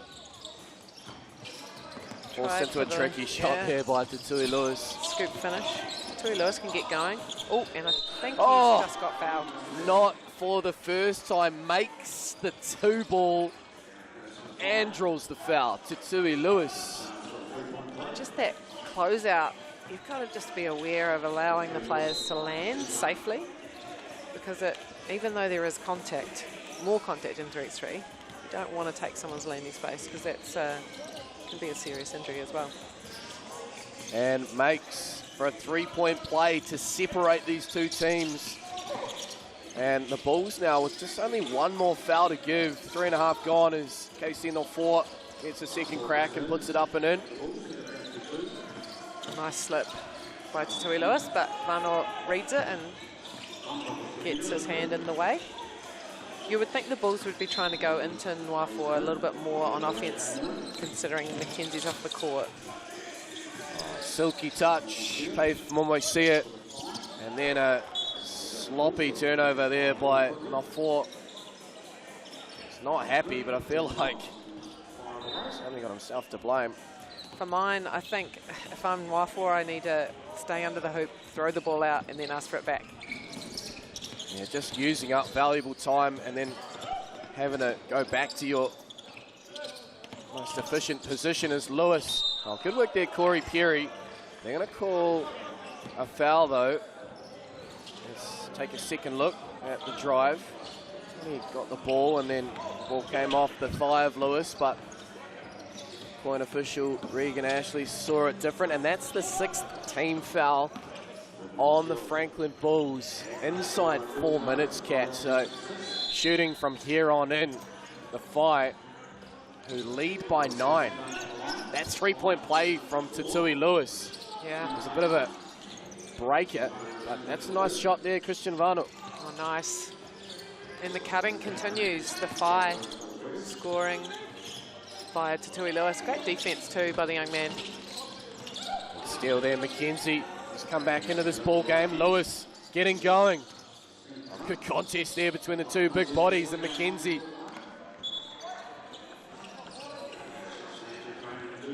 Vano just does enough to disrupt play, and the defense gets a chance to reset. 9 seconds on the shot clock for the Whai. Momoisia. They don't switch. McKenzie gets it, needs to get it up. Oh, nicely elevated, but just still left a little short. McKenzie apologises to Tatui Lewis, who was free. Good work here, Brodie Perry, but nice hand there too by McKenzie. Corey Perry now that blocked by Lewis. That is the Whai in a nutshell. They just go and go and go. They super active, aggressive on defence, and they do enough without fouling as well. Yeah, just giving up the one foul so far. Make that 2. And just incredibly fit. I think you can see the fitness levels of this Whai team, and the speed as well is difficult for some of their opposition to handle. Here's Corey Perry now with Boucher in front, high off the glass and in to Corey Perry. Yeah, Boucher just runs into KC Moafua, and it's deemed to be a foul, so two shots here for Jaden Boucher. There is the 7th team foul, so as mentioned from here, fouls on the floor, and it'll be free throw shooting all the way from here for the Whai, which is a nice position to be in when you're already up by 4. It certainly is. Great free throw form too. I'm sure his dad wouldn't mind me saying that his free throw shooting form is a lot nicer than his dad's. McKenzie up and in now. Not 4. We fire away. Mano tidies up. Didn't hit the rim. They reset though. Well spotted there by Regan Ashley. So gonna put 5 on the shot clock. Still has the trademark hustle of his dad. Jaden Boucher Dillon's well known for his hustle, and as you can see there, Jaden doesn't let anything go. Nice shot there, Christian Vano. The Bulls into double digits, and I don't know, it's felt like the Whai have been in control again. 4 points is absolutely nothing in the 3x3 game. Get on a run here, the Bulls, but they're going to need a stop. And they're just a bit disadvantaged by their fouls. Oh, easy. Hoppy. Just drop that one in. Yeah, delicate. Vano. That's a good foul there by McKenzie. Only given up 2 to that point, make it 3. I think the Whai look like they're on a mission. You know, they're not going to hang on the ring and give the offensive team a chance to get a quick one. They're locked in, ready to play defense. Their transition's been great. Nice find. Flying by. 4. Vano can't go back to back from deep. Now Boucher flings it cross court to Lewis. That's a lovely action with the hand in the face. And he just has that ability too to kind of jump in a little bit. And I thought Perry might be unlucky enough to get a foul, but avoided the contact. Boucher, they go back to Lewis now. He keeps it in, just. Boucher with it. 4 on the shot clock. Needs to get it up to Tui Lewis. Looks good, is good. What a shot. Great patience by the Whai. Yeah, Boucher did expertly to get it away, find the free player. And they're just 2 away now, the Whai, from going 3 in a row here on day 3. They have possession here. Boucher, Momoisia. Feels like it'll be Lewis to finish it here. This will do it. Yeah, it was short. He Follows it in. in his face. Momoisia now. They get 220. No, they don't. A couple of uncharacteristic misses as Lewis with the take foul. And that'll allow some subs in and perhaps a timeout as well.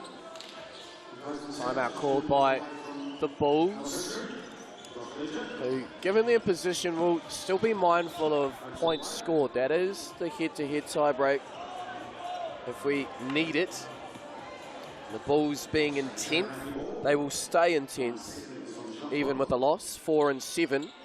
But the Rapids are 4 and 8, Tavake 3 and 8, Waikato Uni 3 and 8. They can't get too comfortable with where they sit now, the Bulls. So even though they're down 9, they really need to fight and score as many as they can.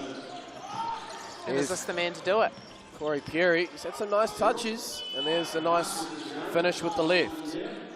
19-11. What is the Whai game plan here? They drive to the basket and go up to 20, so they're one away. Why not? I'm surprised he didn't shoot that. He'll take that one though. Runs out. McKenzie chases it.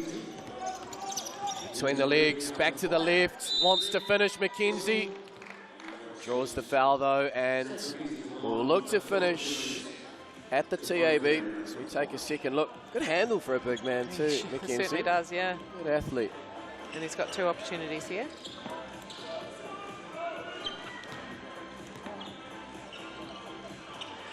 Only needs one.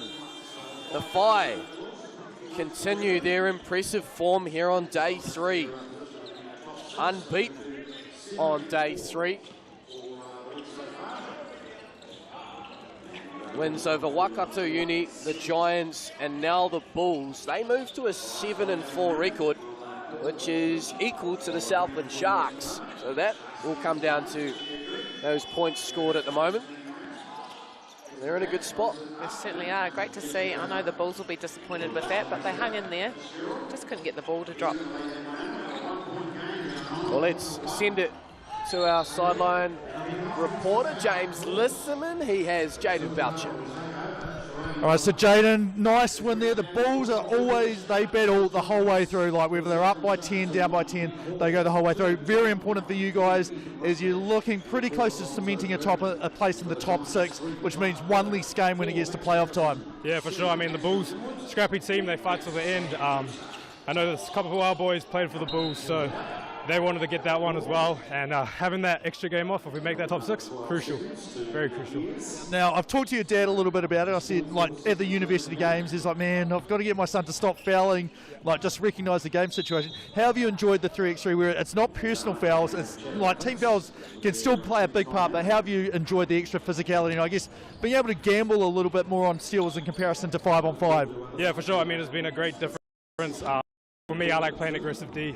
I'm more of a defensive player than offensive, so being able to help my team in that way rather than on the offensive end, yeah, big difference, and I love the physicality of 3-on-3. No, awesome. I asked Zach the same question. I think you guys have the sweetest uniforms and the whole thing. Obviously on the women's side as well, they have the same ones. Who's number 2 though, if your uniforms are the best? Whose do you like the look of, the clean lines or the colours? Yeah, I heard Zach saying the Tuatara, and I'd have to agree with him on that. They're down there, and yeah, I think it's a clean colourway as well. Good answer, safe answer, given that you're from Auckland. Congratulations on the win. Hopefully you guys do make it through so we get to see the uniforms in the playoffs as well. Awesome. Cheers, James. Time for a break here on Sky Sport 3. On the other side, the final game here in the day session on day 3, and it's the home team.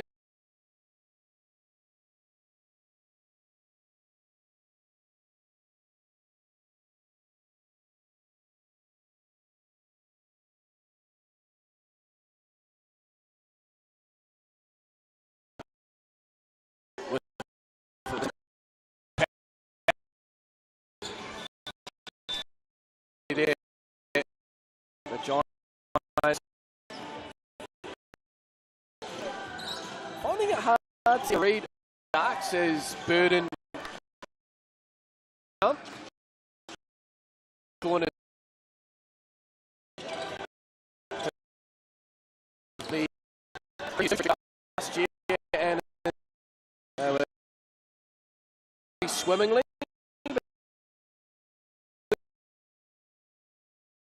To 17. Yeah. You wouldn't have expected, but that is the nature of this tournament. The without win one.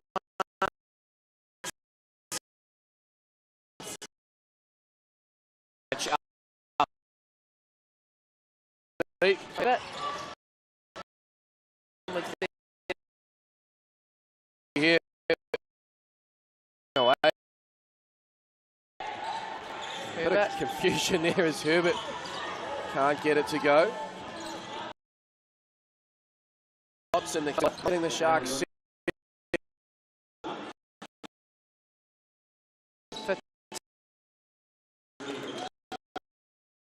On Cowie, he took out last year. The additions this year, Ethan Russ, and that's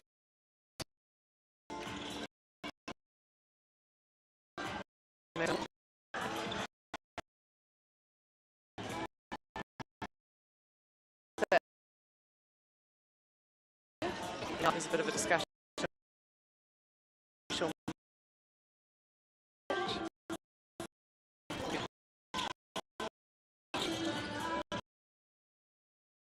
Likes the pass, puts it up and in. Sharks up by 2. Herbert. Inward. Left-hander. Goes to his left, doesn't finish. Hauled in by Rusbatch.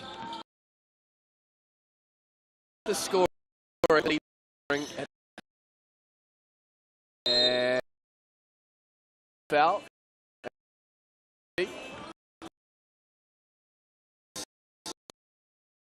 Mixed.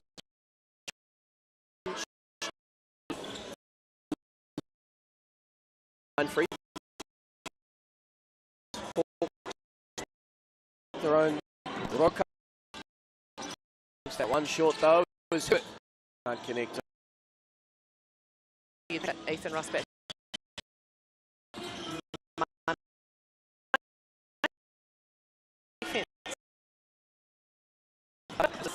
To the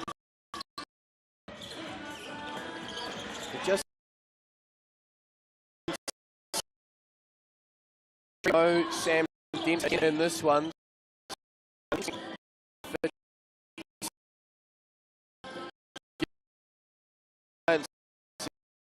Secure over hour ago.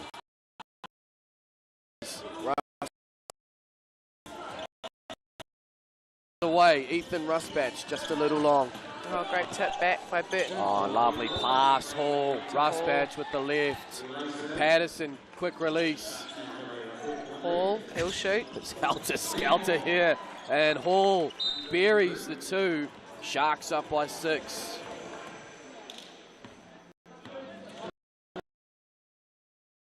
Say fatigue. I don't 2-game call. And I believe neither. Fouling. There. More convinced. Hall leaves that.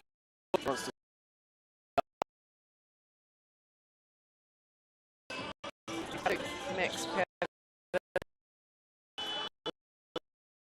they'll be, if not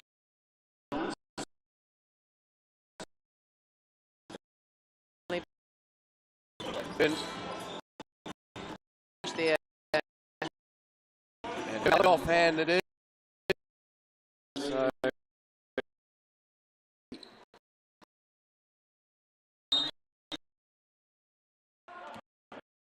back 2s. Session. And then tip there. After this time.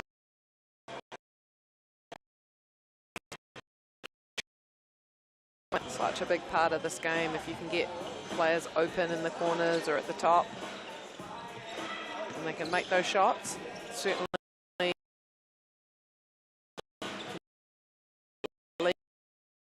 Giants need into this.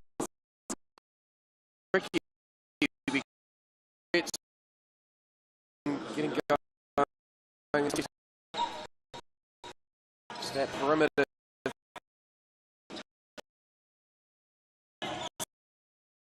The Sharks do it their own way.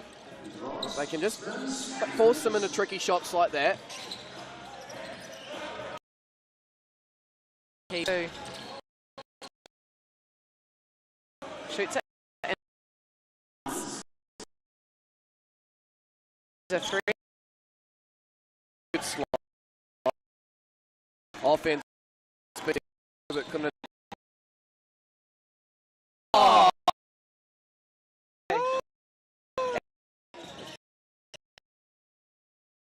Up and through the hoop. We don't see Inwood taking too many two-pointers, but his job is in there to rebound.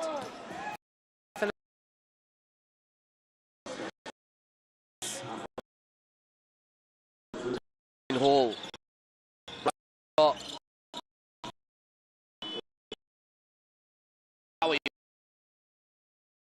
He puts his hand.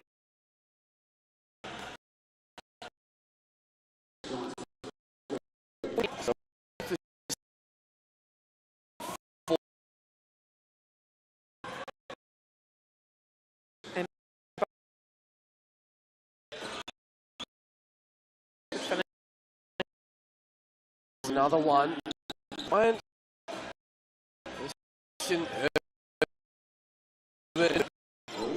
Getting it done, making it difficult for the Sharks roster.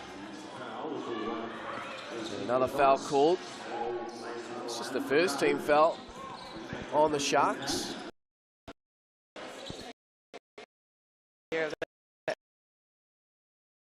Nice.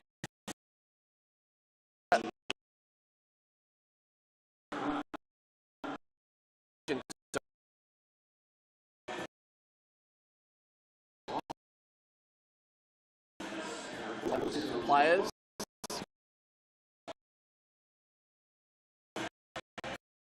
So shooting and Inwood.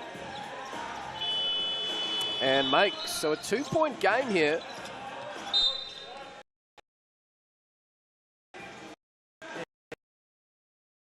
Takes a seat. Yes.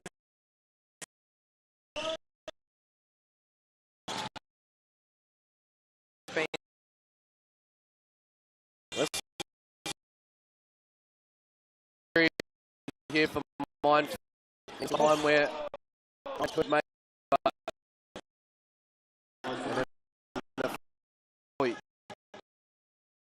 Yeah.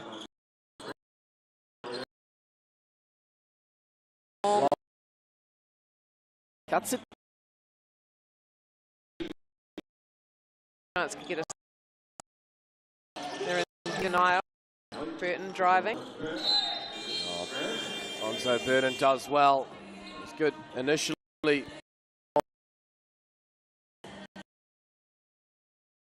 And go up. And the Sharks.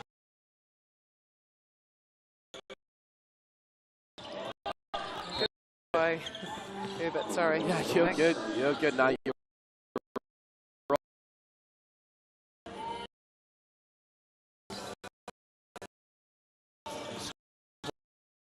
prospect. They're all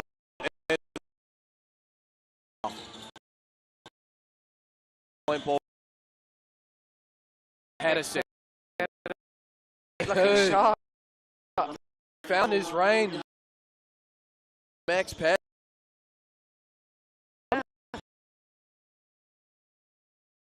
Okay. Who's to his advantage?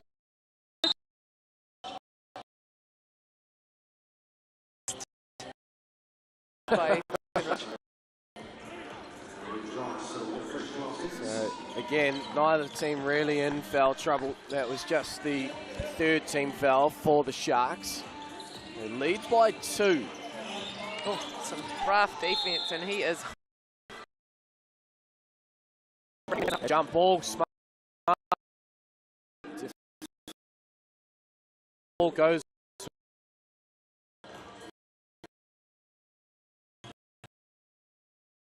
Just go to again.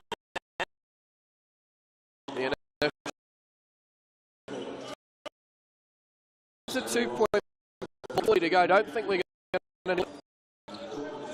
Patterson for 2. Get it to go. There's Herbert a little shaken up. To soldier on with those. Sam Dempster.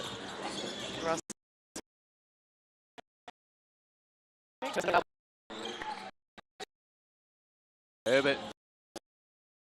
Excuse. Someone help. Come on, Aston. Better.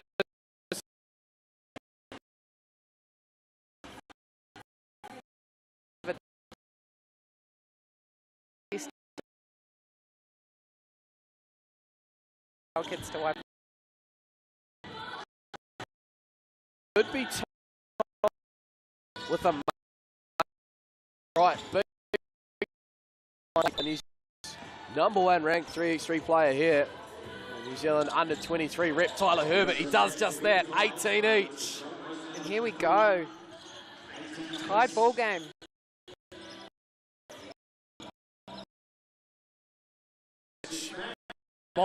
Alonso.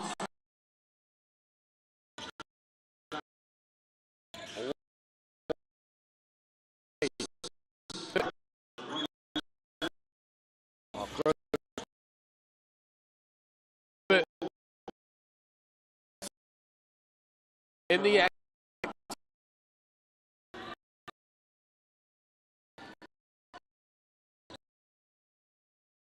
The game for neither here nor the upper.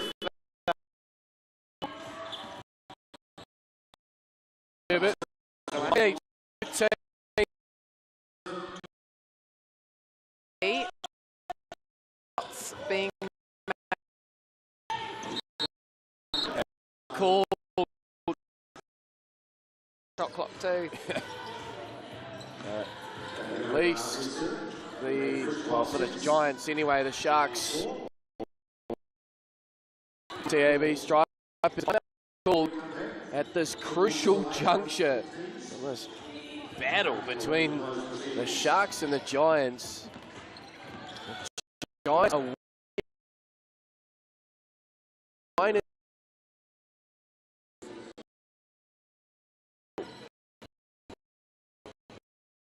Go to 9 and they would and I'm still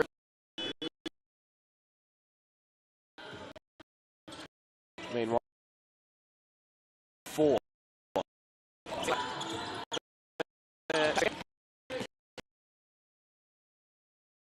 and give up the one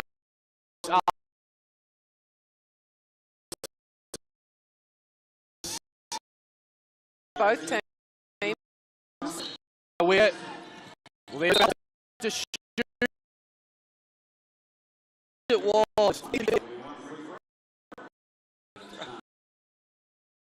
break. Bitch. Experience.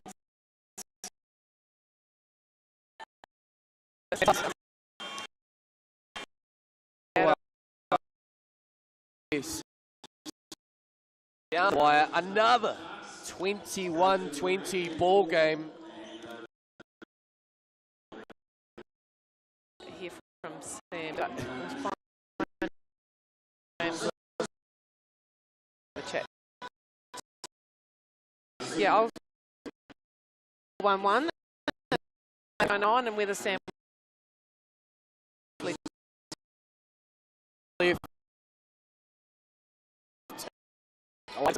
last night.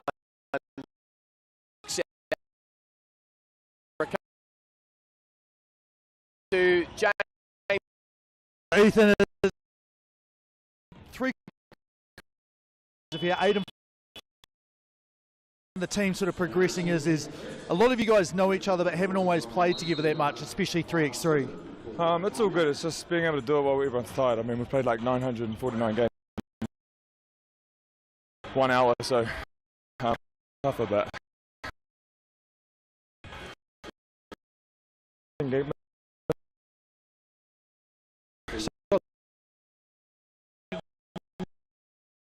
You got thing there.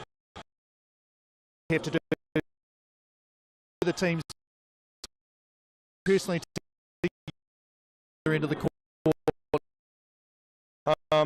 We're back champs, so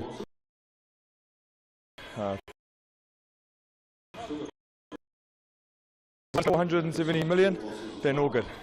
No, it is fun out there on the court, but afterwards now you guys have a bit of rest to do. Any plans before your last 3 games tonight? Go to beer. Appreciate the time, Ethan. Games for day. Go.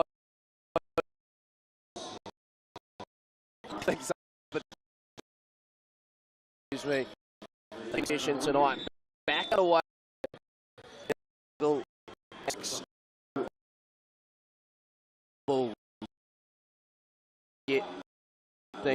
Look, the men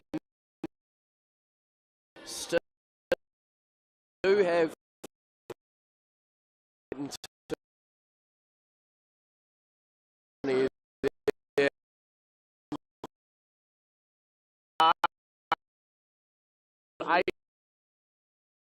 on 7. Top final spot.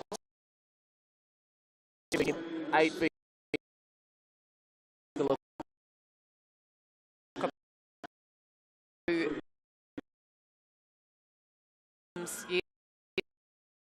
All the way.